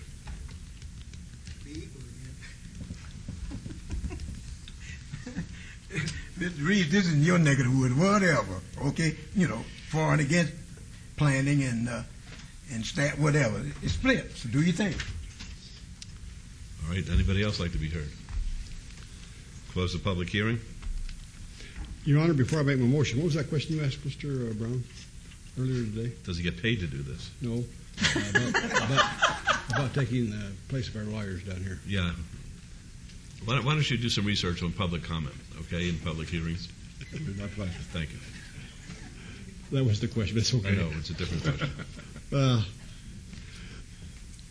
I had a little heartburn over this. We understand people are going through these trying times, but yet they come in there and they try to put 2 or 3 businesses into one business. And I don't know whether that's going to work or not, but I'll follow Councilman Barlow's lead and make a motion for approval, item 101 with all conditions, please. Probably would have told him. But that's fine. Excuse me. Make a motion for approval. Very good. Let's vote. Opposed?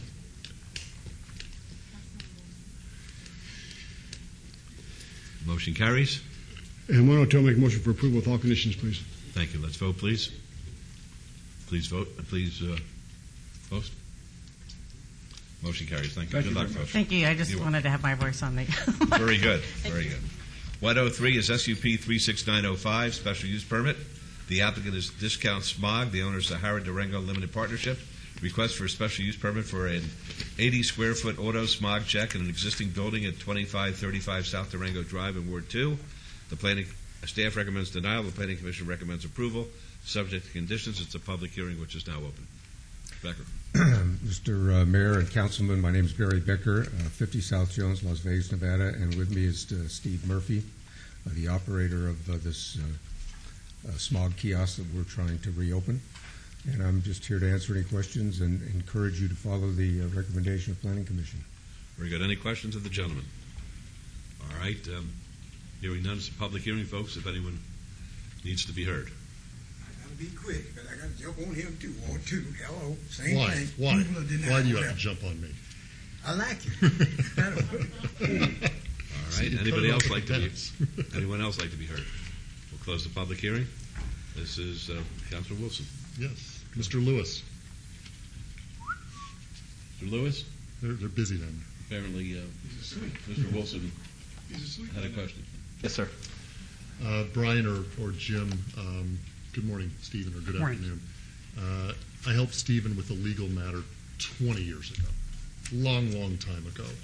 Haven't had any communication with you in a long time, probably 15 years. I can be fair and impartial. I don't think my prior relationship with Stephen would affect me either way. Do you see any problem with me participating? I don't, Councilman. Your representation was so long ago that he probably wouldn't consider you to be his lawyer today, and so it really didn't require a disclosure. If he hasn't paid you, different story. But yeah, you're fine to vote, Councilman. Stephen, our relationship goes back how many years? As many as you stated. Okay, and you haven't paid me in that time, haven't you? No, sir. Okay, my motion is for approval. All right, please vote on that. Opposed?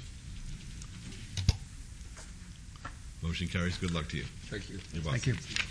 104 is SDR 36936, Site Development Plan Review. It's going to be a public hearing. The applicant is Schiff Enterprises.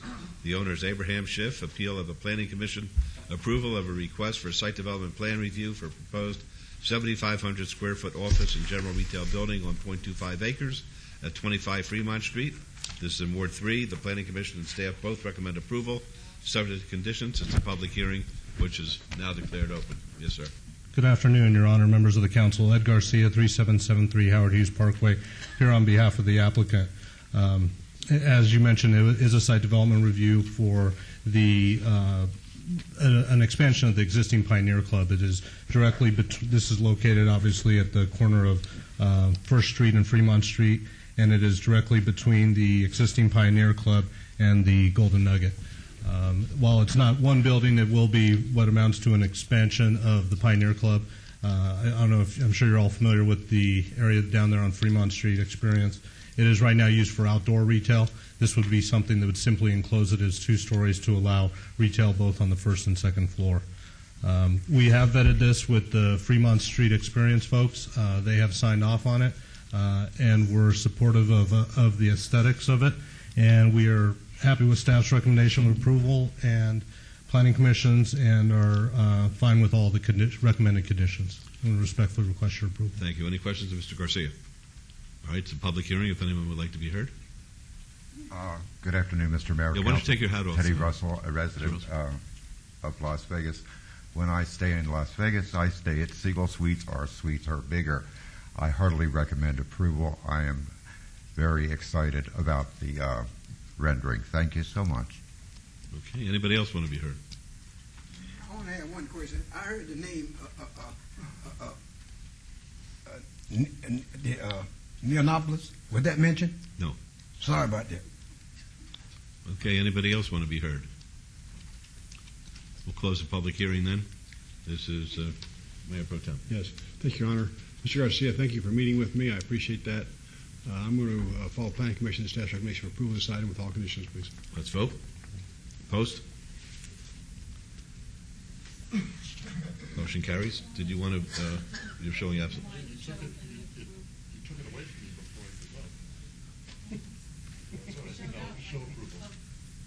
All right. Motion carries. Good luck to you. All right. 105. Madam Clerk, you're instructed to please set the public hearing dates and appeals from the City Planning Commission meetings and dangerous buildings or nuisance litter abatements. Thank you. 106 is citizens' participation. Public comment during this portion of the agenda must be limited to matters within the jurisdiction of the City Council. No subject may be acted upon by the City Council unless that subject is on the agenda and is scheduled for action.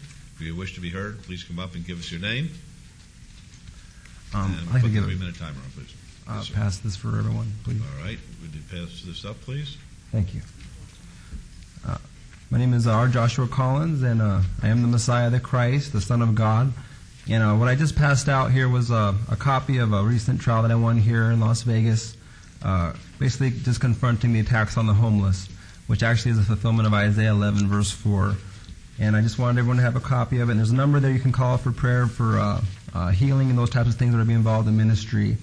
And I'd just like the council to know also, recently I was attacked by Officer M. Walker, actually at the RJC. I was going there to give some of these to the judges there, just to encourage them to be good to the homeless and things. And he took my sign and he destroyed it.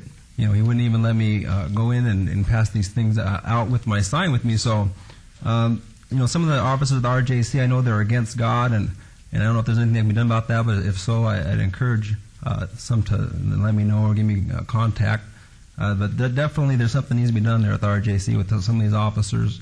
I didn't have a gun. I just had my sign with me like I have right now. And it says something similar to this. This one here says, sexual sin and greed leads to hell. Obey me not, Satan. I am the Lord. Help the homeless, be sober, don't curse, smoke, gamble, or lie, stop for prayers until all the Lord has returned. So, if someone can walk in there with the, half dressed or, with their pants down to their knees or whatever, I don't understand why I can't walk in with the sign like this. To me, that's ridiculous that an officer would do that. So, hopefully, something can be done about that. And I just encourage the council to uphold good morals and public decency as required under NRS 201, and to know that if that's not done, that's treason under NRS 196. And even profanities against the law under Las Vegas Municipal Code, Chapter 10.40.030, and a lot of the police officers I know, because I've been arrested a lot for preaching, use a lot of bad language all the time. And they're breaking their own laws and getting away with it, but then they want to arrest the homeless for sleeping outside, and that's a lot of hypocrisy there. So I just encourage the council also not to contribute to the delinquency of minors, which is also illegal. We promote sin every day and make money off it. It's to the harm of the youth and the children out here.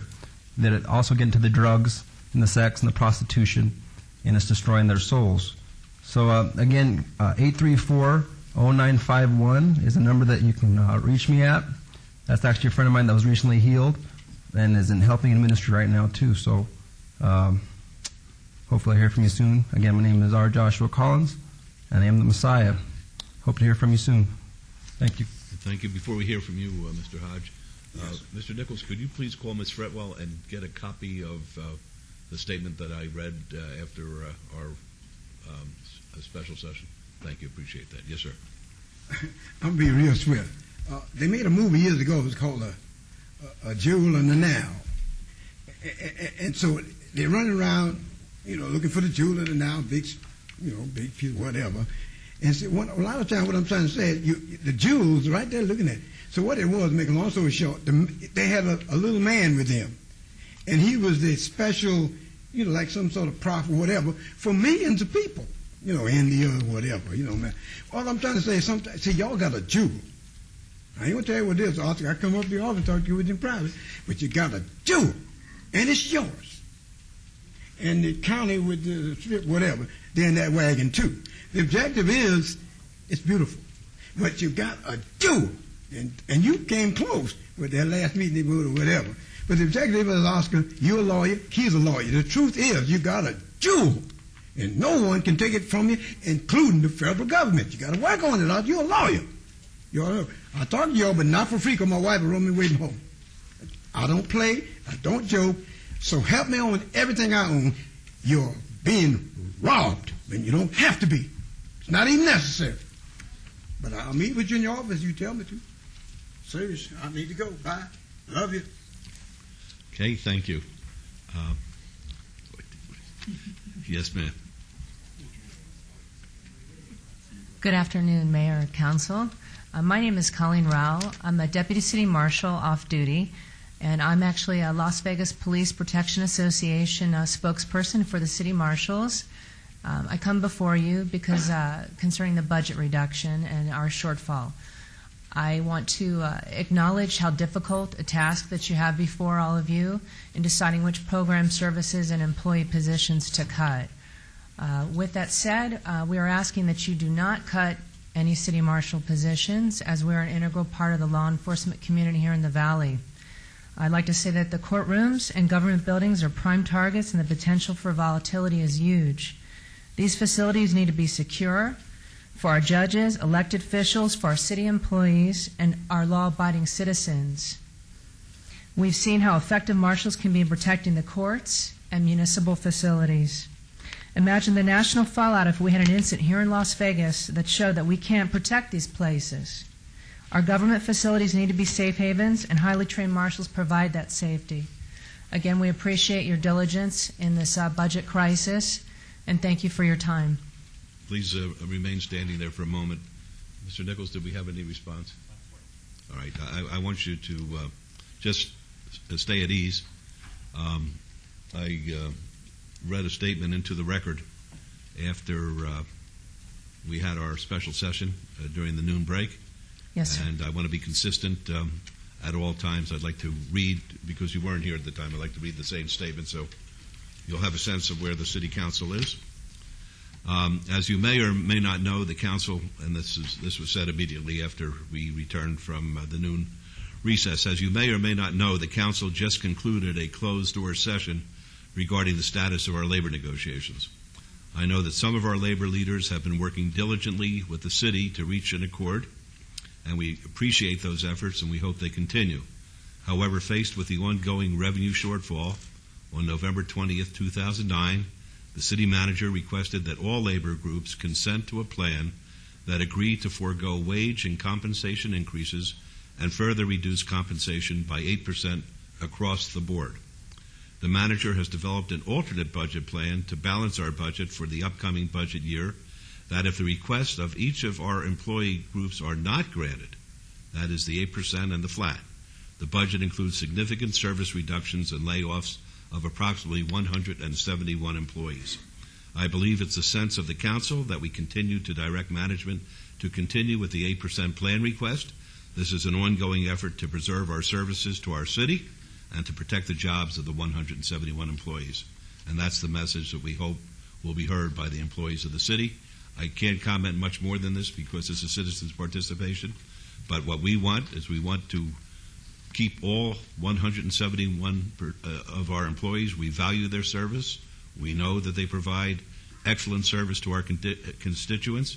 If we can't get the concession that we ask for, the flat and the 8% across the board, we have no alternative under the budget as presently presented to us but to let go 171 good people and sacrifice wonderful services to our constituents. So please take that message back to whoever makes the decisions on your behalf as far as your representatives. Thank you very much. Thank you.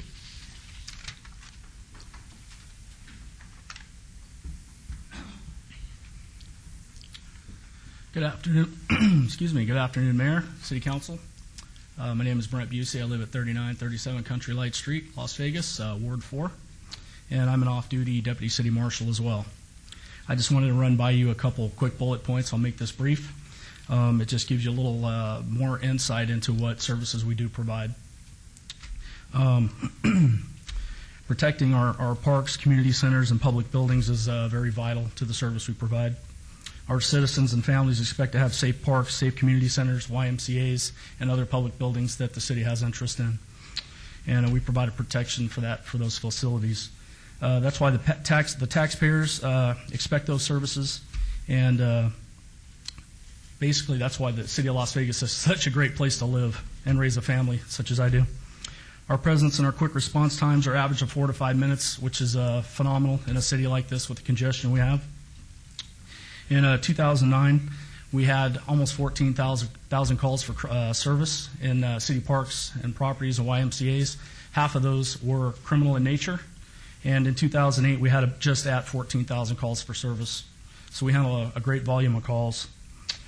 Such calls consist of assaults, batteries, auto burglaries, narcotics use, vandalism, weapons, guns, knives calls, and most recently one of our officers on a foot patrol stopped a sexual assault in progress. Phenomenal work.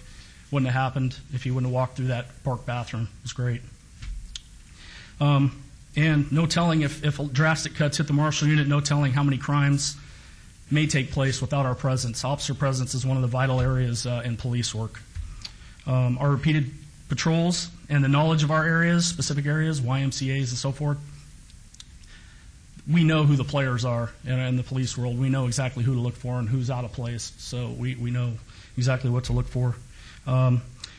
And unfortunately, Metro is already overwhelmed with huge call volumes for service. If there's drastic cuts in the Marshal Unit, they're going to have to look for a way to handle 13 to 14,000 calls more a year to those specific places that we love and utilize. Finally, and I live, again, in Ward 4. I'd hate to see the places that I use every day and everybody else uses. I'd hate to see the public amenities that I've mentioned turned over to the gang members and criminal elements that would basically degrade these fine places. So thank you very much. Appreciate your time, and have a good day. All right. Thank you. What I'm going to ask you to do is I'm going to ask you to wait until we conclude the next item, which is 107. Yes, sir. That gives me and, of course, the other members of the council the opportunity to speak. If we choose to do so, I will have a statement that I would like to make in addition to the statement that I read into the record to a person here. And I give you my word on this. To Absolutely. A person here, each of us know how vital the services you perform for our constituents is. This is going to be a very interesting test of character, and I hope that we pass the test. I don't want to get maudlin about it, but when I grew up, I took care of my brothers. I mean that in a literal sense. Excuse me.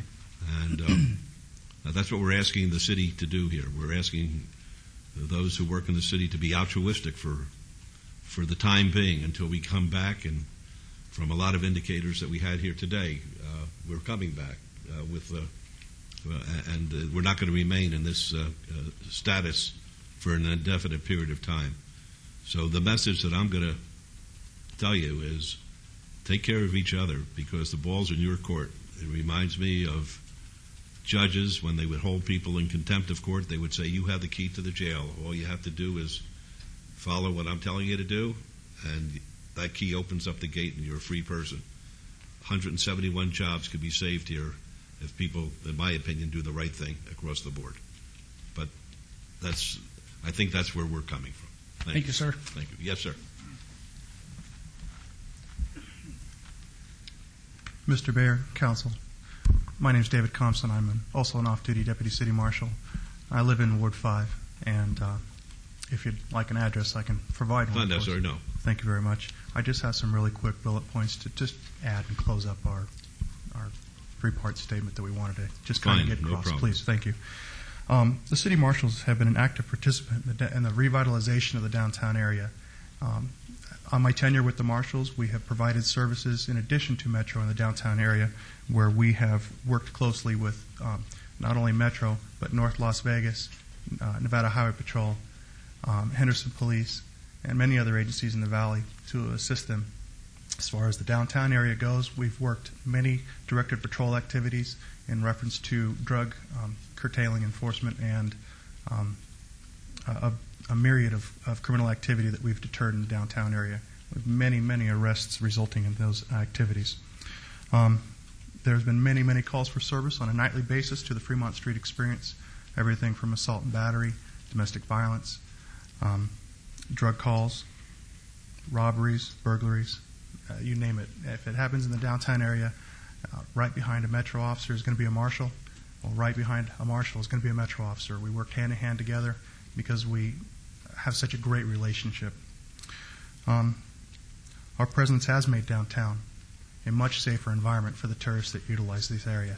It's very important to us that the downtown area remain as safe as possible.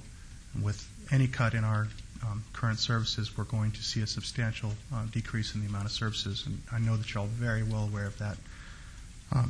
For the sake of our primary industry, we can't give up on our proactive public safety programs, and the work that we've done show great results. Thank you all very much. Right, thank you for coming down here today. I don't think you have any disagreement on anything that you've said thus far, but I'm saying the ball's in the employee's court. Yes, ma'am. Good afternoon, Mayor and Council. My name is Michelle Jotz. I'm representing Chris Collins and the Police Protective Association. I'm proud to be before you today representing the City of Las Vegas Marshals. Yesterday, you should have received a cost-cutting proposal from the Police Protective Association on behalf of both the Deputy City Marshals and the Municipal Court Marshals. We believe this proposal will save the City of Las Vegas between 7.5% and 7.75% in the next fiscal year. This proposal was agreed to just 4 short days after our meeting last Wednesday with City Management. We could not be prouder of your marshals. They've worked together to come to a solution to offer the city so that you can meet your budgetary goals while saving as many jobs as possible. Like you, we have sat through many town hall meetings, and in each one we heard the same thing: don't hurt public safety. To help drive this point home, I would like to present you today the final results of our petition drive. We gathered a total of 4,023 signatures, both electronically and in person. I think it's important for you to know that the signatures that were gathered in person were gathered at city facilities only. Again, these signatures are from the people asking you not to do anything to hurt public safety. I'm here today to assure you that if 13 marshals are laid off, you will hurt public safety. In closing, I would like to remind you of a couple of things. First, last Wednesday we were told that 8% concessions from the union would be enough to avoid all layoffs. We've offered between 7.5% and 7.75% and believe that the city can and should make up the difference to avoid any layoffs within the City of Las Vegas Marshals. Second, as you are aware, many marshals, along with city employees, have been worrying about their families and their jobs for months now. So we respectfully ask that you consider our offer, and hopefully it's accepted as soon as possible. I appreciate that. Would you please, you want to leave the signatures with us? I'd appreciate that. Thank you. You've heard my message, haven't you? I have, and if I can address the 8% request, we submitted a question at one of the town hall meetings to Betsy Fretwell asking if 8% would be sufficient, and that was more than a month and a half ago. And her response to us was that there would be no assurances. So obviously that's a concern. I was there. Her response was there could be no assurance that there won't be layoffs even with the 8%. And the reason she says that, if God forbid there's some kind of a natural disaster here, we can't bind ourselves that there wouldn't be layoffs because of what that could do to the economy. If, God forbid, the economy doesn't come back the way we expect it to, that's what she was talking about. It is our understanding as a council that barring those unforeseen things, with the 8% across the board, that everybody, those 171 persons would keep their jobs. Okay, thank you very much. Very good. Is that accurate? Don, do you have... Let me ask Betsy. I don't want to say something that isn't accurate. we feel that we could make the budget work in that situation. We just need to make sure we preserve our options so that if the economy doesn't perform or there's an erosion of revenues that we have no control over, that we have a way to respond. I believe I said that. Mr. Mayor? Yes. And Betsy, is that 8% across the board or 8% salary? 8% concessions across all the city employees. I'm sorry, Mayor, we're getting a little far afield of. All right, very good. Thank you for joining us back. Yes, sir. Okay. My name is Don DR, Clark County resident. I'm here for some additional information on this foreclosure problem, but before I do that, I would just like to set aside about the fire police. When I was 5 years old, I didn't set it on fire. I caused it a fire in the residence where I live at 5 years old, and the fireman put out the fire swiftly. I was back east, and when I was 14, 15, anyway, 1949 December, I won a trip to Boston on the airplane. Plane caught on fire. The entire plane was on fire. It saved all of our lives. I think a fireman can walk across Lake Mead. And then I was a witness to the fire at MGM, and the same thing there. It was a miracle what they did, the job they did. And, of course, the World Trade Center. So ever since that day, I've always said I've never met a fireman that I didn't like. And I meant it from my heart. But with this 8% deal that they're playing hardball with, I'm kind of disappointed in the firemen in Clark County. So let me get back to my reason that I'm here. There's an unintended consequence on this foreclosure that I don't expect any of you to be aware of it, and that's called a deficiency judgment. And so these people pay the money on the mortgage. The way it works, the system works. The first month they miss a payment. 15 days later is a grace period. That's over. Second month they have to pay all or nothing. Second month, then 15 days later the late penalty, all or nothing. Third month, same. Now, at the end of that 3 months plus the 15 days grace period, they'll send that package to, generally it's going to Orange County. I don't know why so much action on those service agencies that do the foreclosures. And at that point, the bank will then turn it over to the service agency, but there's about a $2,800, $3,000 fee that goes on for the attorneys, and they're never going to relinquish that. If those people now will have to make all the payments up in late fees and the $2,800. So that's probably not going to happen. So what happens then is they do the notice of intent to foreclose, but that's 3, 4, 5 months down the road. During this time is when the people are in shock. They lost their job, whatever. They move in with the parents, or they leave, walk out of the house. And what's happened, the bank is not aware of that. The bank's not aware that they're not staying in the house. And so gets back to the problem here is I don't think the gentleman who was standing over here earlier really realizes that they're not getting in touch with the lender. I mean, you might call somebody, but you have to actually get in touch with the lender or the service agent, but the lender may be in Hong Kong. That's one of the problems. But that would be a very high priority that you insist that your code enforcement give you a certified letter return receipt from the lender. And that's easy to obtain that. Well, thank you. I have to cut you short. Okay. Anyhow, that was what I was trying to say. But the unintended consequences, real quick. No, I have to cut you short. Really. Yeah, but there's I really have to cut you short because we do other things that have city council meetings today. All right. Thank you. Yes, sir. Good afternoon, Mr. Mayor, Council. My name is Teddy Russell, resident of Las Vegas. Mayor, this is a gift for you. 2 caps, one the Gold Spike and the Siegel Sweets. Mr. Siegel wants you to have it. I would like you to have them. I wanted to thank you for your presence at the Shelley Berkeley Luncheon. You're coming along beautifully. You're a very fine, very pleasant presence. I give all the credit to your good wife. Just when they said there was no hope, you're coming along beautifully. Thank you so much. About the issue on the marshals, I wanted, just for the record, because I know exactly where we stand in process, the last time I spoke here, I said don't touch the marshals. Perhaps that was not very comprehensive. What I'm saying is, the sense as a citizen, as we know, public safety is number one for the city, always has been. But I wanted to mention also that if you talk to Sheriff Gillespie right now, he would say they're equally and exactly as vital as Metro, and therefore I don't want to liken it to the fiasco we had at UMC where they stopped oncology first of all when you'd think they would have stopped podiatry. I'm working on a project to put a Bowflex fitness center downtown. I need the marshals just as much as I need Metro as a future businessman in this city. I thank you very much for your time and have a great day here in downtown Las Vegas.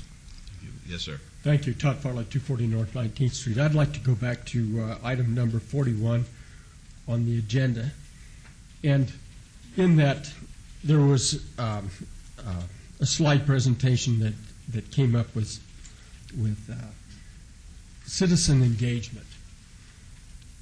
There's a problem in that a lot of the people that don't have that are not on the internet don't know about these meetings and that.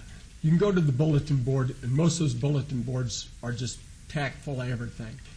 What I would suggest is what Councilman Barlow is doing right now. There's a paper called The View that's sent out with the mailers to all of the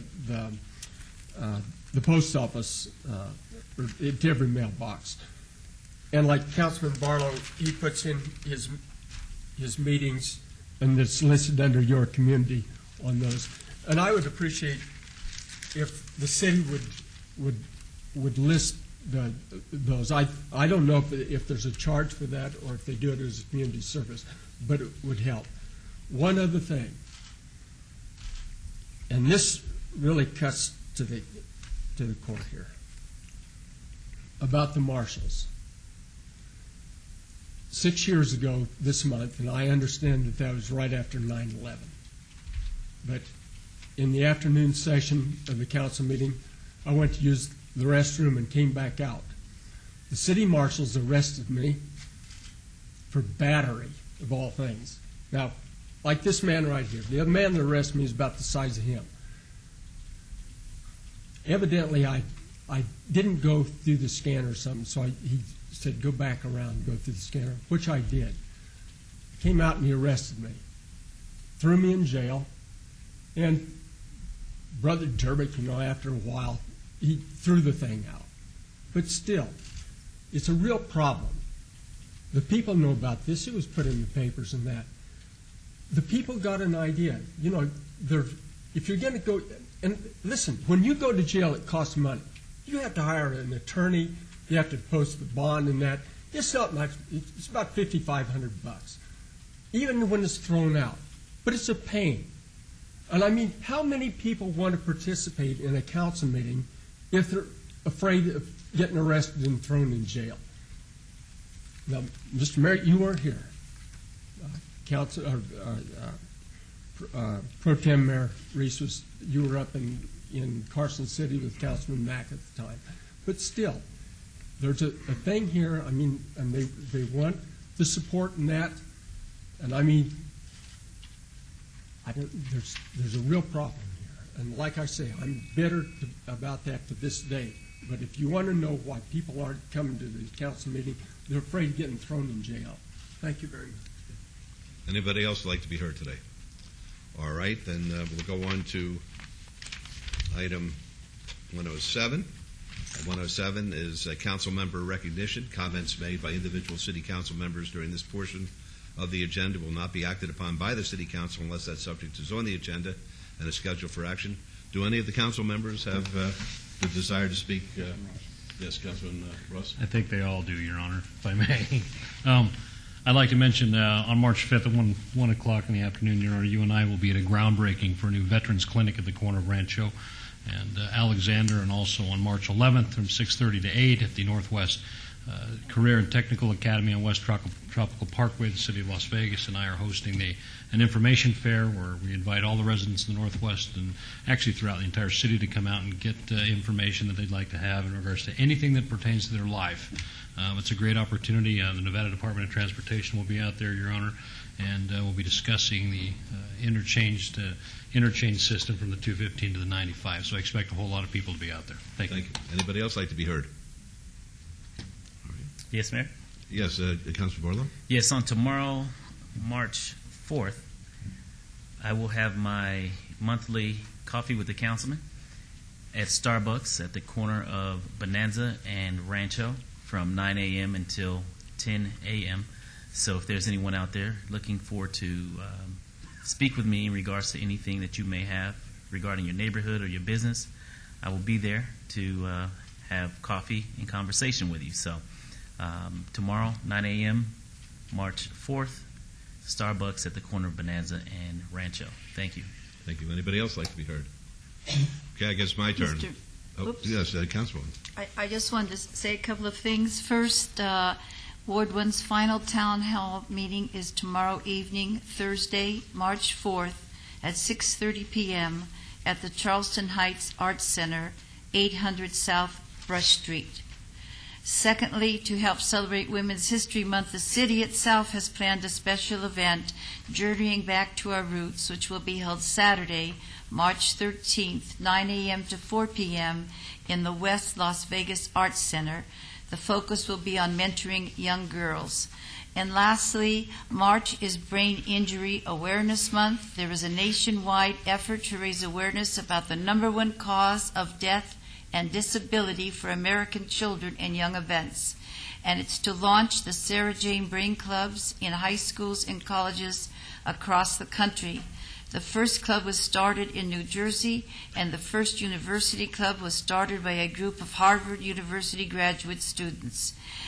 These clubs offer a unique opportunity to be an important part of the mission that we have to advance knowledge of the human brain 50 years in the next 5 years, and to help prevent and to identify and to treat brain injuries. So if anybody's interested, any student who would like to learn more or start their own club, please visit www.sjbclub.com and download the starter kit. Thank you very much. Thank you. Anybody else like to be heard?